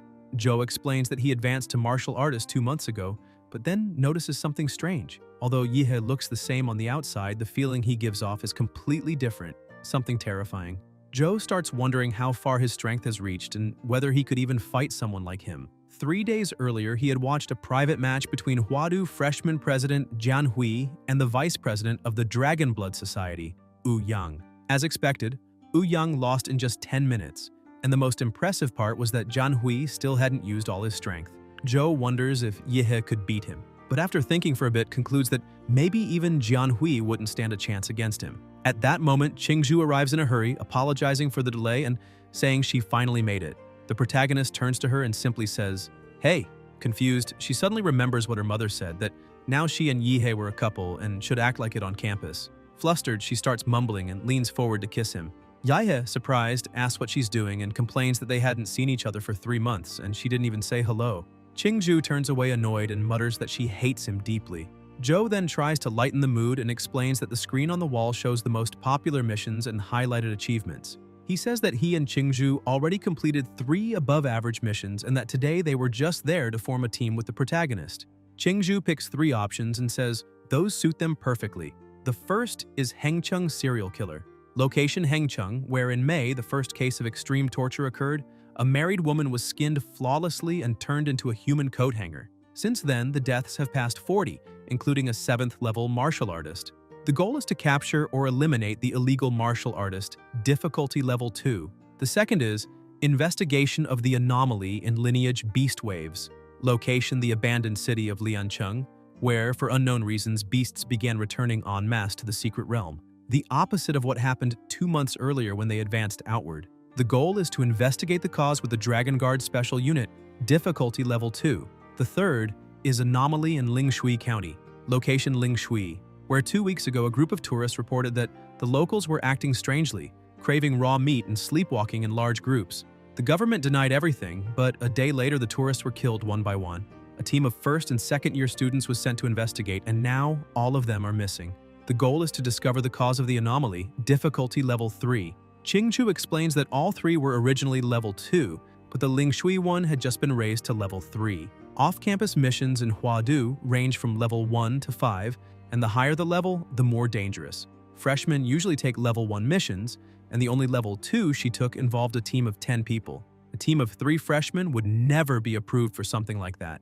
Yihei says it's fine because he has a privilege card. He remembers his master saying he could handle himself, and that among first and second-year students, few could exchange blows with him. That's why he now needs more dangerous missions to sharpen his skills. With that card, he can accept any mission on campus, although his master warned him not to even think about taking level 4 or 5 missions since even Xuanwu-class warriors die in them. Surprised, Qingzhu asks where he got that card, but the protagonist hesitates to answer. Zhou senses the mood and changes the subject, asking which of the 3 missions he prefers. Yihei says risk and reward go hand in hand, but welcomes the topic change. He analyzes each one. The first is hunting a target, which will be inefficient since the police have been searching for him for months, and tracking him down will be harder than eliminating him.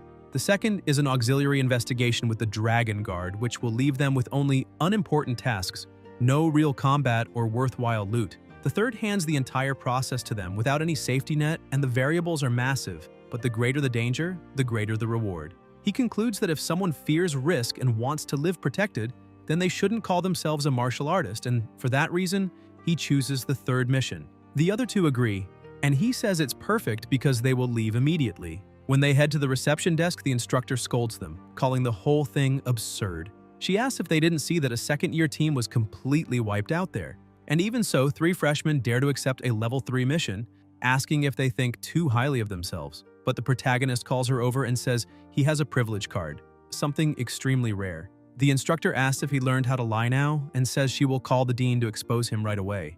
As soon as she makes the call, she returns completely calm, wishes them good luck, and says she prefers a stricter approach. After receiving permission to leave on the mission, the protagonist says goodbye to them and tells them to grab their gear because he needs to go back and retrieve something. At the College of Mechatronics, Magitech, and Foundry, Yihei reaches the door and his identity is quickly confirmed. When he enters, he tells the director he came to pick up his weapon, the reward for placing first in the freshman evaluation. The president comments that giving up a technique of any grade to choose a weapon shows great insight, though it's a shame Gongke got to him first. Then he says it's time to stop the small talk and reveals the weapon, telling him to take a look at what was forged. He highlights that it has no elemental attributes but channels martial energy at 95% efficiency and was forged with the legendary and resilient Star Gold, a top-tier divine blade. He explains that the sword can cut a horse cleanly, is around 1 meter 20 long, has a flat shape, and a dark edge dotted with faint sparkles, the trademark of Star Gold. The backside is carved with dense sun and moon serrations, adding weight and impact, turning every strike into something devastating. Yihei draws the new sword and slashes the air to test it, continuing to swing it as the director explains that the handle is wrapped in black anti-slip leather, braided with metallic threads also made of Star Gold, making chi conduction easier. Each cut produces a whistle in the wind and a flash of chilling light, even though they are only test movements. The pressure emitted by each swing surprises everyone. The protagonist comments that it really isn't bad at all. The weight is perfect, the balance is steady, and the grip fits exactly. He finds it funny that the sword was made to his measurements from 3 months ago and still matches his current strength after advancing to martial artist. As he leaves, he says it was expected, because the Imperial University's blacksmiths are truly skilled. The director puffs up with pride and says that even Gongke calls him master when it comes to forging, but immediately regrets it and asks Yihe not to repeat that to her. Already in Lingshui County, the three walk through the streets. Zhou says that to keep the mission secret, they are disguised as university students on internship. Yihe thinks he first needs to sweep the area with his life field detection, since the Manhwa model has already been raised to 71% that semester, which should cover the entire county. But he worries that his arrival might scare the rats and make them hide even more, complicating the mission, because the hard part isn't killing them, but finding them. Zhou calls them over to see the house the university arranged for them, but suddenly an old man approaches and asks if they need a ride, offering a cheap and fast tricycle. Yihe laughs, thinking the mission has officially begun. The three hop onto the tricycle, and the man comments that they seem well-mannered, asking which school they came from. The protagonist says he's from the city itself and brought 2 classmates to get to know the university's studies better. The driver, curious, asks who his parents are because he doesn't recognize his face. Yihe says his grandfather was Yi Shurong, who passed away a few years ago, and that after that he moved away. The driver then says, now everything makes sense because he's from the old Yi family. The protagonist thinks it was useful to have learned some Lingshui dialect on the plane, and that the identity information provided by the university was truly authentic. The old man starts to laugh, saying it's great to see a young man who still remembers Lingshui, because those who don't forget their roots will surely be blessed. Soon after, they arrive at the mansion base of Huadu University, the former residence of Yi Shurong. The driver comments that in 2 days there will be the big festival that happens every 3 years in Lingshui, and insists that Yihe show up, saying that if he feels too shy to go, he himself will return to pick him up. Yihe says he understands. Yihe and Zhou step inside, and Zhou immediately notices the house has been empty for more than 10 years and is falling apart, covered in weeds and swarming with mosquitoes, saying cleaning it will be a huge job. As always, Yihe prefers brute force. He lifts his foot and says he's great at cleaning. When he stomps the ground, he releases a small burst of radiation that burns all the plants and living things nearby. Zhou complains that this isn't cleaning but extermination. The protagonist replies that it's fast and practical. Zhou then tells them to put their bags away because he will install some cameras around the house for monitoring. Qingzhu wanders around, saying she'll take a look inside, but the first room she enters makes her jump in fright, and she calls Yihe to see something. He walks over and asks what she found. She says there is an altar right in front of her, but she can't figure out what is being worshipped. Yihe observes that the altar was placed there recently. She is shocked and asks what he means. The protagonist explains that the altar is made of wood. If it had been sitting there all these years, it would have rotted by now, but it's only covered in dust, and if cleaned, would look brand new. Zhou raises his sword and asks if he is seriously saying someone put that there recently, because if that's true, he has a very bad feeling and thinks they should destroy the statue immediately. Qingzhu tries to calm him and says they should wait because it may be an important clue, and the best thing to do is examine it first. But when she looks to her side, she sees Yihe completely serious, nuclear energy gathering in his palm, saying he agrees. She screams, asking what exactly he agrees with, and tells him to stop acting like a lunatic. Taking a breath, she suggests that before breaking it, they should at least see what is under the statue's mask. As soon as Qingzhu removes part of it, the statue's eyes begin releasing a strange aura. Instantly, the protagonist senses something abnormal, grabs Qingzhu by the arm and warns that something demonic is there, exactly as he suspected from the beginning, ordering Zhou to destroy it. Without hesitation, Zhou swings his sword, but the moment they cut it, all three are shocked to see a black liquid oozing from the statue. With his sharpened senses, Yihe understands what's happening and says the demon will not escape, ordering Zawarudo to act immediately. With that, he manages to trap the creature and tells Zhou to seal it as fast as possible. But due to Qingzhu touching the statue, her eyes begin changing color. Her voice trembles as fear takes over and she asks what is happening. Yihe places his hand on her shoulder and asks if she's all right, realizing she was affected by the entity's psychic energy and channeling a bit of pure martial qi into her to neutralize the effect. She quickly returns to normal and says she's fine, feeling that the terror inside her vanished suddenly, replaced by a warm and comforting sensation. With the demon sealed, Yihe goes back to acting like a maniac, saying that it looks like the anomaly in that place really was connected to the clay statue stuff, which means the investigation has progressed a lot. He tells the two of them to stay there, keep watch, and make sure nothing strange happens because he needs to take care of something else. As he walks away, he thinks about the radioactive tracker he placed on the old man with the tricycle and that Judging by the time, it should be time to spring the trap. With a cold smile, he mutters that the old man won't need to look for him because he'll be the one going after him. At the Buddhist temple on the Golden Mountain of Ling Shui, the old tricycle driver has just arrived. A monk greets him, calling him benefactor, and says the abbot is waiting inside. They walk down a narrow corridor until they reach a sealed door. The monk announces to the abbot that he brought benefactor Liu Gensheng, who has met the requirements to receive a blessing, and adds that he has something important to report. The abbot then asks Gensheng what his true intentions are and why he appeared so suddenly. Before he can answer, the monk begins to transform, revealing a sinister and inhuman presence. Gensheng falls to his knees, trembling in fear, shouting that a living immortal is among them. But within seconds, Yihi appears flying in and hits the creature with a kick that crushes its head. He uses Zawarudo to create a shield around himself and watches the scene with disgust, saying that fortunately the shield protected him, because it would be a real bother having to wash his clothes after so much filth. Gensheng is stunned to see Yihe there, but before he can react, the temple statues begin to move and attack from all sides. The protagonist mocks them, saying they move, but he doesn't even need to, because Zawarudo blocks all of the hits easily. Annoyed, the statues retreat and then charge all at once, completely surrounding him. Yihe spins his spatial ring and says he had been in stealth mode so he wouldn't be detected, but now there's no reason to hold back. He draws his Star Rain blade and charges forward, slicing through the air while wondering out loud what might be inside those bellies. Straw or something even stranger. The statues begin firing energy beams from their eyes, but with quick, precise movements, he decapitates them one after another. In the middle of the chaos, one of the lasers hits Gensheng and splits him in half. A few seconds later, everything is in ruins. Yihi sheathes his sword, looks over the debris, and says those statues were never living beings, since from the very beginning his life field detection had never sensed any aura in them. Even so, he's intrigued, wondering how a small and backward place like Lingshui County could possess such advanced technology. He stares at the sealed door ahead and thinks all of the answers must be inside. He mutters that, since he's still a university student, he should at least be polite enough to knock before entering, then orders Zawarudo to knock on the door. As the spirit starts pounding hard, Yihei shouts, asking if anyone is home. The punches grow faster and heavier until the door shatters completely. When he steps inside, he is stunned by what he sees, a colossal statue towering before him. He comments that this is truly another world entirely, never imagining a gigantic underground palace would exist here, much less a monumental Buddha. He shouts that the guest has arrived and asks the little rat if it will keep hiding. At that moment, another Buddha slowly begins to move and speaks in a deep voice, saying it bears no grudge against the protagonist, calling him benefactor and asking why he has invaded. The monk keeps talking, saying that yesterday there were no disagreements with the MC and questioning why he insists on causing trouble.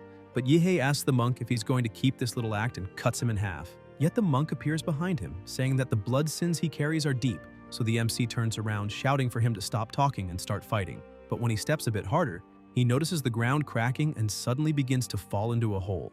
When he stands up, he realizes the place looks just like a sewer and wonders if one of the 18 portals could be some kind of floodgate, but the monsters start to appear and he notices it's the same lizard monster as before. However, this time there are way more of them, and all of them carry the aura of first or second level martial artists. Besides that, their vital energy is almost identical, as if they had been mass-produced. He questions whether they might be some kind of artificially created robots, but if they think they can defeat him just with numbers, they're all wrong, because the people who tried are already 6 feet under. He prepares himself using the Xuan Huang blade technique, and a terrifying amount of energy begins to surround his sword. He uses the first form and cuts everything around him. More monsters start appearing, and the MC smiles, asking what kind of decent temple breeds this many freaks in its basement. They rush forward, but every one of them is completely wiped out. The MC stands over a pile of bodies, even including one of the monks from the surface, and the robot head he was holding keeps repeating that the blood sins he carries are deep. Yihe realizes it's just a dumb robot, since even with its head torn off, it keeps repeating recorded lines. He yells, asking the puppet master if he's really not going to show up. Suddenly, everything starts shaking and he hears a voice laughing, saying that it looks like they've poked a heavy enemy this time. But that's all it is.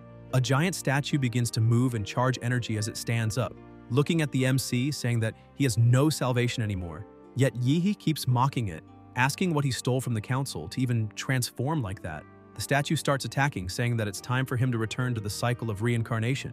Using all of its strength, it slams the ground, trying to crush the MC beneath it.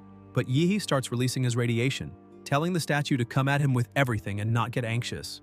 As it hits the ground, something strange begins to happen. The robot's defense system warns that there is an energy surge beyond parameters and that the right arm is overheating. Then, several errors begin to appear, stating that the energy level keeps rising.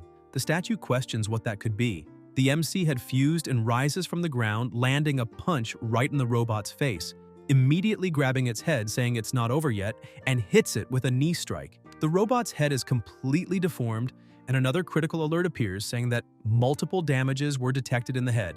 Trying to defend itself, the giant statue releases the rosary funnels, firing lasers at the MC, and then launches all its projectiles, causing another explosion. The statue becomes irritated, asking what kind of monster he is, since he's forcing it to use every type of weapon to try to contain him. Yi-hee walks out from the smoke, saying that, to be honest, those little toys are just thermal weapons, and against a martial artist they are useless. The robot realizes nothing worked, and tries to use its secret weapon, saying the MC is a stubborn insect, and that's why he'll go straight to hell. But before it can do anything, Yi-hee uses the embodiment of the meteor, creating multiple spikes from the ground that pierce the robot's body entirely. With an absurd amount of nuclear energy gathered in his mouth, he says it's time to disconnect that lying monk, and after destroying it completely, he apologizes for breaking the biggest puppet in that place. By destroying the floor, he ends up falling into another area, and when he looks around, he realizes that people have dug a huge cave inside that mountain, and that there might be even more lizard men or giant Buddhas in there, and that whoever is behind all this must be some kind of mad scientist obsessed with experiments. After walking a bit, he finds an opening just like he imagined, and now he can finally discover what is really hidden beneath that lotus pedestal. Half an hour earlier, some people were inside a control room watching everything that was happening. One of them tells the doctor that the man defeated the mechanical bodhisattva guarding the temple entrance. But they can relax because he will never get through the main gate they built using the most modern materials and design. However, the MC breaks the entrance with ease, and the doctor begins to feel afraid, saying everything is still under control because they still have a cyborg army of tens of thousands that can face even a grandmaster, and that they will wear that boy down until he drops dead, while also helping to clean out the stock. But the MC had already eliminated the entire army. The frightened man screams to the doctor that they still have the secret weapon and must trust the project. That Mecha Buddha was built precisely to face sovereign-level demonic beasts, and a martial artist should be no problem at all for it. But the MC completely annihilates the giant statue, leaving the two of them unable to believe what they're seeing. The man tries to say that everything is still fine, but the doctor yells at him to shut up. The doctor starts questioning if his partner is trying to jinx everything, because that boy has already reached the area where they are, and still he keeps saying everything is fine. He thinks the guards left upstairs should hold him for at least a few minutes, but then realizes there's no way they can win against the MC and says they need to leave immediately. And once they are safe, they must activate the base's self-destruction, because nothing from that place can leak. This man is Dr. Feng, former Level 3 researcher of the Prometheus Institute and later secretly recruited by Laserbird.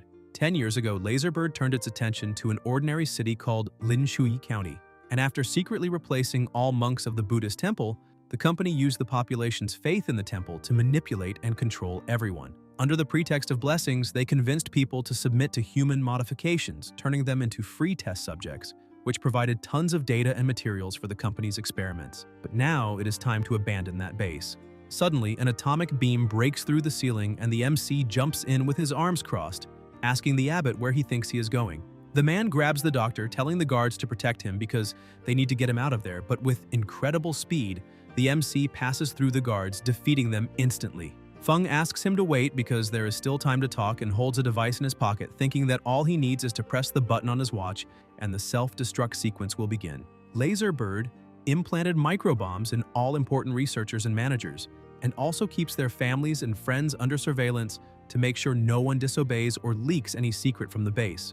But the MC manages to take the controller from Feng's hand and grabs his mouth, lifting him off the ground. The doctor starts running out of air and is about to faint until the MC drops him to the floor. With a serious tone, Yi-hee says he wants to know exactly what they are doing in Linshui County, and the doctor becomes frightened. Yi-hee keeps pressuring him, asking if he was the one who eliminated those 3 young martial artists and what exactly they are doing there. The doctor starts shouting that he can't reveal anything about the experiments, because there is a signal monitor in his brain, and if he mentions any company secret, the bomb inside him will explode. Suddenly, something begins to come out from his tooth, and the doctor says that since he's going to die anyway, it's better to end it all. He starts convulsing, and as soon as he dies, the MC walks to him and realizes there was poison hidden inside his mouth, and it looks like the Laserbird crew all turned into kamikazes. The lab alarms start blaring, and the MC thinks that the doctor's heart has stopped, and that triggered the self-destruction system. He fuses with the vampire, saying it's a pity for the doctor because as long as he's around, even dying won't be easy. He drives one of his claws into the doctor's throat, and something begins to spread inside his body. Vampires can transform humans or corpses into ghouls, but most of the time those ghouls are nothing but zombies, with rare exceptions. They don't regenerate, lose intelligence, and the body decays. However, the MC carries the power of the progenitor's image, and together with vampire powers, something different happens. Suddenly, the bomb inside the doctor's head falls out through his mouth, and the man stands up as his body completely transforms. He kneels, calling the MC his lord. Thanks to this combination of powers, the MC can now create servants that fully retain their memories and talents from life. And on top of that, they don't fear the sun, have absurd regenerative abilities, and obey him in body and soul. The doctor, who was just a small, frail old man, now transforms into a fully healthy adult. Yihi says that now that the doctor cannot die, the self-destruction sequence must have stopped, and from that moment on, he will call him Mad Doctor because his past no longer matters, and all he will do now is serve him. The Mad Doctor replies that it will be a great honor to serve his master, and Yihei points out that now that the doctor has received the power of the progenitor, they share a mental link, and those monitoring devices no longer have any effect. He begins reading all the servants' memories to discover when the city started being infiltrated, and a man appears in the memories, the same man who was with Feng. He calls him Little Liu, saying it isn't even noon yet, and he's already running away to eat. And the doctor asks if he finished the data comparison he requested, but when Liu turns around, he is holding a human hand and his eyes are red, apologizing to the professor because he was very hungry and the dish of the day was raw meat again. The professor complains, saying that eating that with his teeth would be terrible. But Liu says the villagers sent it as an offering to Master Buddha because he heard that some outsiders appeared, 3 young ones, which is why the meat tastes great. The doctor thinks something is wrong, but the memories continue and Liu says they fell asleep again. And this time even fainted inside the main hall, some even slept on their knees. And he asks the doctor if that isn't great, because now they can take those hillbillies straight to the lab and store them, saving work. Feng replies that those people came there to pray and seek blessings, so why did they suddenly fall asleep like that? Liu questions what the problem is, and if sleeping isn't normal for them. Feng keeps thinking something is very wrong because in the realm of celestial descent he was praying but didn't know exactly what that was. When he looks at his arm, he sees a sequence of numbers and asks what that engraving is, because it looked like a numerical riddle, and the answer is that it is a file code in the company's internal format. By using the code on the computer, he realizes that something is indeed wrong with his memories and perception because they were altered. He starts screaming, asking who did that to him because they are using him as an experimental subject. Only when he sees the data on the computer does he realize that the numerical riddle was a clue he left for himself before being manipulated, as he trusted that even if his mind was altered, he would still have enough curiosity to solve the enigma on his own body and believe what he discovered. The goal was to tell himself that the cannibalism, the lethargy, and those weird clay statues had someone responsible behind everything, the realm of celestial descent. The MC says that raw meat was human flesh, and that this so-called realm of celestial descent sounds exactly like a cult. His servant continues, saying that the place was chosen by Laserbird as a secret experimental base but ended up being infiltrated and dominated by the cult. His mind was altered just like the minds of the residents, and he was completely at their mercy. The MC keeps getting irritated, saying that apparently those 3 martial artists from Huadu were devoured, and that both he and his 2 companions sent to investigate are also considered high-quality ingredients. It had been 8 years since the doctor took charge of Linshui County. The Buddhist temple base was completely finished, and the cyborg modification technology was already advanced and ready for mass production, marking the beginning of a new era where martial artists would be replaced by cyborgs and much more efficient and powerful combat machines because Prometheus's path was the right one. After identifying the anomaly, he discovered that the outbreak in Linshui began in February of last year. The first sign appeared in March, and they organized a team to investigate, but day by day, his mind was being altered until it was fully assimilated. Amid all this, he tried using his researcher's logic to find flaws and regain consciousness a few times. But in the end, he couldn't escape his fate. The confidential information showed that the temple base was already so assimilated that it was nearly impossible to resist that will. The anomaly follows 4 stages: first cannibalism, then lethargy, then worship of the clay statues, and finally collective sleepwalking. Cannibalism is the physical corruption caused by mental influence. Lethargy represents the deep corruption of the mind. Worshipping the statues indicates that both body and mind are already severely corrupted, practically incurable. And collective sleepwalking shows that the person has already become food for that will. The doctor is surprised to hear about the realm of celestial descent because he thought illegal experiments with humans were depraved enough. But he never imagined a cult would go so far as to offer an entire city as food for that will. He discovered what they used to corrupt people and drain their vital energy, probably the demonic effect taken from the ruins of a secret realm. And by his calculations, the day this effect would fully mature would be... The MC finishes by saying it will be the night 2 days from now, remembering the man who gave him a ride and mentioned that 2 days later, the city's biggest festival would take place, the one that happens only once every 3 years, and he smiles, because that old man gave him an essential clue. Still in the laboratory, the MC says he finished recovering all the important memory data and that this base was only one of Laserbird's cores, still remaining the realm of celestial descent, the demonic fetus, and the whereabouts of the 3 martial artists, and thanks to the servant, he discovered Laserbird's secrets, including absurd experiments. Even so, he has no patience to deal with that company now, so he will push that problem onto Wadu and let them handle it later. But he had a surprise since his servant participated in the Golden Hygiene Project when he was alive and knows well its uses and effects. So they will deal with it after solving the city's anomaly. The mission was completed because, according to the university's rules, he could end it now that the truth was revealed. But what really interests him is not the reward, but rather stealing the victory from the realm of celestial descent. He tells the servant that he will have to hide within the county and says he will give him some of his blood, and that the servant needs to find a way to release it into the city's water supply system, because, in short, he will have to spread the contamination as much as possible. The mad scientist is impressed, saying that this is completely insane, but acknowledges that he understands because his lord wants to compete with the demonic fetus from the realm of celestial descent for followers. The MC says that apparently the county's residents are already in the 4th stage of contamination and there is no turning back for them. It is true that he has personal interest in converting them, but after everything is over, he will do his best to help them recover their lives, because at least under his control they won't be a threat to society. Back at the base in the old residence, he enters saying he has returned and asks his companions if they are eating that food because of the county. When he looks at Qingzhu's expression, he realizes they already know what is being served there in the city, and Zhou, slightly disturbed, says that he and Qingzhu went to investigate earlier and that the residents seem to be eating human meat, then asks if the MC already knew that, because it's quite obvious that for everything to be like that, the entire county must have had its perception distorted and is being controlled by something. Yehe is impressed by his friend's precision because she is completely right, and after hearing the whole story, Qingzhu becomes frightened, asking if an illegal experiment laboratory really infiltrated the county for years, and questioning how the city became so messed up like that. And Zhou also asks if he is saying that even a powerful biotechnology organization fell victim to an anomaly. Qingzhu points out that this is already going far beyond level 3 difficulty and asks if it wouldn't be better to request reinforcements from the university.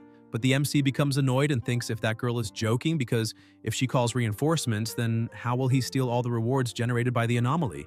He shouts for them to relax because although the mission's difficulty is strange, it doesn't threaten their safety, so they need to stop the drama, since if every time danger appears they run to ask for help, they will never achieve anything in life. He asks only to hold their positions and wait until nightfall because in the anomaly of the county, they have already seen cannibalism and worship of clay statues.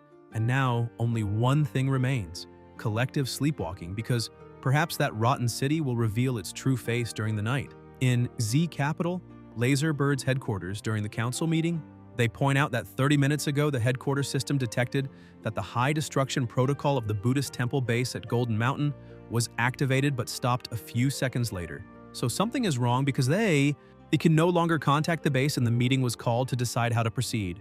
One of the members says that the choice is simple because it is better to eliminate innocents than let the guilty escape. So they need to activate the heart bombs of all researchers at the base to ensure no witnesses remain, and after that send a special team to investigate the county.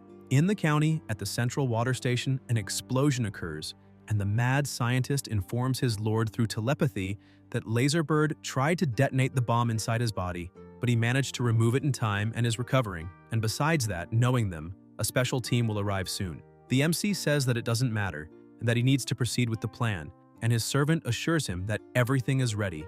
In the middle of the night, on Platform 2, a man gets off the train, looks around, and says that the place is so isolated that he finally understands why the company chose it to build a secret base. And this man is known as Catfish. Another person gets off saying the company has already investigated Jia's dragon bird and that they have no involvement with the temple base, and she wonders who it could be since the company has too many enemies, and this woman is known as Aries. Other people start getting off, a man called Golden Serpent and a woman known as Bluebird, and another man comes after them saying they need to take a look at the base first. This is Black Lion, and he emphasizes that the entire team needs to destroy all equipment and data they can find. Catfish asks the captain if they can eat something first because during the trip they only ate instant noodles, and Golden Serpent says they should find a place to feed the baby first, but Aries tells him to stop being such a pervert, and Catfish says it's dark so she can feed the baby right there because he won't look. And the leader says the two of them don't resemble professional assassins at all. Catfish asks if the great captain of Laserbird's third unit, the feared King of Assassins, is also just a regular programmer. The captain says those guys in suits and dark glasses are pure theater because true professionalism lies in them, who can pass unnoticed, and says it's time to stop the idle talk because they need to split tasks, emphasizing that Golden Serpent and Bluebird must investigate the county's situation while Catfish, Aries, and he go straight to the temple. In the middle of the county, the two begin analyzing things and say that the city is way too strange because there are people eating people and nothing human remains. Bluebird says that this mission won't be simple at all. She keeps looking until she finds that clay statue and immediately starts acting strangely. Meanwhile, Golden Serpent receives a call saying that the cause of the incident at the Buddhist temple base has been detected. A powerful martial artist destroyed the facility alone because there are more than 10,000 dead cyborgs scattered around the base. Even a combat mecha was destroyed with brute force, and because of that, no employee survived. The base director and head researcher, Dr. Feng, is missing. His body wasn't found in the base or nearby.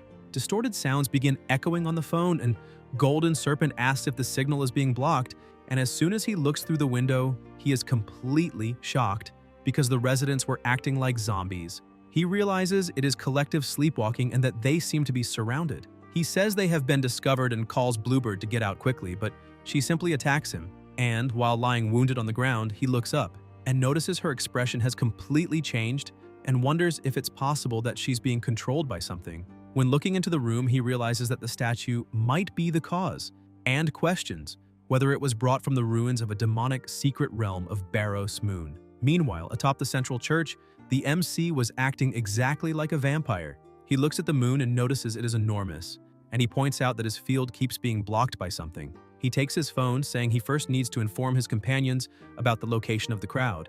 He warns that all the sleepwalkers are southwest, but what he really wants to know is, if collective sleepwalking is that so-called will feeding itself, then what is the process? And he will find out soon.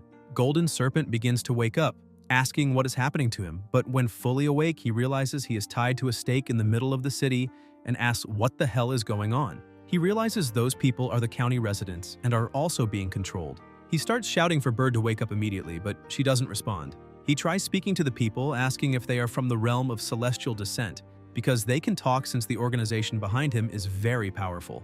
But he also realizes it's useless because those people cannot speak and the only word is gone, as he suffered brainwashing from the realm of celestial descent, and now they can't even be called human beings? They are demonic beasts in human skin, maybe even more terrifying than demon beasts because at least beasts fear pain and death, but those fanatics fear nothing. Suddenly, a very loud noise echoes everywhere, and Golden Serpent asks if that is a bell, and when he looks up, he notices the moon is bigger than ever. All the people begin smiling and climbing on top of each other, trying to reach the moon, forming a mountain of people, and the stakes that were stuck in the ground are removed and carried to the top of that mountain of bodies. Meanwhile, inside the facility, the captain says he isn't able to contact Golden Serpent or Bluebird, so they are probably in trouble, and it's very likely that whoever destroyed the temple base did something to them. He says that either way, something big is happening in the city, and they need to act first, so they must return. But when they go outside, they are impressed by the size of the moon. Aries points and shouts for everyone to look, asking if that really is a beam of light because that beam of light is descending at some point inside the city. Black Lion is surprised, saying that apparently the destruction of the Buddhist base is far more complicated than their bosses imagined. They begin running, saying they need to check where the moonlight is landing because that might be why they are losing contact with Golden Serpent and Bluebird. As they run through the city, the captain notices someone nearby and attacks, but the attack is easily blocked. He realizes that Umbrella is a magical item, and that the person approaching them is not an ordinary one. Qingju asks who they are and why they are attacking. The captain starts laughing, saying that judging by their clothes, it's obvious she isn't from there, and asks if they are the worms who destroyed the Buddhist temple base. The battle begins, and the captain tells his two companions that he needs only 3 seconds to finish off those 2 insects. The other 2 begin to advance, saying they will hold them, and Catfish says it's a waste to eliminate such a beautiful woman, although he doesn't mind playing with the corpse. Qingju defends herself but is impressed by the man's absurd strength. Zhou uses his ice to push them away, but the captain easily destroys the ice, startling Zhou. He says those 3 are at least high-level martial masters, so it's better not to confront them directly and they need to retreat. She agrees, but before they can move away, the captain appears with a blade at both their necks, saying there was just a 1-second difference. He notices there is another person and narrowly dodges a sword, saying that it was close. The captain asks who he is and whether he is with the other 2. The MC says he is the one who will eliminate him. Black Lion starts laughing, saying he has found another person who talks too much and begins using the assassination arts. 12 phantom forms and countless clones rush toward the MC, saying it's time to die. But Yihi uses Zawarudo, identifying exactly where each clone is. He says that a warrior at the martial grandmaster level, protected by martial chi, wouldn't even be scratched by a cannon shot, but could still die. He starts hitting all the clones quickly, saying that the phantom clones of the assassination technique are truly incredible since it's impossible to tell which one is the real body. He begins channeling energy into his hand, saying he doesn't even need to find out which is real. And while looking at one of the clones, he says that this is Black Lion, true name unknown or discreet, the King of Assassins. The MC attacks him, landing a direct blow to his forehead.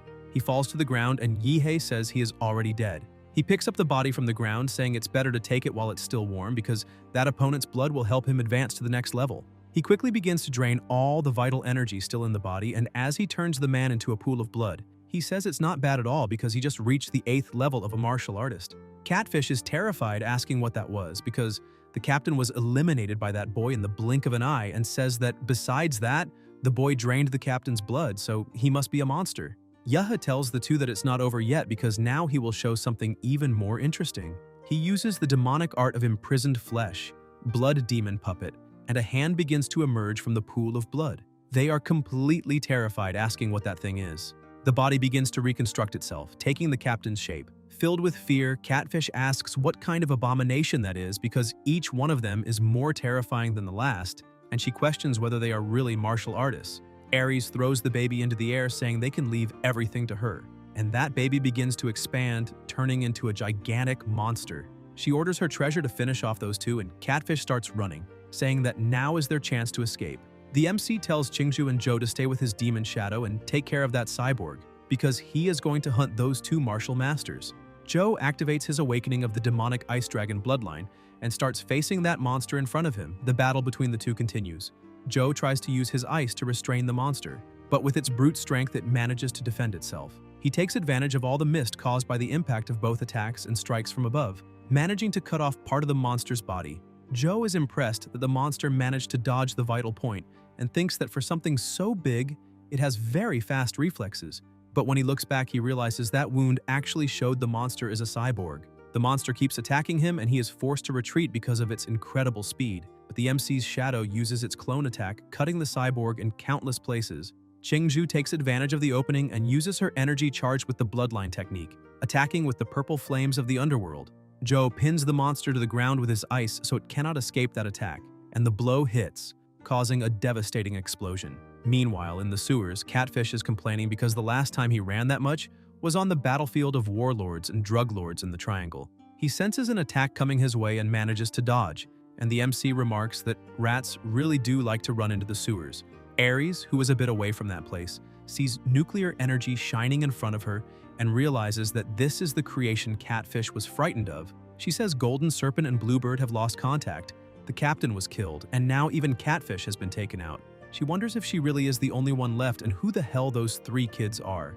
Terrified, she starts feeling sick, saying she cannot die and needs to survive, but now she has no idea where she should go. Then she gets an idea when she looks at the beam of light, thinking that humanoid from the lunar landing must be the realm of Celestial Descent's masterpiece. And determined to survive, she declares she will do anything, even sell her soul to the devil. As she runs toward the light beam, she is shocked to see that the humanoid she saw was actually just a pile of human bodies stacked together, and the whole thing is extremely grotesque. With his sword drenched in blood, a red aura, and the head of his last opponent, the MC approaches, asking if she is really going to climb up there. She starts to panic and thinks this is no time to hesitate and begins climbing that pillar.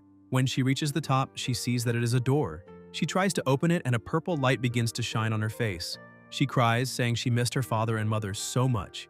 As the door begins to open, the MC, who was behind her, starts smiling and simply dissolves. From afar, the real Yihei was watching everything, saying that the realm of celestial descent used the fear that woman carried in her heart to create an illusion of him and force her to climb to the moon, and that this is quite clever. He looks at his phone, saying that of the assassins the company sent, 2 have already been eliminated and it would have been better if he had taken out the other 3 as well. But his eyes start to shine with thirst for battle, and a smile spreads across his face. He points out that now it is time to see the people from the realm of celestial descent, since they should arrive in the morning, and for sure, after losing a base and the squad, the company Laserbird will probably retreat, meaning that for now, no external obstacle will interfere with his plans, and after so much preparation, the time has finally come for the real show.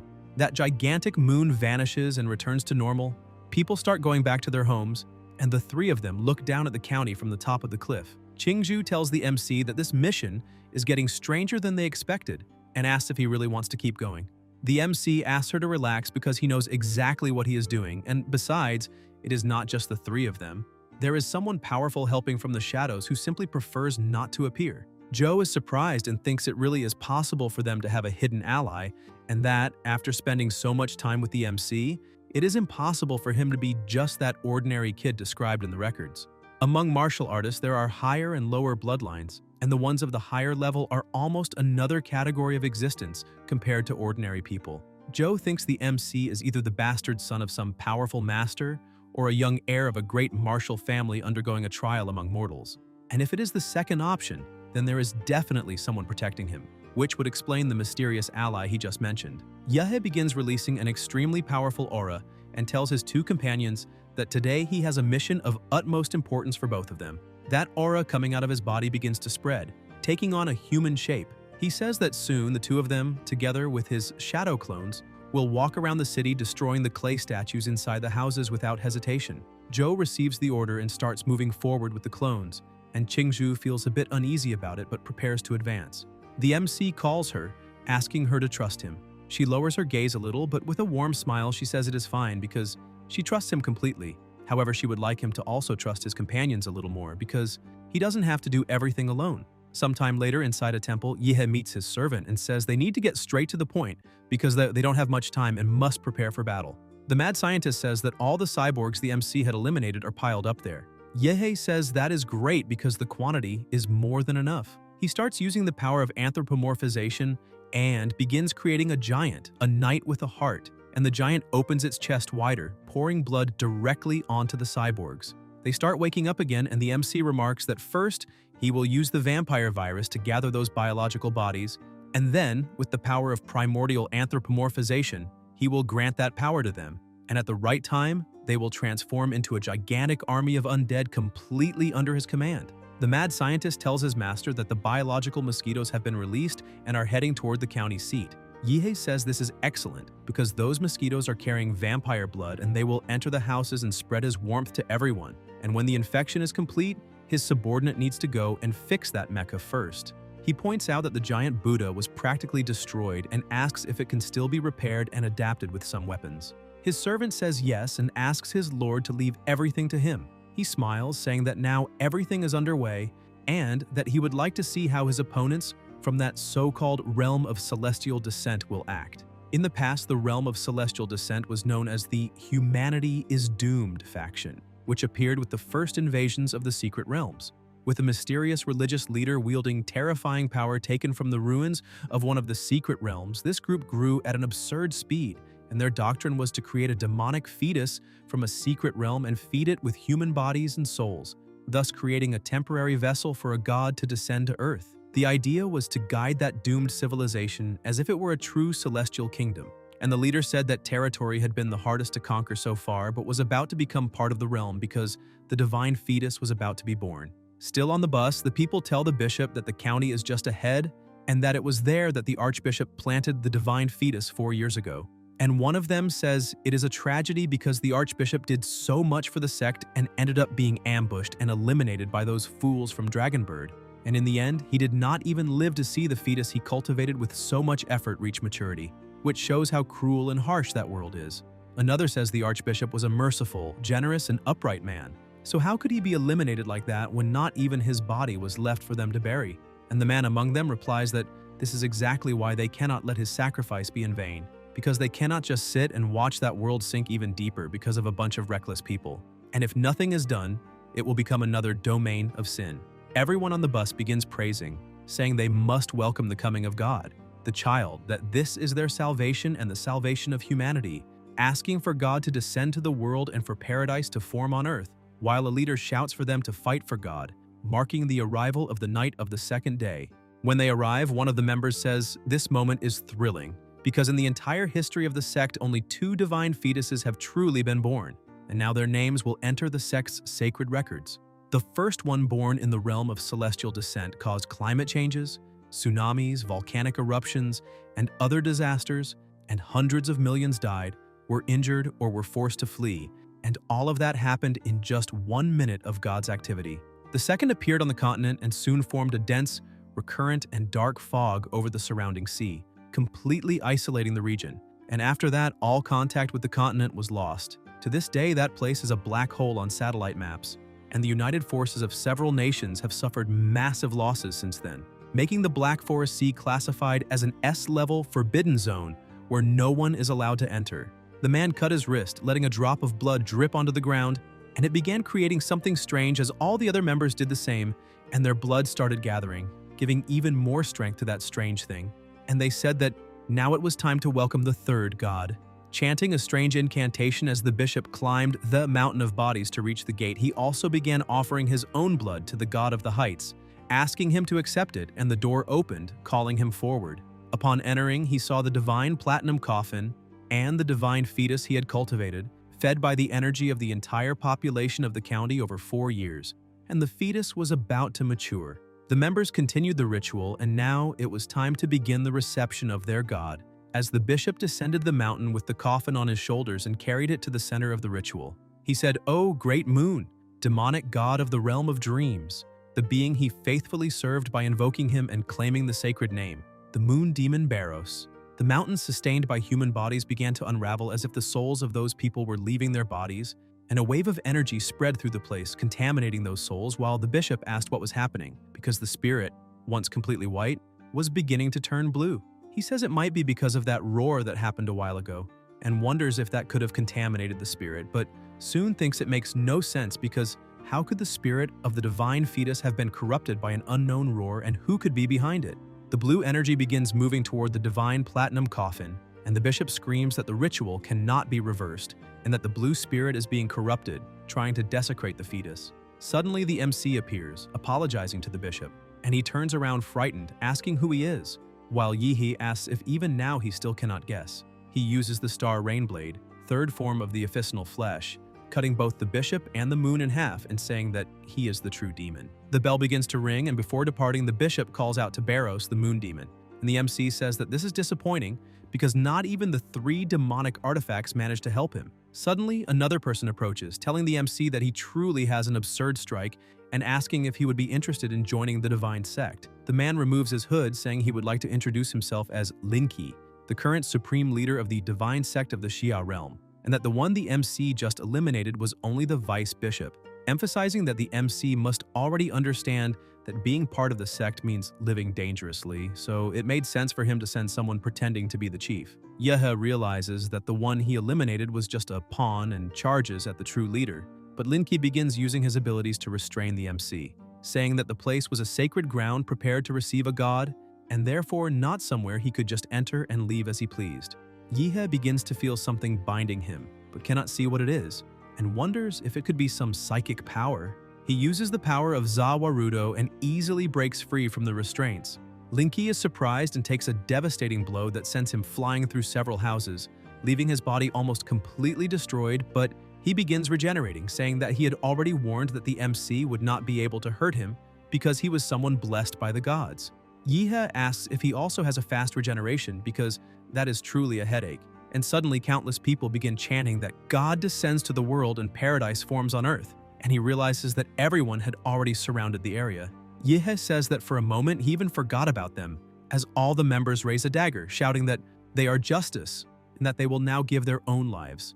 The MC asks if they know how to do anything other than these stupid acts because the minds of those cultists are a real mystery, but he is curious to see what kind of trick those lunatics are still preparing. He says that something is coming because he can feel a cold, sticky spiritual energy, and a monster begins emerging from within those people's bodies. Yihe starts laughing, saying that in the end, it was just another demonic aberration, and it looks like they are still trying to give birth to more troops. An overwhelming force begins to rise, and the MC says it is a pity, but now he can also summon his own troops as giants start appearing in the area, and Yihe points out that he did not bring the lizard men back for nothing, because they would serve as vessels for those humanoids. The demonic beasts begin attacking, but they are completely torn apart by the attack of the humanoids, crushing them as if they were mere ants. Another member of the sect begins to panic, saying that the bishop was wiped out of nowhere and now a bunch of giants has appeared. He begins questioning who the hell these people are and where that young man leading this attack was, and that he needs to use his spiritual vision to find him as fast as possible. When he manages to locate him, he realizes that the MC is beside the coffin, because his true target was the divine fetus. But before he could do anything, Qingzhu and Zhou arrive, saying that his opponents have just arrived. The man is completely terrified, thinking that these people clearly came prepared and asking if they are some kind of dragonbird agents who already knew about the divine sect's plans, because from the initial attack to the demons being blocked by the giant and now not even fleeing is possible, and it seems that the divine sect's mission will fail. Meanwhile, beside the coffin, the MC says that just by coming close, he already feels a cold that seems like it will freeze his soul, and that the thing inside the coffin is full of hostility toward him. But that was to be expected because it was him who put an end to that god. The system appears saying that the host received 5 points of divine spatial energy, and that during the final stage of the ritual of the realm of celestial descent, half of the faith power that the realm had gathered over 4 years to form a body was corrupted by the host, and that corrupted faith power was still used by the demonic fetus to create a body allowing the moon demon to act in the mortal world, which made part of the moon demon's divine power be stolen by the host Yihe at birth. The MC is shocked to discover that this is what happened. He places his hand on the coffin and says that, to be honest, he never cared much about those weak people from the realm of celestial descent because his true enemy from the beginning was always that god tied to the moon and dreams, and even after stealing his power, that god, being just a weak and malnourished baby, should have awakened already. He throws the coffin lid into the air, asking why the god is still hiding inside the coffin, but then he is surprised to see there is nothing inside. He summons his sword, saying that if that fetus calls itself a god and is still hiding, then a total silence takes over the place. The MC realizes that the roars and the fight between the giants and the demons vanished out of nowhere. Moreover, the battle between Qingzhu, Zhou, and the vice bishop also disappeared, and it seems that only he remained in the entire world. Suddenly, someone calls his name, and the MC turns around startled, asking if someone is there. Linky is standing in front of him, asking if the MC had already forgotten about him. Yihe is startled to realize that the moon is an illusion, and asks since when this has been happening.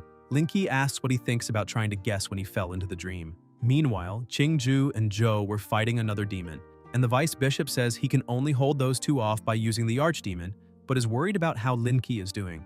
When using his powers to locate the MC, he sees that he is still standing by the coffin. The vice bishop realizes something is wrong with that kid, and that he no longer feels the bishop's spiritual power, so maybe he refuses to believe it, saying he needs to reach the divine fetus immediately. He begins using the deep wooden divine needle technique, and if it hits the enemy's body, blood thorns will grow from the inside out until he is completely shredded. He charges forward, saying that sinful souls are judged by God, and as for filthy flesh, he will handle the extinction.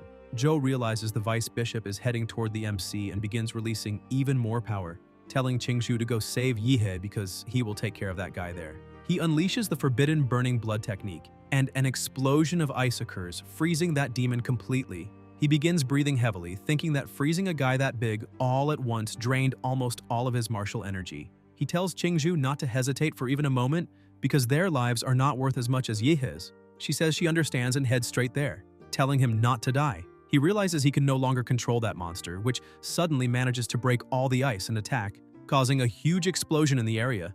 Joe asks the air if the demon really thinks that is enough to take him down because he has not finished his revenge yet.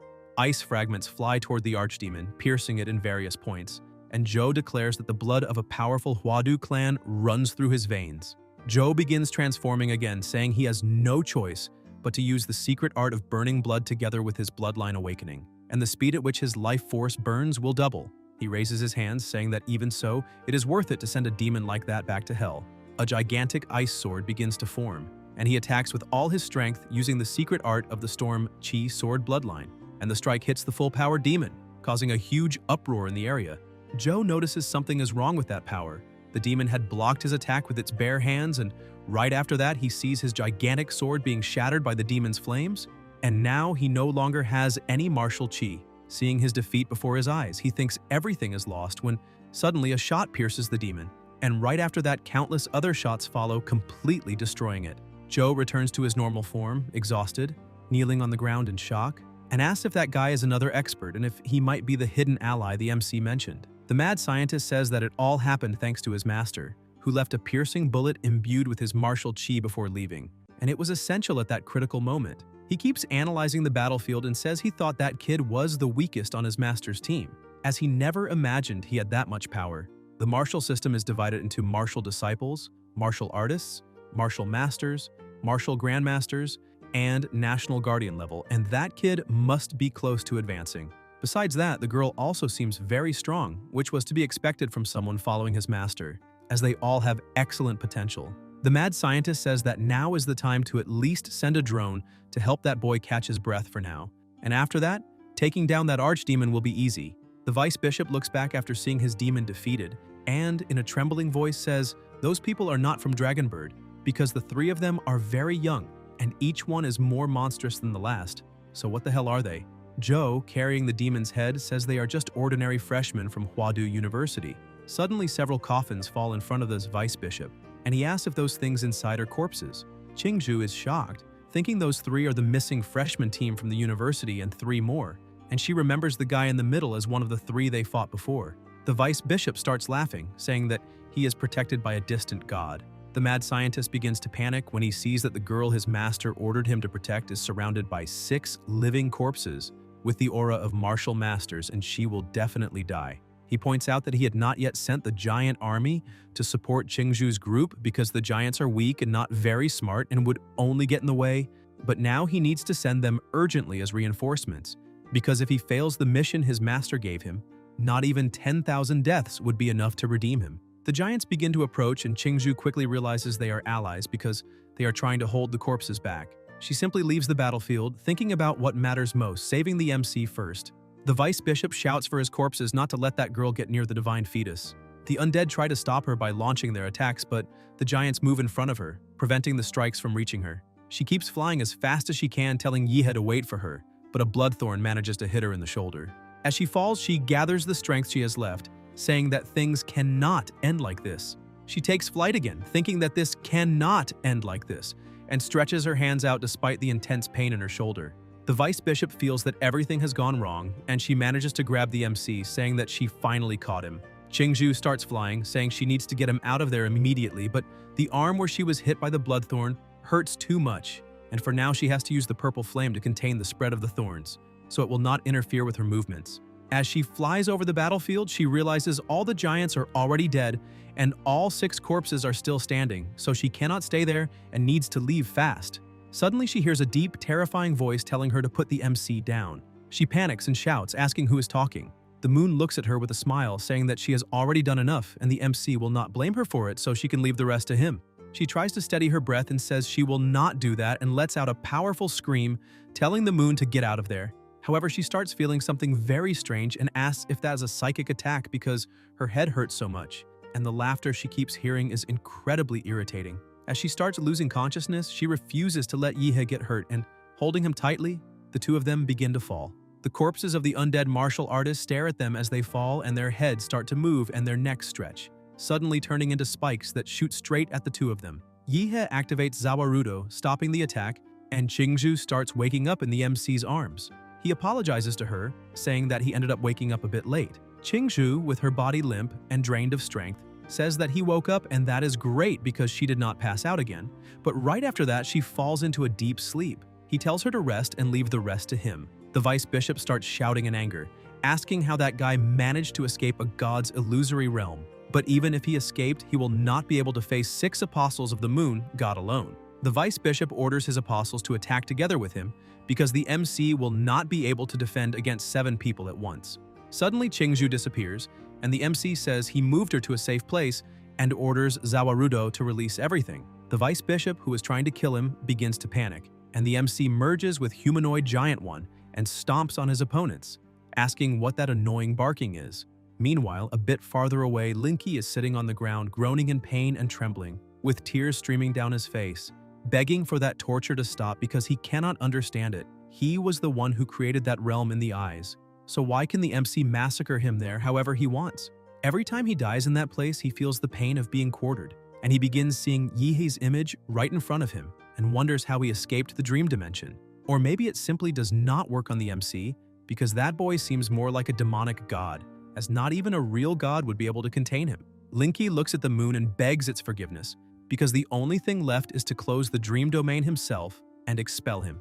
The moon god tells the bishop to lie down in the divine coffin. He hesitates, but the god says there is no choice but to use his lower body as a vessel. Meanwhile, the MC is finishing cleaning up the mess and remarks that in the end, even after gaining power, those people are nothing more than a pile of corpses, and now he has already wiped out all the followers of that cult. But suddenly something approaches, saying that there is still one left. A being with an extremely powerful aura begins drawing closer and stares directly at the MC, who starts smiling excitedly, saying that he, the moon god or moon demon or Baros whatever, finally decided to show up. The moon god begins descending, but suddenly the MC realizes that the place he is standing in has become the moon. However, he thinks that cannot be the real moon because it does not have that overwhelming space cold and he is not running out of oxygen. So it must be something like the Master's massacre domain. A domain is not like an illusion that messes with the mind.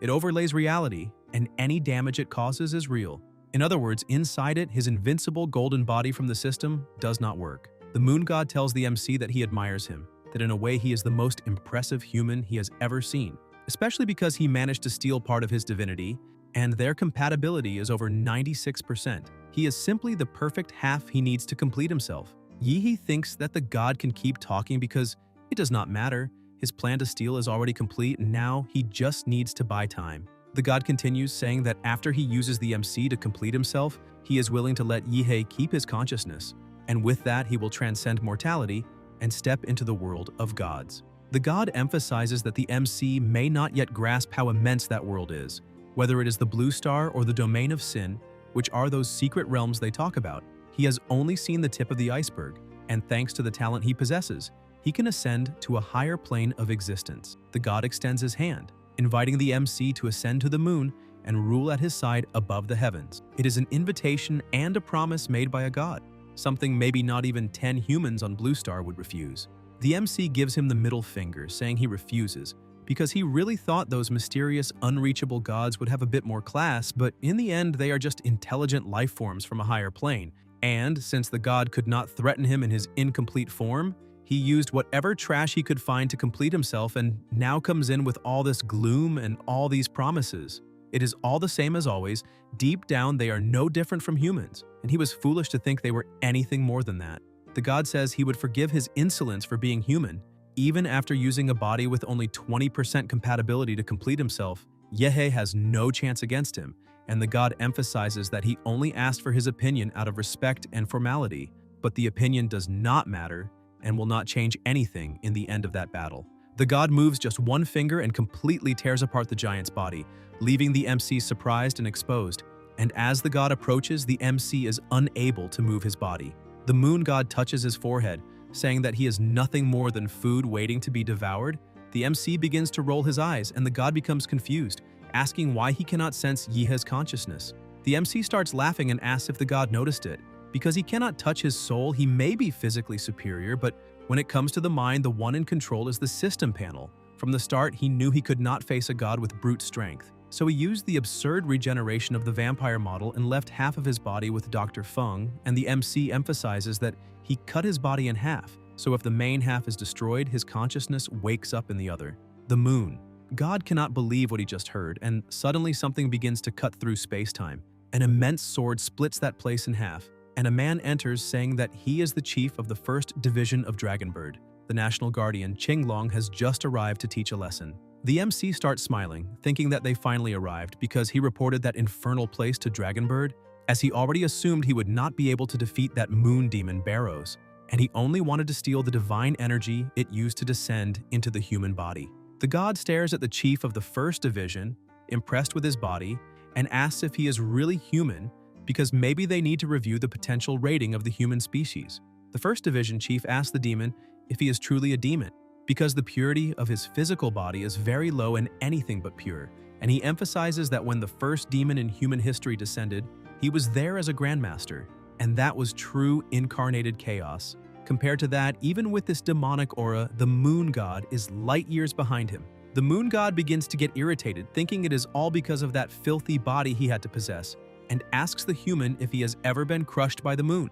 He pulls the MC, saying that now that body belongs to him, and he will not let it be damaged by that fight, then throws him far away. The 1st Division chief begins asking why that demon is trying so hard to protect that boy's body and valuing it so much, but decides to ignore it for now, because first, he needs to seal that demon, and after that he will go after the MC to better understand the situation. Since before leaving, Shi Jingwen had told him the boy's name is Yihe. The two begin their battle, and the demon asks the 1st Division chief to show what he is capable of. In a forest a bit distant from that place, the MC was protected by an energy sphere, and upon landing, the sphere dissolves, and he says he is a little nauseous and begins wondering where he was teleported to, because his vital field detection system is unable to locate the county, and apparently he was thrown far away. And this only confirms that the moon demon calculated that his fight against Qinglong would devastate the entire county and its surroundings.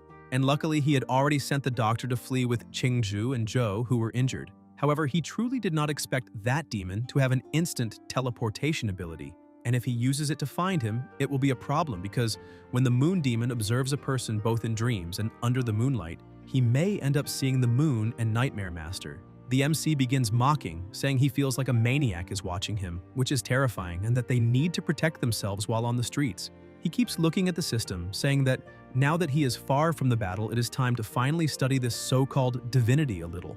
The system shows that he has 5 divinity points, and he only needs to click to distribute them. He emphasizes that it was a lot of work to obtain them, so he really hopes it will be worth it.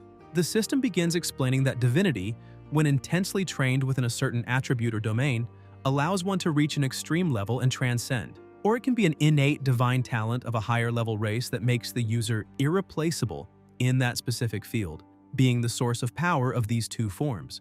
Analyzing this, he points out that now it makes sense why that silver-haired lunatic went crazy after he stole the power. The system says that he currently has 5 divinity points related to the moon, dreams, or illusions, and if used in a compatible model, they can make him evolve in that area. If used in a model that does not have those attributes, there is a chance he will gain observation. The host model related to the moon and illusions is Zawarudo.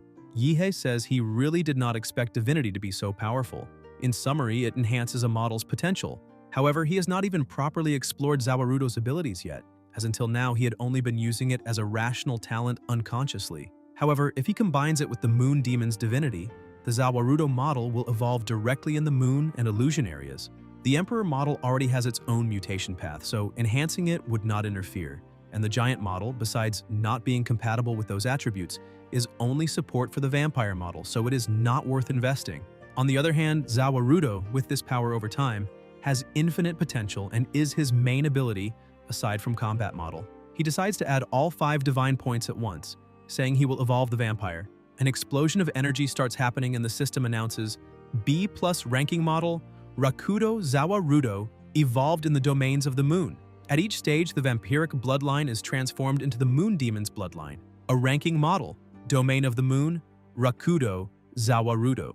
The host's powers over the moonlight are enhanced. Moon demon party bloodline.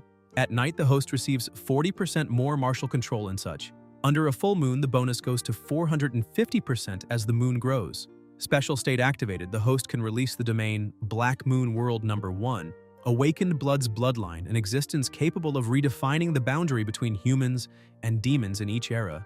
Blood completely altered, organs contracted, vitality and muscular coordination ability increased, senses expanded, and if the host uses moonlight, the blood control can last longer. Eyes can see in the dark under moonlight, and that is reinforced. Number 2. Blood control, which speeds up blood flow to temporarily feed physical strength or mold it into high-precision blood arrows, capable of lowering blood temperature to dozens of negative degrees to freeze whatever it touches. Number 3. Zawarudo. The host's normal strength and speed are tripled under moonlight, multiplied under a full moon, and the boost goes up to 8 times. Special abilities time stop. Under moonlight, the cooldown time is reduced, and under a full moon, the duration of time stop can double. The MC is impressed to see how powerful it became, and even though the main abilities depend on conditions like night and moonlight, the bonuses they provide are absurd. And with all these effects combined, his battle power will grow exponentially, being a top-level support and functional model. And it is like an old saying, the harsher the sea, the pricier the fish, and therefore it was worth going to the county. Furthermore, he will not forget his comrades who nearly died because of him, as that mission was clearly level 4 and considering the risk it could be called level 5, and the university will certainly give the maximum reward. And nowadays, academic points and most university resources are useless to him, but essential to Qingchu and Zhou. He goes to the top of a tree and stares at the moon, receiving the moonlight, and feels the strength exponentially rising in his body, and with a single movement he releases an extremely powerful shockwave. He stretches his body, saying he is adapting very well to that bonus under the moonlight. He thinks that he was the key figure in the Moon Demon descent incident, and therefore Dragonbird will surely invite him for questioning. However, he has too many secrets that cannot be revealed, and in an investigation carried out by professionals, any poorly told lie is easily discovered. He transforms, saying he must first speak to his old acquaintance in Huadu, because that is what connections are for. Upon arriving at the university, the president was already waiting for him and introduces himself, saying his name is Shi Jingwang, the university president. Yi He greets him, saying he's an inspiration to everyone there, and that it is an honor to meet him personally, but the president smiles and asks the MC to stop, as there is no need for so much formality, and he can feel at ease. Yi He starts stretching and laughing, saying that everything is fine, and the president realizes he is quite spontaneous. The MC asks if he is there because of the incident that happened in the county, and Jingwang says no, because he is actually there to tell him that the MC's team completed the anomaly mission in the county with excellence, and he can leave the rest to him. Yihe wonders how a case involving a cult, sacrifice, and even a moon god ends so easily like that, and asks the president if there will be no investigation. Jingwang asks him to stay calm, saying he can trust the university because they will handle the consequences of that incident, and he already knows what the MC is worried about, so he can relax. And he respects the twins' privacy, and when the mission is published at the university, it will be listed as anonymous. And it will state that his team completed a level 4 mission because they cannot classify it as level 5 since it usually requires a leading professor. And saying that freshmen completed a mission like that would be too shocking for people. However, in terms of rewards, they will receive them as level 5. Yehe is shocked, thinking that this treatment is too good to be true, and maybe that clever old man is not suspecting that he is using shortcuts. The next day in the president's reception room, the MC was sitting and looking at the things that were published because now the doctor had finally sent the battle footage to him. And he really wants to know who is stronger, Qinglong or the Moon Demon. When looking at the images, he is surprised because that place used to be in a mountainous region but turned into a crater. And he remembers that the demon had asked if he had ever been crushed by the moon. So maybe he really did that. Yihe begins trembling, saying that the martial fantasy world is truly too dangerous. And in his current state, he still cannot relax because that pervert even said he would keep watching him, and because of that, he has not slept since then, afraid of encountering Barros in his dreams. The MC remembers that he spoke to the president about everything that happened, and he said that Qinglong has a way to seal the moon demon's gaze that is on him. Moreover, they told the MC to come there that day to wait for Qinglong and also take the opportunity to learn something from the second strongest warrior in the Xia realm. As soon as the door begins to open, the MC gets excited, saying his senior has arrived, but when he sees the condition he is in, he realizes that he does not look well at all. Qinglong tells the MC that he does not need to worry, because it is true that he was hit by a bit of cold chi from that otherworldly demon, Barros. However, he won that fight, emphasizing that the demon only managed to exchange a few hundred blows with him before its body began to fall apart. And if it were not for the several delaying techniques the demon used, he would have finished it a long time ago and the MC would not even be there waiting for his help to seal that mark in his gaze. Yehe starts wanting to laugh, thinking he really did not expect Qinglong to explain all that to him. And although he is quite different from the mysterious, all-powerful expert Yehe had imagined, he's actually kind of cute. Qinglong throws his coat on the ground saying it is time to begin, because he will seal the mark in the gaze. Since Director Shi can calculate destiny through the stars and explained how special Yehe is, so Qinglong can help him reveal something confidential, and asks if the MC has ever thought about the fact that demonic beasts were once intelligent beings similar to humans. Yehe is surprised, Qinglong continues explaining, and says that when he was still a Xuanwu master, he went with his master and 5 senior brothers to a newly discovered ruin in a level A secret realm. And in the end, only he managed to come out alive. He was cursed by something terrible inside those ruins, and Yehe starts wondering what kind of curse that was. Qinglong says that his body began transforming little by little into a demonic beast, and along with that his consciousness was being lost. Even with the best doctors in the world trying to help him, no one could stop the transformation. So he decided to exile himself from everything and everyone, because he did not want to become a mindless demonic beast in his own country, risking harming innocents or even being killed by them. So he went alone to an S-level secret realm in the Great Eastern Ocean, determined to die there, but he ended up being taken by a storm to an island where no human had ever stepped. He stresses that the rest of the story is another confidential matter involving strategic plans that could affect the future of the Xia Kingdom. The MC feels a bit disappointed. Thinking this was a cold shower, Qinglong keeps talking while removing the bandages from his body, saying that there was someone on that island who helped him escape the fate of turning into a demonic beast, and his body was completely marked with symbols. When the MC sees those symbols, he starts screaming and his eyes begin bleeding. Looking down and trembling in pain, he thinks that even with the recovery power of the Rakudo model, which healed his eyes instantly, just that single glance almost dragged his entire soul inside. Qinglong keeps staring at the MC while thinking that an ordinary martial master would faint just from looking at those symbols on his body. And for lower-level cultivators, the risk is even higher. They could suffer brain death and end up in a vegetative state. But on the other hand, Yehe only had slight bleeding after looking, and that shows how different he is from the others.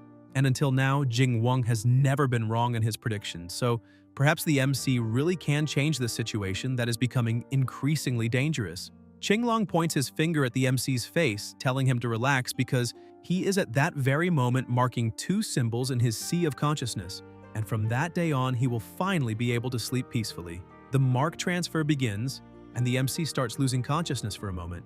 The system warns that the demonic moon gaze, in dreams or under moonlight, may make you see the demon of the moon in nightmares.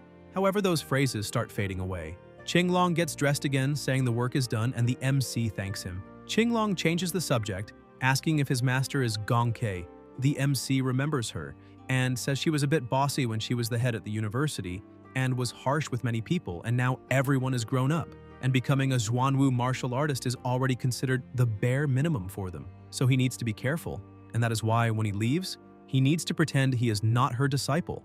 A bit uneasy, the MC answers yes, and Qinglong tells him to relax because he has no problem with her. He only mentioned it because before her soul was damaged, she was the martial artist with the highest chance of reaching the Grandmaster level through carnage, and that is truly a pity. He starts smiling, saying he would like to fight, because he really wants to see how pure the successor of the famous Massacre Moon is. Yehe thinks that, in the end, the more skilled a martial artist is, the more he enjoys fighting, which gives the MC a great idea. And, smiling, he asks if Qinglong would like to fight under the moonlight. Qinglong, even a little uncomfortable at the thought of facing the moon again, ends up agreeing.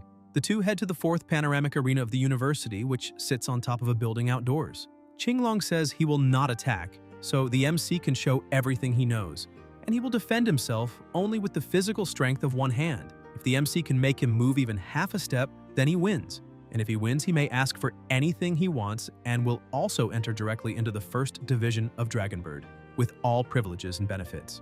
Yehe becomes excited and says it is a deal, asking the senior to show what he can do.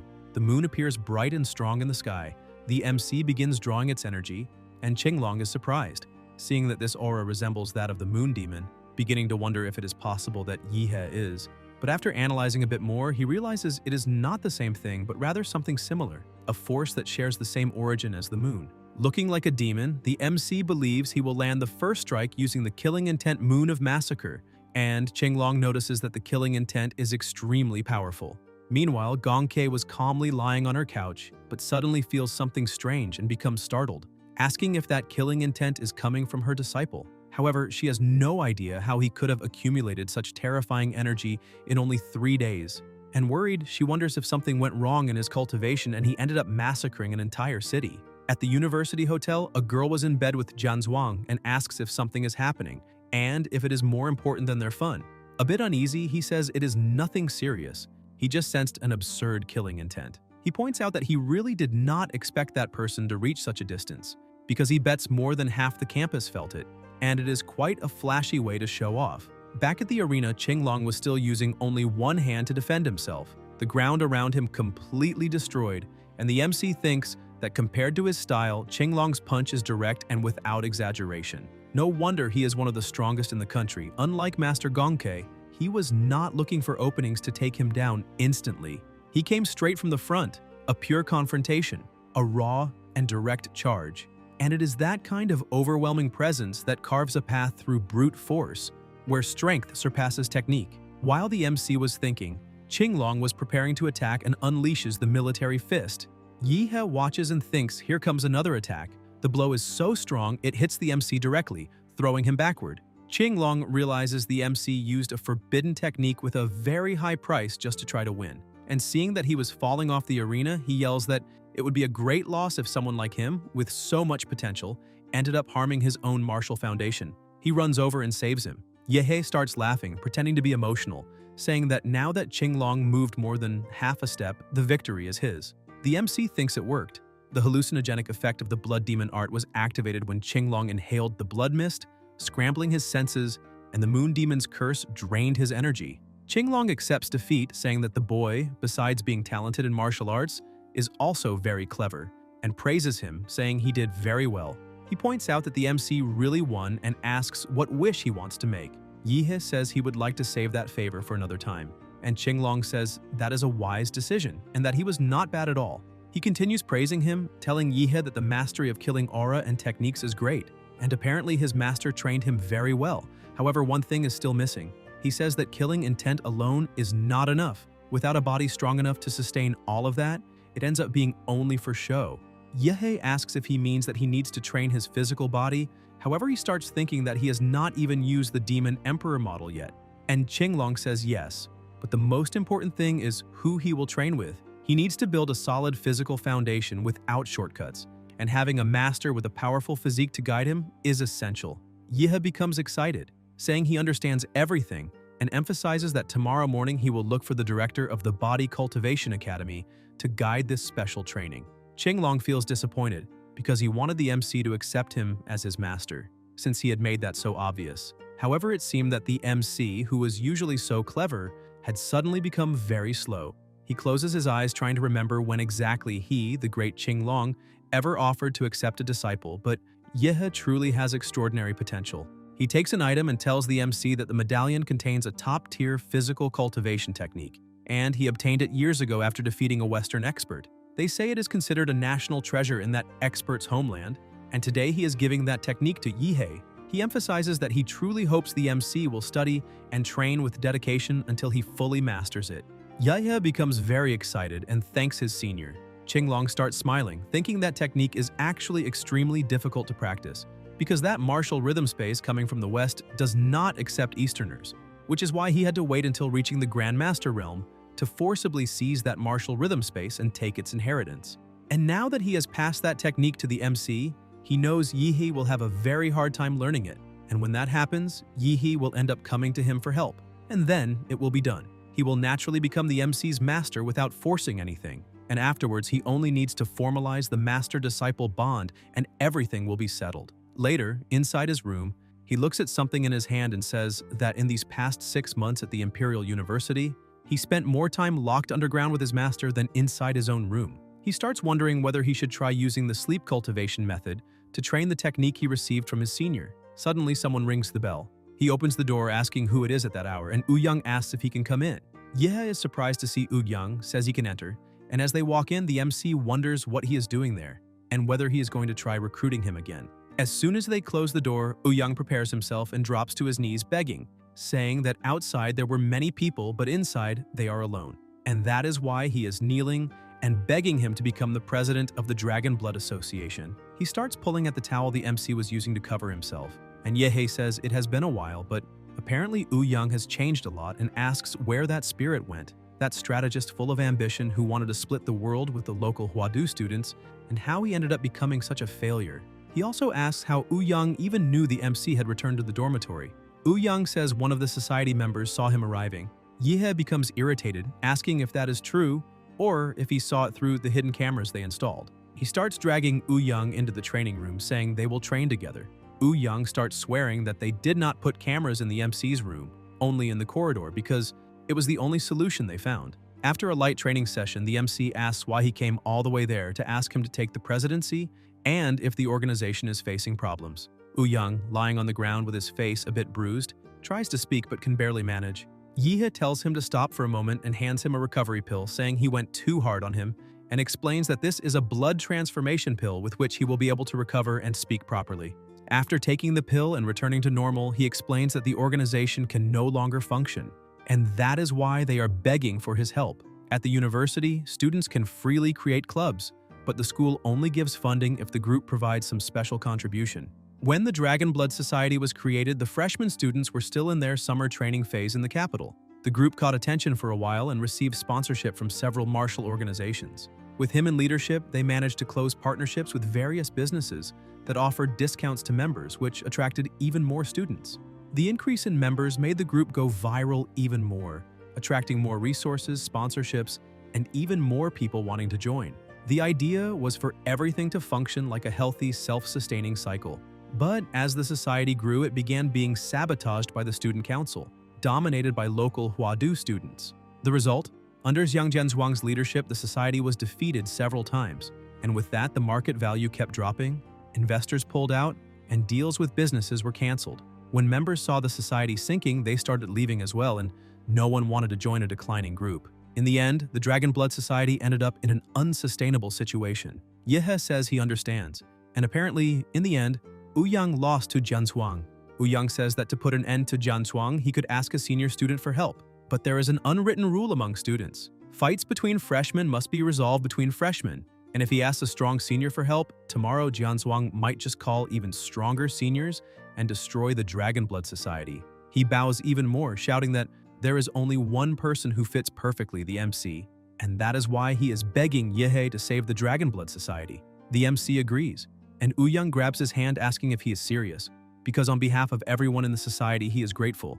But the MC interrupts, saying he is not done yet, because this is not inviting him to be president. This is basically hiring a bodyguard to protect the society, so they will cut the nonsense and go straight to the point. Yehe asks what exactly Young wants him to do, and Young says that the reconquest plan of the Xia Kingdom, something a professor explained, is not really a secret, so he can speak. The MC tells him to stop stalling and get to the point.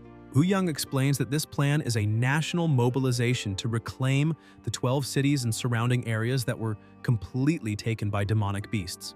Universities across the entire country will participate, and the senior students of the Imperial University will fight directly on the front lines. Meanwhile, the freshmen will not enter the war zone itself, but will stay around the surrounding areas. The final exam and the selection of the best student of the year will take place during this mission. So, during this mission, the Dragon Blood Society will be in Yehe's hands, and he needs to achieve the highest score of all. The MC says that can be handled, but before that, there is something else Young must do. He becomes a little frightened and asks what it is, and Yehe tells him to get rid of those cameras immediately. After removing the cameras, Young starts leaving. The MC thanks him, saying that he helped a lot with that and that it is now confirmed. Whenever he accomplishes something great, he gains a chance to draw a model, and the greater the achievement, the higher the probability of getting a high-level model. Yehe starts smiling again, excited about his new achievements. He thinks Young actually has talent for leadership, and if Yehe helps remove the obstacles from the path, he will be able to take the society to another level. And if the MC can truly transform the Dragon Blood Society into the largest in the whole university, the reward will be better than what he received in the Ancheng entrance exam and in the Zodiac challenges. That is why he needs to master both martial arts and the models. Meanwhile, at the Dragon Blood Society, everyone was sitting at the table. Chen asks Yan if Young has not arrived yet because he is taking too long.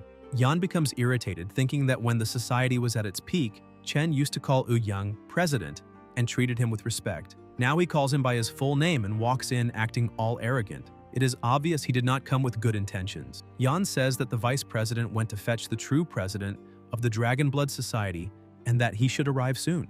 Everyone asks who the true president is, and Chen and Yusi already feel nervous, thinking it cannot be him. Chen stands up and slams the table, asking if Yan is really counting on the MC, asking if he saw what brother Jianshuang is capable of, because among freshmen no one can stand against him, and sometimes it is better to give up. Young has no return, and they need to admit that Yan already took enough advantage of the society, and leaving now is the smartest move. Yusi says she agrees because betting on an outsider is a waste of time, and a smart bird chooses well where it perches. The Dragon Blood Society is already finished, and trying to hold on to it will only result in Yan being swallowed by the tide. Yan becomes irritated and asks what the two are planning. Chen says that everyone there knows the Zhou family from the imperial capital, a true martial family of the Xia kingdom. Young Master Zhou Kai of the main lineage has already promised to arrange a good position for them. Following the young master is much better than staying on a sinking ship waiting to be crushed by Jianshuang. Everyone in the society eventually stands up and agrees, asking if they are really going to trust the MC because the guy disappeared for more than 6 months and did not show up when the people from the capital came to provoke them. The Dragon Blood Society is lost. It is not as if they never helped before. But now, with everything sinking, no one owes anything to anyone, and leaving to look for something better is not wrong. Chen starts smiling, thinking it was very good to have prepared some actors because those big shots have already been in his pocket for a long time. Yan begins to speak, but is interrupted by someone kicking the door open. It is Zhou Kai. He tells Chen that they were taking too long and that he was almost losing his patience downstairs. Chen greets him, saying everything is already settled and they were just about to leave. Yan starts losing control and shouts that this is the Dragon Blood Society Hall, so how did he get in? Kai starts mocking him, saying he fought his way in and tells him to relax because after he pays for the damage and gives them some cultivation resources as compensation, those guards at the door will receive more than they earned in years. They should actually be grateful. Yan charges forward, but a woman steps in front and blocks him with just one hand. He is surprised to see she is not weak. Kai begins shouting, calling them useless, saying they could not even take down that brute. Chen, Yusi, and everyone wanting to go with him must beat that brute until he ends up in the hospital. And if they manage that, their oath of loyalty will be sealed. Everyone stands still, not knowing what to do, and Kai starts yelling, asking why no one is going, because if no one does it, they will not walk out through that door. He questions whether they truly think Zhou Kai's territory is some kind of shelter for stray dogs, because what good is a dog that does not bite when he orders it? Suddenly, they feel a crushing presence and an overwhelming killing intent. Yihe appears holding Kai by the hair and asks Yang if he left that trash for him to deal with because he heard the commotion from the second floor. Yang apologizes, saying it must have been embarrassing to witness that, but the Dragon Blood Society truly needs a good cleaning. Kai starts screaming for the MC to let go of him, demanding to know how he dares pull his hair and whether he knows who he is dealing with. But the MC throws both him and the woman out the window as if they were nothing and says that with silence, everything becomes much more peaceful. He looks at the people around and asks what they are still doing there. One of them apologizes to the true president, saying he had a moment of weakness and ended up listening to that villain Chen's nonsense. And he even considered leaving the Dragon Blood Society. He thinks that since he already offended Kai, there is no way he can enter Huadu's circle, and he cannot be abandoned by the society. Yang says that this time he will not expel anyone from the Dragon Blood Society, but the officer positions will be under evaluation. If they are not up to standard, they will lose everything. Besides that, they are forbidden from participating in any society activity during that week, and he asks if they accept the punishment. People hesitate to answer, and the MC looks at them, saying Yang asked a question, whether they accept or not. Everyone panics in fear and shouts that they accept. The MC says they may go. After returning to the table, Yehe says that now he understands the Dragon Blood Society's situation a bit better. In the end, the real problem is the lack of money and investment. Yang says that is exactly it, and that is why the Kingdom Xia reconquest plan next month is the best chance for them to shine. However, 1 month is too long, and he has a faster and more direct way. The MC starts laughing, saying that ever since he returned to the Imperial University, he has not stopped hearing Jianshuang's name. So, if he challenges the root of the problem and defeats him, this ends for good. Everyone is shocked. Yang says that this morning he announced he will enter seclusion to attempt a breakthrough to the martial master realm. The MC becomes disappointed, asking if they really cannot call that guy for a fight, But the MC thinks that if the point is to show strength to attract investment, he does not need to limit himself to freshmen. He says attracting investment means making noise, making the name spread, and if he challenges fighters across the entire university, the impact will be even greater, and because of that, he already knows what to do. He asks how much they know about the first division of Dragonbird. Yan becomes excited, saying Dragonbird is the strongest martial organization in the Xia Kingdom, and the first division is the elite of the elite. Members of the other divisions are called Dragonbird agents, but those of the first division are known as aces. Yihei asks if Yan is thinking of joining them, and he says yes. Because the first division is the club of the powerful, its chief is the second strongest man in the entire country, Qinglong, and every year only a few graduates of the Imperial University can be recruited. It is the dream of any martial artist in Huadu. Yehe starts smiling, thinking he now understands what needs to be done. They need to put the news team to work and spread the information. He raises his hand and declares that he, Yihei, president of the Dragon Blood Society, and current sometimes agent of the first division of Dragonbird, challenges all martial artists of Huadu University below the martial grandmaster level. He asks what they think of that because this alone is enough noise and donations will rain down. Yan is shocked and asks if the MC is really an ace of the first division of Dragonbird because that is impossible, not to mention the strength. Yihei cannot even take the recruitment exam before graduating. The MC asks what exam, pointing out he never took any exam. He cannot give details, but he was recruited directly for the official position. Wu Yang asks if he is joking and emphasizes that this is not something to joke about. The MC says he is not joking, he was admitted last night, but his documents will arrive in a few days and about challenging all students below the martial grandmaster level. He starts thinking about it because ordinary martial masters he defeats easily. Talented ones might make him spend a bit more time, and it is a shame. If it were to fight a true martial grandmaster, he would probably have to use his secret card to stop time. But that only works with the element of surprise and is not worth revealing just to attract investments. And if not for that, he would challenge the entire university. Ouyang starts thinking that even though it sounds absurd, because it is the MC, he can believe it, and for the sake of the Dragon Blood Society, he will call the news team immediately. Not long after, the news team starts their work and announces that something shocking has happened. The #1 freshman who disappeared for half a year, Yehe, has returned as an ace of the first division of Dragonbird and is challenging the entire Huadu University. They ask who the lunatic challenging the whole university is. They ask if anyone has heard of this Yehe because they heard the freshman highlight this year is Jianzhuang of the Xiang family of Huadu. Others say they have heard of the MC, saying he was first place in the reformed admission exam and attracted attention from many directors at the time. So why was there no news about him for the past 6 months? Some people say they should forget it because whether he is arrogant or not, challenging the entire university? How did he even enter the first division of Dragonbird when graduates say the exam was extremely difficult with a 99% elimination rate? Apparently, he did not even take the exam and was accepted directly. And not only accepted directly, he received an official position and passed with just an innocent, pure smile. Zhou sees the news and smiles, saying it seems Yehe truly does not know how to stay quiet. Qingzhu also becomes worried, saying it seems someone is going to have a bad time. The news keeps spreading and appears on a large screen saying Yehe is a special talent of Huadu University, hired directly with no exam. People say that if even the official Dragonbird account made a statement, it can no longer be fake. Others say maybe he got in through connections. Maybe he has no strength at all and does not deserve the ace title. Ouyang says that now the hype and audacity are ready and it is up to the news team.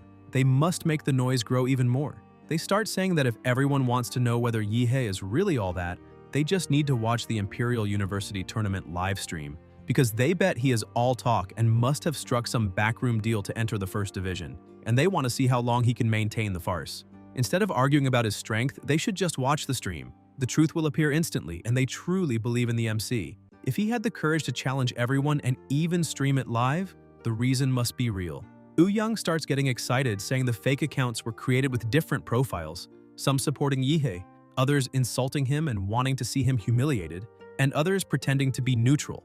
But regardless of the type, all of them talked about the same thing, watching Yehe's live stream. With a push here and there, the buzz around the live grew non-stop. Large streaming platforms even began competing for exclusive broadcast rights with the Dragon Blood Society, and with such massive viewership, sponsors also began to appear, throwing money at the society. As expected from the MC, in a single day, he lifted the Dragon Blood Society from the bottom of the pit and filled its coffers once again. Meanwhile, in Special Class 17, Kai, completely beaten up, says he never imagined that before he could even find someone to teach the MC a lesson, the MC himself would organize a tournament to challenge the entire university, because that is basically an invitation to die. Fighters battle in arenas, but blades and weapons have no eyes, and if someone dies accidentally, it is considered normal. The day of the event finally arrives. The arena is packed, people filming everything with their phones, and a helicopter begins circling the area. The MC opens the helicopter door and the announcers tell everyone that the long-awaited Huadu University tournament has officially begun, and now they will welcome the star of the night, Yihe. He jumps from the aircraft like a bolt of lightning using nuclear energy, and upon landing in the arena, he creates a massive explosion. People say it was incredible, the most epic entrance of the year, and it seems that tonight, no one will sleep. And even if they do not know whether the MC is strong or not, what is certain is that he knows how to make an entrance. This is what a true master of the arena looks like, descending from the sky wrapped in a moonlit glow so imposing that whoever comes after him will already start at a disadvantage just because of that entrance. Furthermore, Yihe is showing what it means to be a true arena master. Even though he says he is challenging the whole university, in practice, it is the challengers who are being challenged by him. While the MC is welcomed by thousands of cheers, someone is still in the locker room saying that the freshman really knows how to make a scene. His friend asks if he is really going to enter the arena. Long Tao says that with that many people watching the live stream, he must show up. He's basically an online celebrity and is not going to miss the chance to appear. Whoever challenges the MC first cannot lose. If he wins, he rides the hype and becomes famous. And if he loses, when someone else beats Yihe later, he can step up and say he was the one who tired Yihe out, which is why someone else managed to win. Either way, he gets a piece of the hype. He charges onto the stage, introducing himself and saying he is a partial second-level master and is there to challenge him. Yihe introduces himself as a Dragon Blood Society member, an 8th-level martial artist, and the crowd goes wild. The judge announces the start of the fight, but 1 second later, the MC knocks his opponent out with a single blow and asks for the next one. A woman appears attacking him from behind. She is Yao Ling from the 2nd year, although just a 5th-level martial master. She holds the record of defeating 3 7th-level martial master students by herself. She's one of the strongest of the 2nd year, so why is she there? The real question is whether she can face the MC. At the very least, she should be stronger than the internet celebrity Long Tao. Yihe looks at her and says the purity of her blade is still too low. He can break it with a single movement. He apologizes, but says he is in a hurry and tells everyone to come at once. All challengers rush onto the stage, but they are defeated one by one as if they were absolutely nothing. Kai, who is watching, cannot believe how the MC can be so strong. And with strength like that, how will he ever find someone to avenge what happened to him? Because anyone he sends will go straight to the hospital the moment they step into the arena. He thinks carefully and says perhaps only one person is capable. His older brother, Zhou Yanting, the eldest son of the Zhou family of that generation. However, his brother is stubborn and strict about principles. He is not the type who protects his little brother, so he would never help him take revenge. But then Kai starts laughing, thinking that maybe there is a possibility after all. Meanwhile, in the arena, the MC has already eliminated every fighter and asks if anyone else is coming. The challengers lying on the ground ask if that guy really cannot stop once he gains momentum, because he should at least leave an honorable retreat for both sides.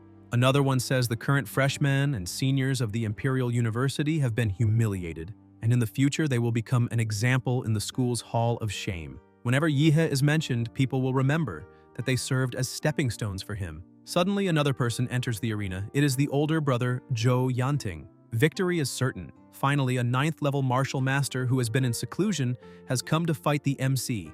Yanting is not an ordinary 9th-level martial master. Having reactivated to perfect his martial realm, he can fight above his level and defeat an ordinary martial grandmaster.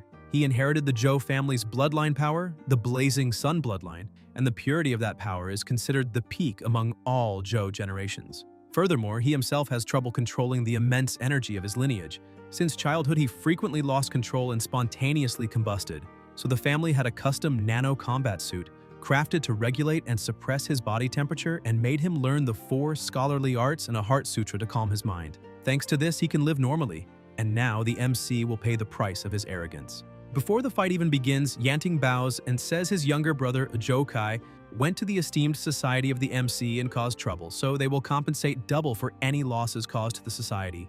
The MC asks if he is really the brother of that guy with the afro. Yanting says yes. Yihe says Yanting does not seem like someone who enjoys fighting, since he did not come to avenge that piece of trash Kai, so why did he decide to challenge?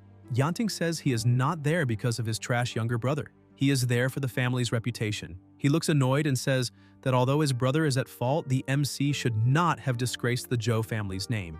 Yehe asks how he disgraced the Zhou family and starts laughing, saying that family drama is always the same. Petty people embellishing stories and making false accusations. But he says to forget it because it does not matter. The two start walking across the arena. Yanting says he will make the MC kneel and apologize to the Zhou family in front of all teachers and students. Yehe says that if Yanting truly wants him to apologize, then he must have the ability to force him. They face each other and exchange the first punch, and with that, the pressure between them starts rising and both unleash blows nonstop, but every strike collides. The pressure and temperature start increasing in the area. The MC notices that the nano combat suit is releasing its limiters and Yanting's temperature shot up suddenly. The commentator says Yanting's arm is starting to look strange. That is the blazing sunblood, and now the MC is in danger. The crowd is stunned by how strong the two are. The battle begins to emit a frightening amount of energy. The commentator says it is no wonder Yanting is a martial arts master. His strength is extraordinary, and nowadays anyone who can take more than a few hits from the MC is definitely not ordinary, because Yihe has already become the great demon king of the university. Yanting notices the MC is merging, and asks if that is Yihe's monster form because he looks more like a demonic beast. Yihe tells young Master Zhou not to get distracted and punches him in the face, saying, "Hesitation is the same as losing a fight." A child holding a doll tells her brother who spits fire to go all out and defeat the great demon king Yihe. Yanting wipes his face, which had just taken a blow, and asks how the ghost bird fell in love with someone like the MC, since his fighting style is completely wild. He begins observing the MC and asks why he has the feeling that the boy is getting bigger. Or maybe it is just his imagination. Yehe tells Senior Zhou to have a little more confidence, because he really is getting bigger. Instead of releasing all his strength at once and creating an external body, he is using a vampire's superior bodily control to increase his power little by little from the inside out. That way, besides gaining almost instantaneous agility and reflexes, he increases his physical strength multiple times per second. And now, winning that fight is the same as an adult fighting a child. He attacks once again. Yanting tries to defend, the ground around him begins melting, and he thinks now he understands why that monster had the courage to challenge the entire school. The question now is whether a human is even capable of such strength. Even though he thought his bloodline was absurd compared to Yihe, it is nothing. Yehe is more like a high-level humanoid demonic beast. His bones can no longer withstand it. His body, refined through martial arts that took so long to strengthen, is on the verge of collapse. And it seems he will have to rebuild everything from zero, but before that, he must deal with the monster standing in front of him. He manages to dodge the attack, saying that if he cannot win with strength, then he will try to win with speed. Yihe begins accumulating nuclear energy in his mouth and says that it seems his opponent did not even bother studying his previous fights, and still came to face him unprepared. So the arrogant one is not him, but Yanting. He begins firing his attacks and Yanting tries to dodge. He starts gathering energy, saying that after the strike the MC might end up dying, so he cannot say he was not warned. He gathers all the strength he has, igniting his own body. The crowd goes wild, saying the heat is absurd, and is changing the temperature of the entire environment, and this is exactly what one would expect from the Zhou family, specialists in flame martial arts. A massive fireball forms above Yanting, and he shouts that it is the infernal, martial art-burning sun demon hand. He throws the sphere at the MC, who becomes excited, saying he will finally be hit by a decent attack. However, he asks whether Yanting thinks he was the only one capable of firing energy blasts, because this is great. Now he will test a new technique he developed himself. His arm begins transforming into a dragon's head, and he becomes excited to see the damage it can cause. He shouts that this is the heaven-rending dragon cannon. A powerful beam of nuclear energy is released, completely destroying his opponent's technique, and Yanting wonders if he is really going to die there. The beam of light tears through the sky. Suddenly, someone appears saying the MC is being far too reckless. Yihe returns to his normal form and begins laughing, saying he fought this way because he noticed the director arriving and figured it was a good time to let loose and have some fun. Jingguang says he only came to watch the famous tournament the MC organized, but did not expect to be dragged onto the stage like that, and asks if Yihe did it on purpose. Yihe laughs, saying he had no choice. Without the director's presence, the tournament loses all prestige, and asks him to help a student just this once. The director says Master Gongke is always calling him slow and clumsy, but apparently the MC has been deceiving her. He says it is fine and he will help with the tournament, but only this time. The director uses his abilities and asks if anyone else wants to challenge Yihe. because if no one does, he will officially declare that Yi faced all challengers from the Imperial University and kept his champion title. Some remaining fighters start asking each other why they do not go challenge him, but the display of strength was so overwhelming that everyone is traumatized and does not want to be sliced in half. The director realizes no one else will step into the arena and announces that in that case, Yi is the winner. It is officially declared that Yi, a freshman, fought every martial master in the school while being only a simple martial artist. This has never happened before and likely never will again. Yihe's name will be remembered forever at Wadu University, a true legend. In the MC's hometown, everyone is watching the trending topics, and all of them are related to him. They celebrate, saying the martial saint guardian of the nation is injured and resting, the fate of Grandmaster Du Jingming is uncertain, and 12 cities have already fallen. In times like this, Yihe's emergence is truly a heavenly blessing for the nation. At Anqing's first school, they are celebrating the event, the teacher saying, "That is right."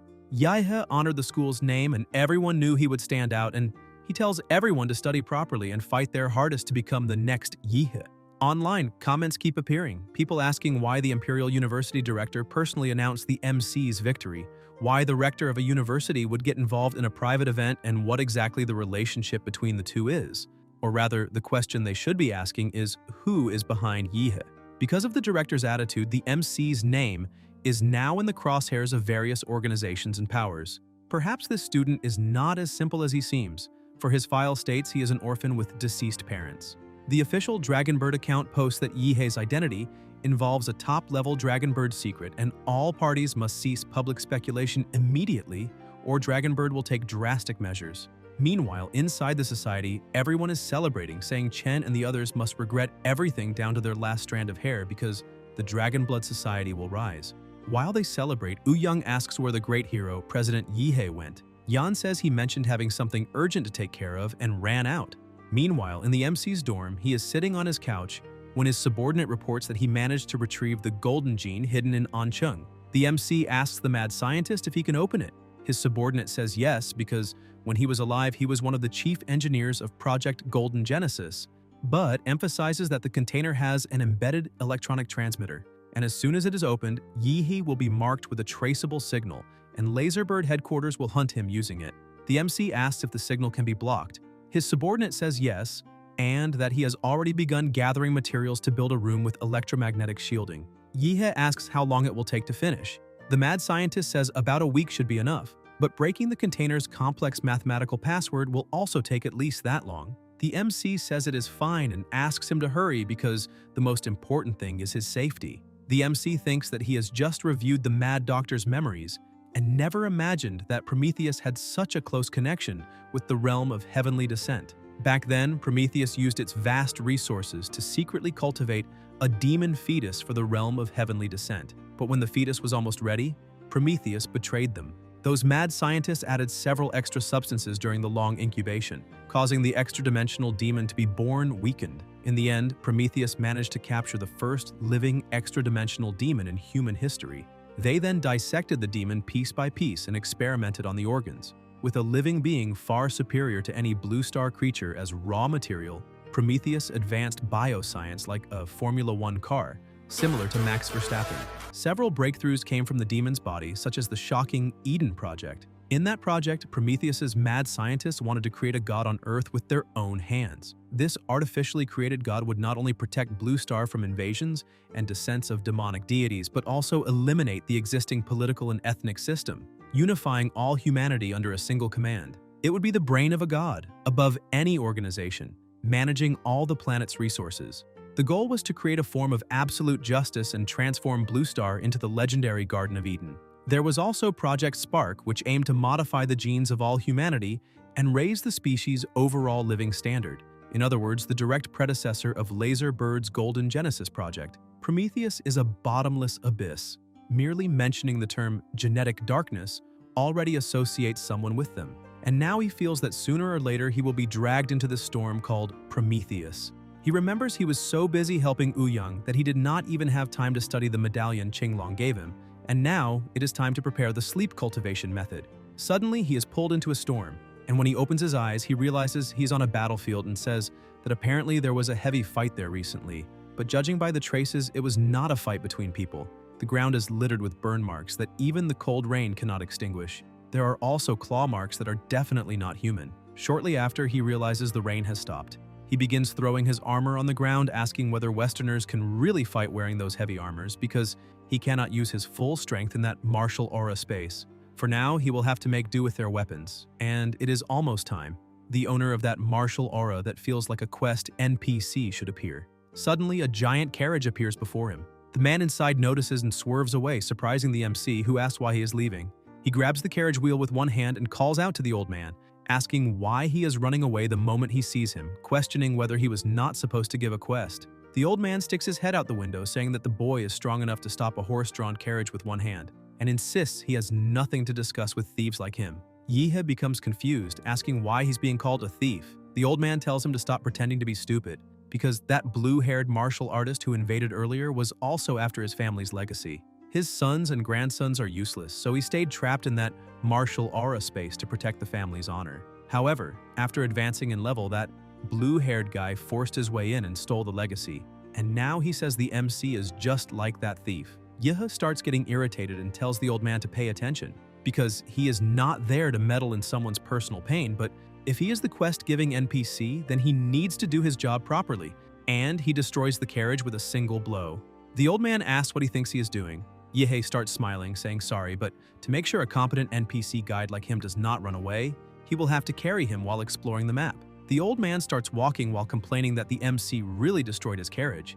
Yihe apologizes, but says the old man is the master of that martial aura space, so he will have to trouble him to be properly guided. The man says the MC at least has a bit more manners than that blue-haired martial artist who passed through earlier, and explains that the MC just has to follow those explosion marks on the ground. At the end of them, he will find the test site. They continue walking, but the marks suddenly disappear, and the MC says that this is a problem. The old man begins laughing to himself, thinking that the kid actually believed he would lead him straight to the test site, which is pure naivete, and now Yihe will be lost in that martial space forever. The MC looks up at the sky and notices a bird flying overhead, saying that if there are no tracks on the ground, then maybe he went by air. The old man is shocked, thinking it never even crossed his mind that the young man would find the main clue so quickly. And with that level of perception added to the talent he has just shown, if only he were a descendant of his family, it would be something wonderful, but in the end, it is a waste. Yihe analyzes for a while and says, flying creatures never build nests in low places, and this has no exceptions, and now they are in a huge plain, and if they continue in that direction, the highest point they will find will be their destination. He looks at the old man and says he will need to borrow the horse. Sometime later, heading toward the mountains, the MC is guiding the horse with the old man riding behind him, when suddenly the horse senses something and becomes startled, throwing them both off. Yihe becomes alert, saying the horse sensed danger, so that means they have arrived, but he still does not know exactly what is in front of them, wondering if it could be the legendary mortal enemy of the Demon Emperor, the star-devouring calamity. The monster attacks him with a massive energy blast. The old man stands up, saying the MC did find the right place, but in the end, he will just become another speck of dust swallowed by the monster's fury. The old man emphasizes that he is the master of that space, so he cannot die from the attacks, but the kid is far too young, and that test was never about killing the multi-headed white dragon. The true objective is to find the spiritual objects protected by the beasts of the snowy mountains, and offer them to the dragon to obtain its approval and receive the legacy. Of course, there is an exception. The blue-haired guy is one of them. After leveling up, he used brute force to kill the dragon and take the legacy by force, but that kid cannot possibly do that with his current cultivation. He must already have become... Suddenly, the old man falls silent, shocked to see that the MC is still alive, and even more shocked to notice there is something strange about his body. Yihe begins exuding his nuclear energy and laughs, saying that as soon as he entered that martial aura space, he could not access the power of any of his models because the compatibility was too low, but now that compatibility is rising little by little, and the power of the models is merging with his soul, allowing him to finally manifest that strength inside the space.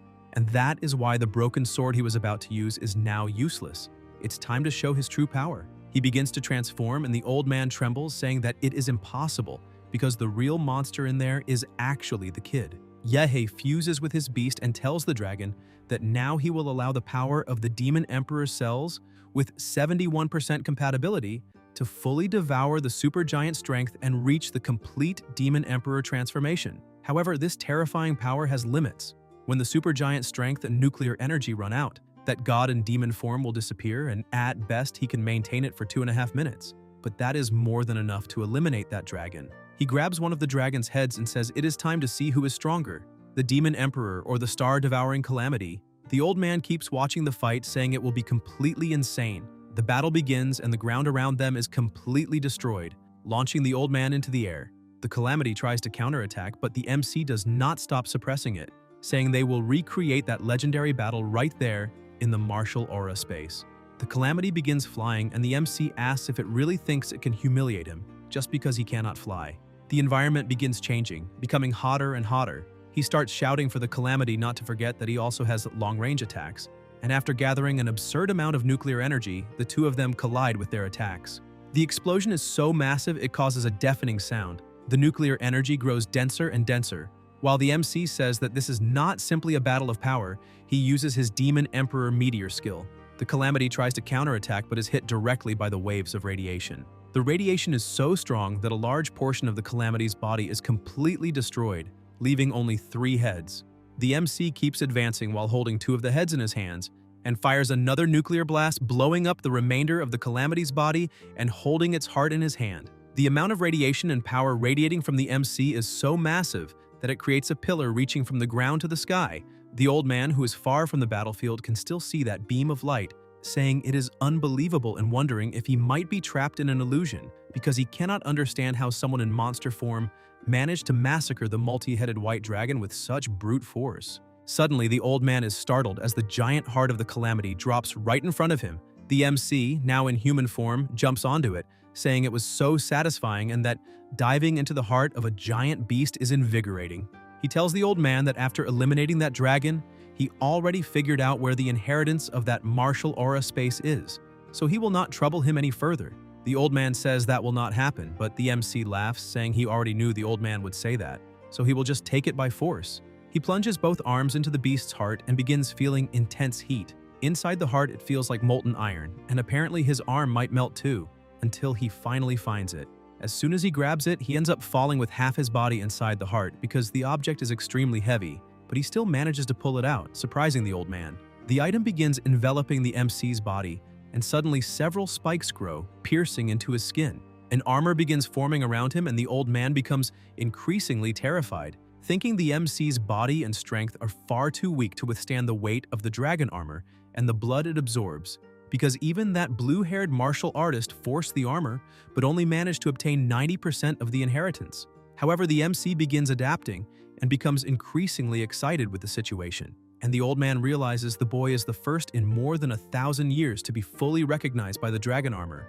Yeha sits as if nothing happened and asks the old man if he really wants to know how he managed it, asking if he sees it. He simply put on the armor, and that was that.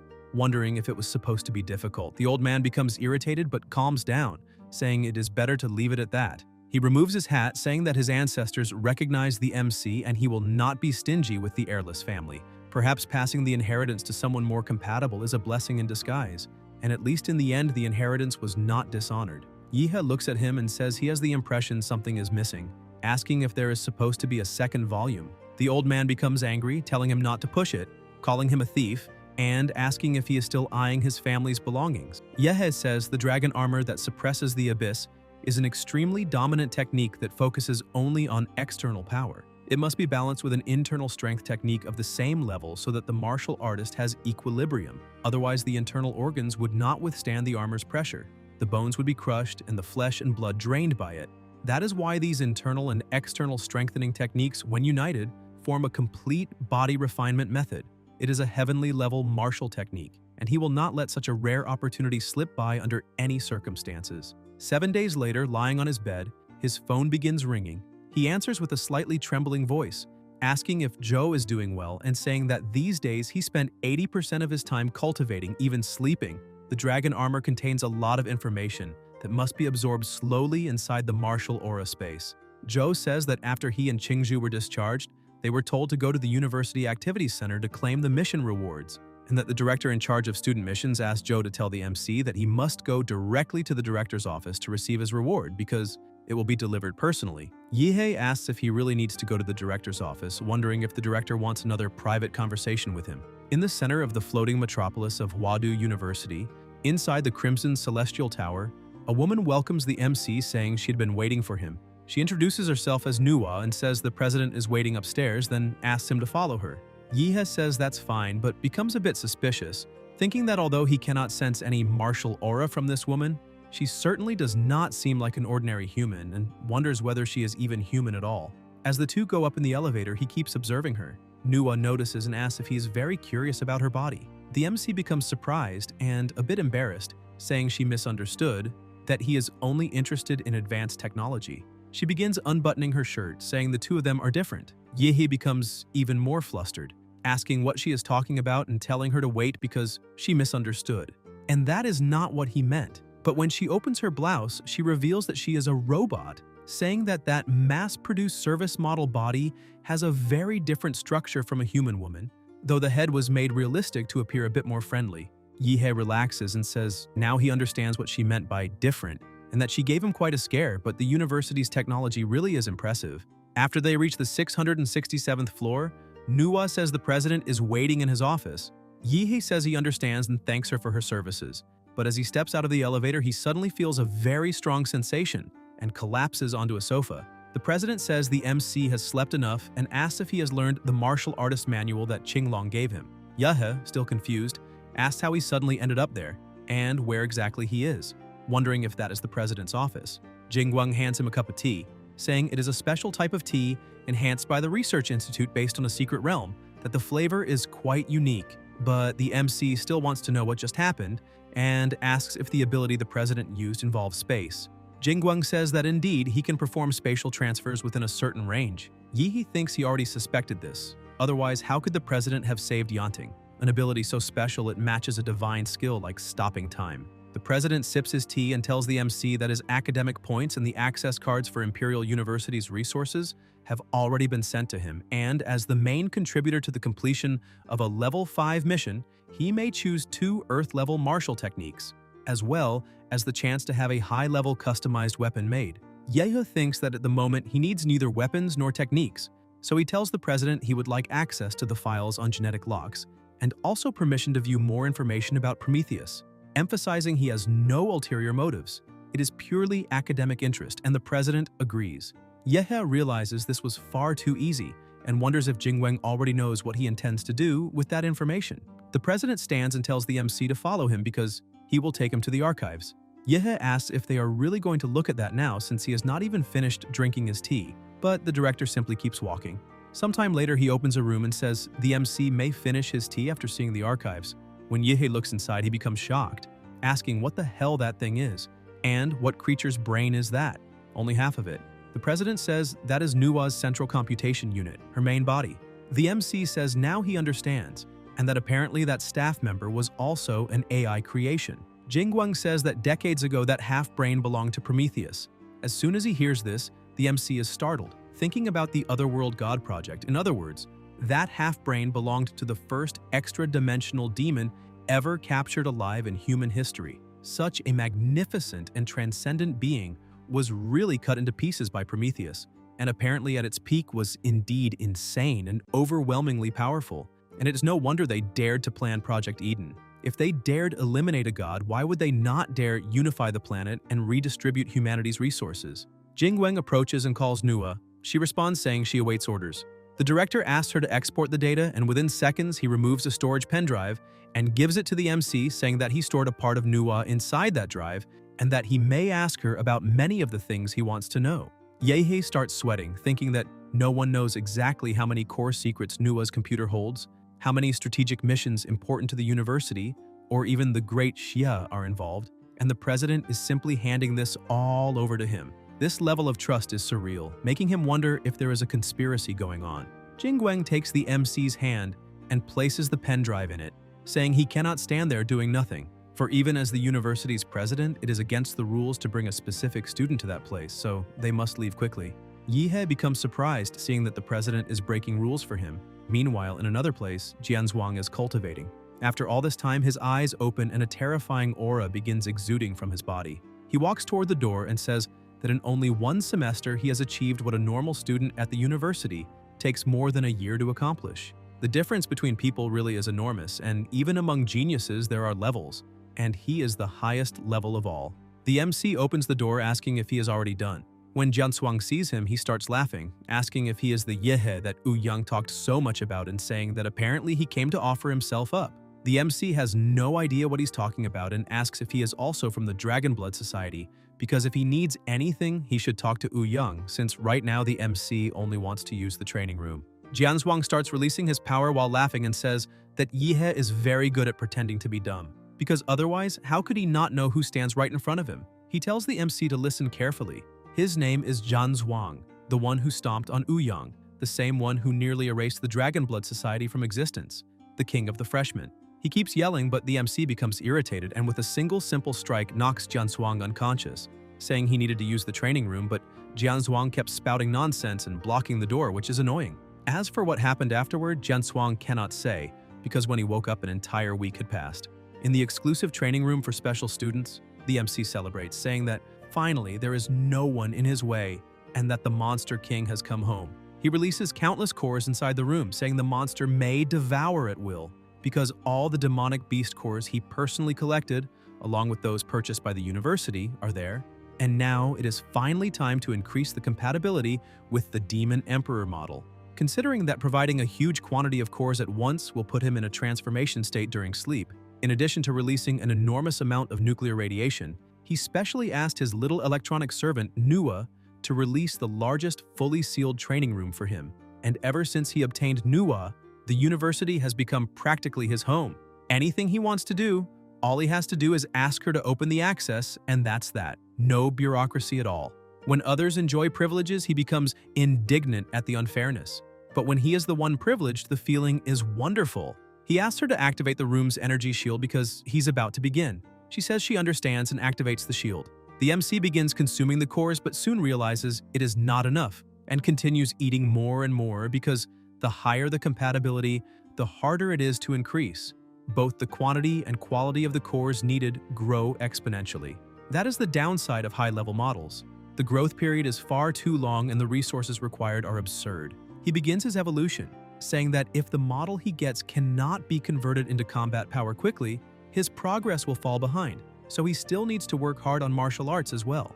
The security system in the phone sends an alert signal about high energy above standard limits, but that alert is intercepted before reaching the main control room, and the energy shield has been raised to the maximum level. Yehe says that even when cheating, you must be smart, because even people who cheat can die or waste time. Time keeps passing and the MC remains inside the room, enveloped by something strange. He thinks that when the crystal coffin opens, that will be the day the Monster King appears in that world. Sometime later, several ships are flying through the sky.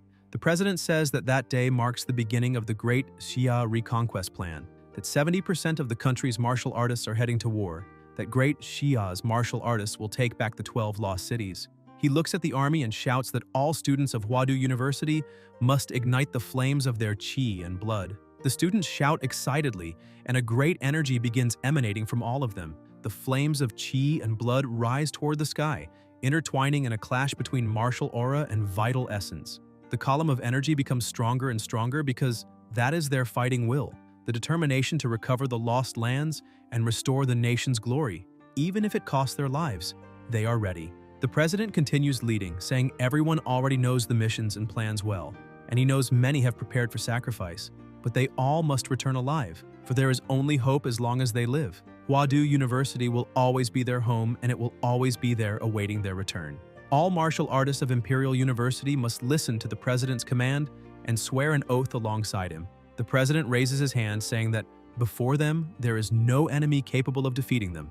The army shouts with the president, while meanwhile, in the training room, the MC remains inside the crystal coffin. A woman walking down a hallway, known as Supervisor Yu Yan, Level 2 Prometheus researcher and now a senior executive at Laserbird, says that first the golden gene was stolen, then an important base was invaded, and finally an elite team was lost, which shows that Laserbird has had an extremely unlucky year.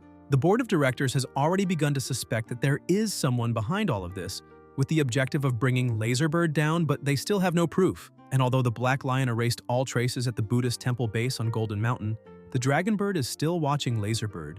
And if the Dragonbird of Great Xia were not so busy reclaiming the fallen cities, Laserbird would already be in huge trouble, but it is precisely because the attention of all martial artists in the country is focused on the fallen cities, that Laserbird can finally breathe and at the same time release that monster. She explains that that creature is a failed product of the first-generation Golden Gene experiments, a Pandora's box that, if mishandled, can drag humanity into an abyss of eternal ruin. Because with the Golden Gene flowing through its veins, even though it is considered a failure, it can still sense the location of other Golden Genes.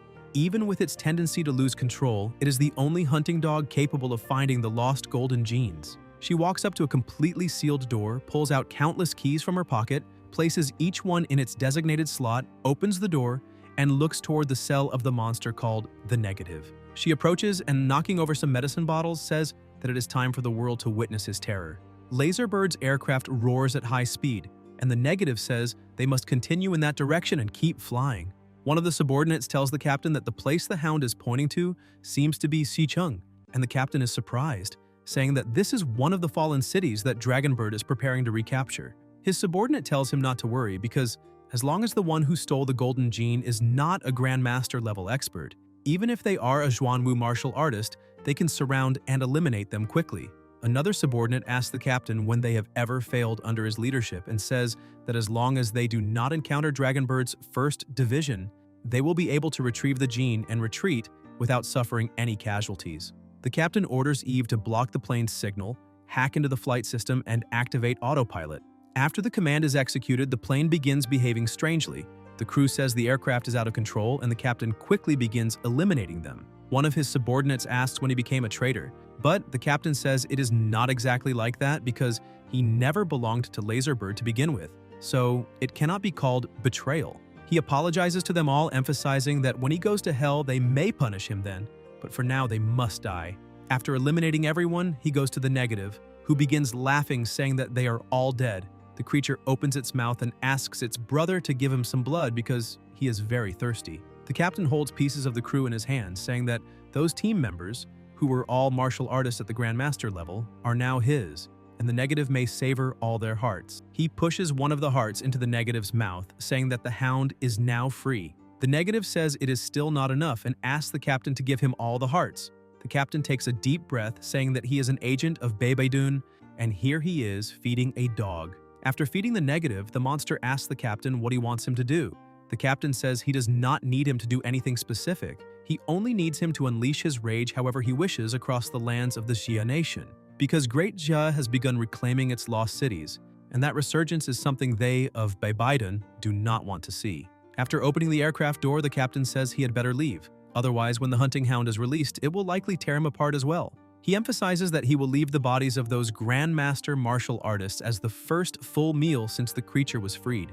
As soon as he leaves the aircraft, the Negative begins breaking loose, laughing and saying that before he was merely a tracking hound, but now he is a mad dog unleashed to bite whomever he pleases, and that clearly he is being underestimated because he intends to devour all the living.